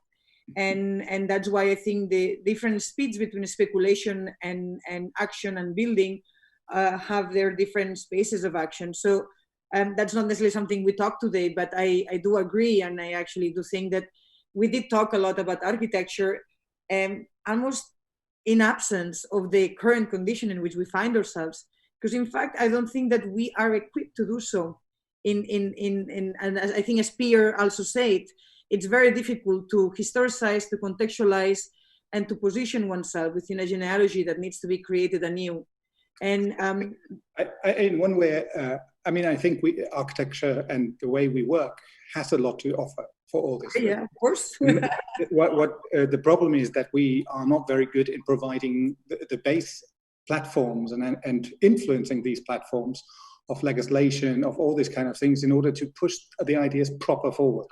And and I think that's the part. Don't think we can solve the whole world, but like what we can do is actually help to really actively go into these areas where we have to change as well the way how things are done. And these are often things like how a pay structure, a work structure, like a bureaucratic structure is happening in these days. And we actually are quite good in collaborating already. So we can actually teach a lot on that. And we can work across disciplines and actually can deliver things of fact in a way, like buildings. And so pushing that, but needing the political platforms and being active in that as well, I think is a thing which in discussion like urgent futures, to find urgent solutions of building this foundation for us in order to deliver all these ideas we're talking about. Yeah. That's the main point, because we have so many ideas. We need means of delivering them. Yeah. Someone who I believe comes with a different temporality, Sam Chermayev, what are your thoughts and reflections on this? Thanks, Eva. Thanks, everybody. I'm feeling more optimistic. Comparatively, I think there's something about right now, and I'll just really all I want to say is, like, if you talk about speculation, the fact that everyone in the world turned out to be exceedingly flexible. So all these things that we think we need, we suddenly don't need, and suddenly we need new things. So it gives, like, this moment, this pandemic moment. You guys hear me? Yes, yes. Yeah, sorry. Just you disappeared. I've always been looking at a face for a long time, so now I'm just seeing my own writing. The pandemic suggests that we can speculate on how we can live, right? I mean, in the most beautiful and elegant way. So in keeping with what everyone has said today, and I actually not sure exactly what is urgent, but it does give credence to the notion that we should be speculating, right? Because in calm, nice times without a crisis, you wonder if anybody can actually change at all. And sometimes as an architecture teacher or student, you feel like this is a futile exercise and this is all mumbo jumbo, and nobody's going to believe this because everybody wants to do it the way they already do it. But the last couple of months just proved that everybody actually is incredibly capable of change. And I don't mean that in relation to architecture, just in general. So, when we talk about nuclear families, when we talk about lived work, when we talk about how housing behaves, what people want, what speculation is, right? Speculation is, in this case, a beautiful thing, but most of the time when you talk about speculation, I think of realtors, right? And I think of developers saying this thing has to fit everyone's impression of themselves. And now everyone's impression of themselves is something completely malleable, it turns out. And I guess I just ended there, just saying the future of education and thinking about architecture is a celebration of our human ability to change. Thank you. Thank you, Pleasure. Sam.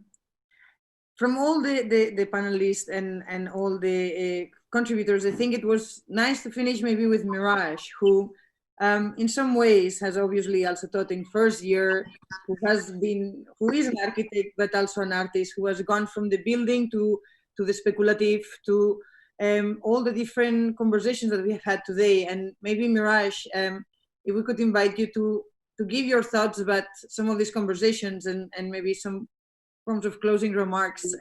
Well, I wrote lots of notes and lots of arrows between the notes, and I can't read them. It's become illegible. So thanks to everybody, because it was really interesting. I think that I'm with Shin in the sense that I found it very difficult to disagree with anyone, because I think all the points were really good. I mean, I was on the kind of talking about speculation, and for me, the speculation is something about time, and this idea that somehow we're responding to the present. This idea of the urgent future. We're responding to the present, but looking to the past for maybe some solutions, and then we're looking to the future and carrying it forward. And I want to go right back to where Kate started with the idea of the story, and the ability, how we're sort of constructing scenarios, because I do think that one of the things, the reason why people pay us as architects is that we bring imagination, and we bring imagination to our speculations. And I think that that's something that, to build the imagination, I think it starts way into, it starts at foundation, and that means to be able to think outside the box and to be able to kind of like speculate from a very early stage in the architectural, particularly in the AA, which is all about, that's what we're doing. We're training people to speculate.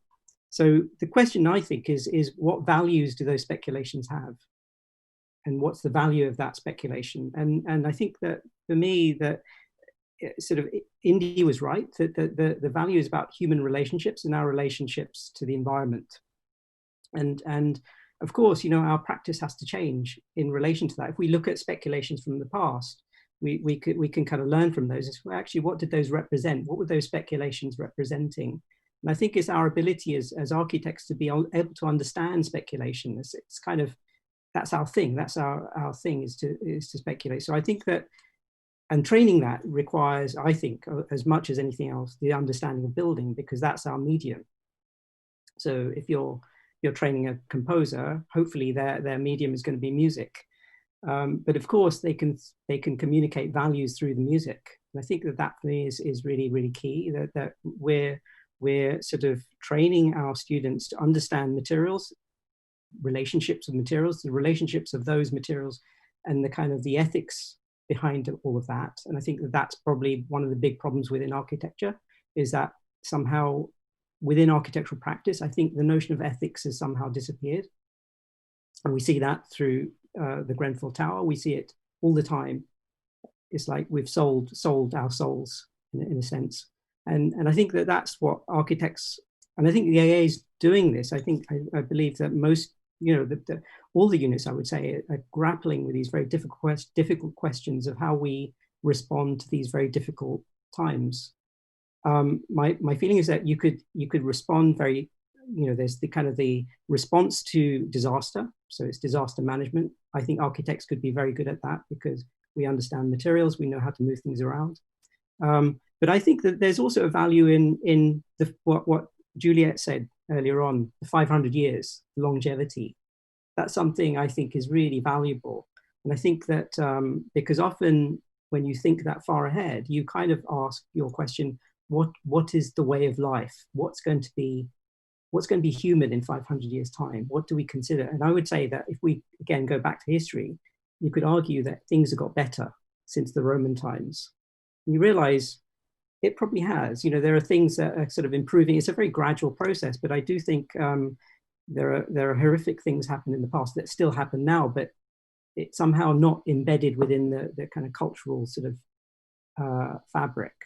So there's a general kind of tendency to get better, but I think that we still, in order to get there, we still need to look quite a long way into the future. And I kind of go back to Kate's point about fiction, because often fiction and stories, they hold stuff within them. And I think that the idea that somehow eternity is held within the future, our speculation of the future, is really interesting to me, because it's like, okay, that's the collapse of time. And those are the things I think that I've sort of, in my mess, like, I don't know if you can see it, but it's like, yeah, that's what I'm going to finish with. Eternity and speculation.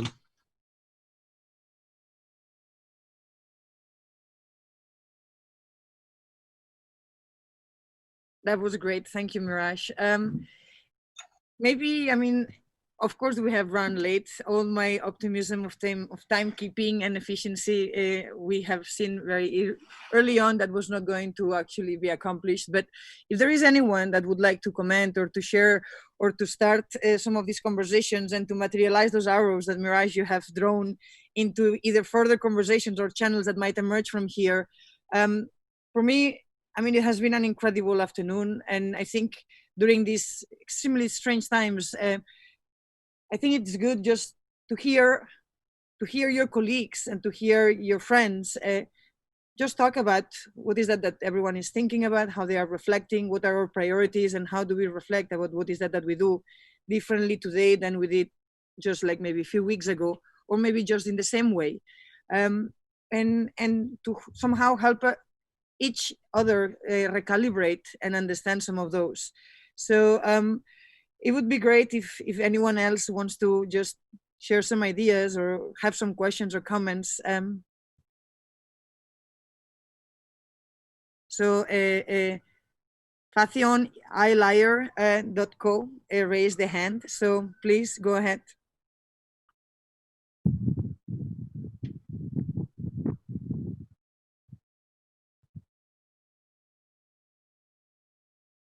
Yes, can you hear me? Yes, we can. Okay. Thank you for this opportunity. I'm a former student from the school. So the question of the planning process and speculation, it's kind of antithetical, because what I have seen the last decade is that there is a latency in the planning process. as architects, we receive the data from someone else, the client or the markets, and then we start the design process. By itself, this creates an antithesis. I mean, we cannot drive technology. We cannot drive the innovation.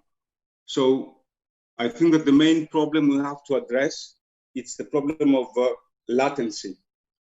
And this has to do not with the education, but the way we perceive the client. If we're always chasing the client that makes money from some market and then comes to us, then we're always lagging. So we have to find different clients. And I think that we should take the initiative and plan for the planet and not for the client. Thank you. Yeah. Obviously, that's an important point. The temporalities and the order it does alter the product. And in this case, architects, we usually arrive too late into that table. The question is, how do we insert ourselves earlier? And if not, then how do we change the game, and do we change the rules of engagement? And this is why, obviously, within situations like this, and Indy was talking about issues of land ownership and property, there is a major conversation happening right now in the UK about ownership and a kind of a legacy from a feudal tradition, obviously, that we are still engaging today in a very pacific way that in fact is just perpetuating very specific forms of wealth. And I think the UK might be seeing quite soon, or sooner than we might have expected, a real shift in the understanding of property and land. And I think it is important in these situations to understand where and how architects can innovate. But again, I'm not here to respond. I think it's important that people are able to voice their voices and opinions. Do we have any other hands raised?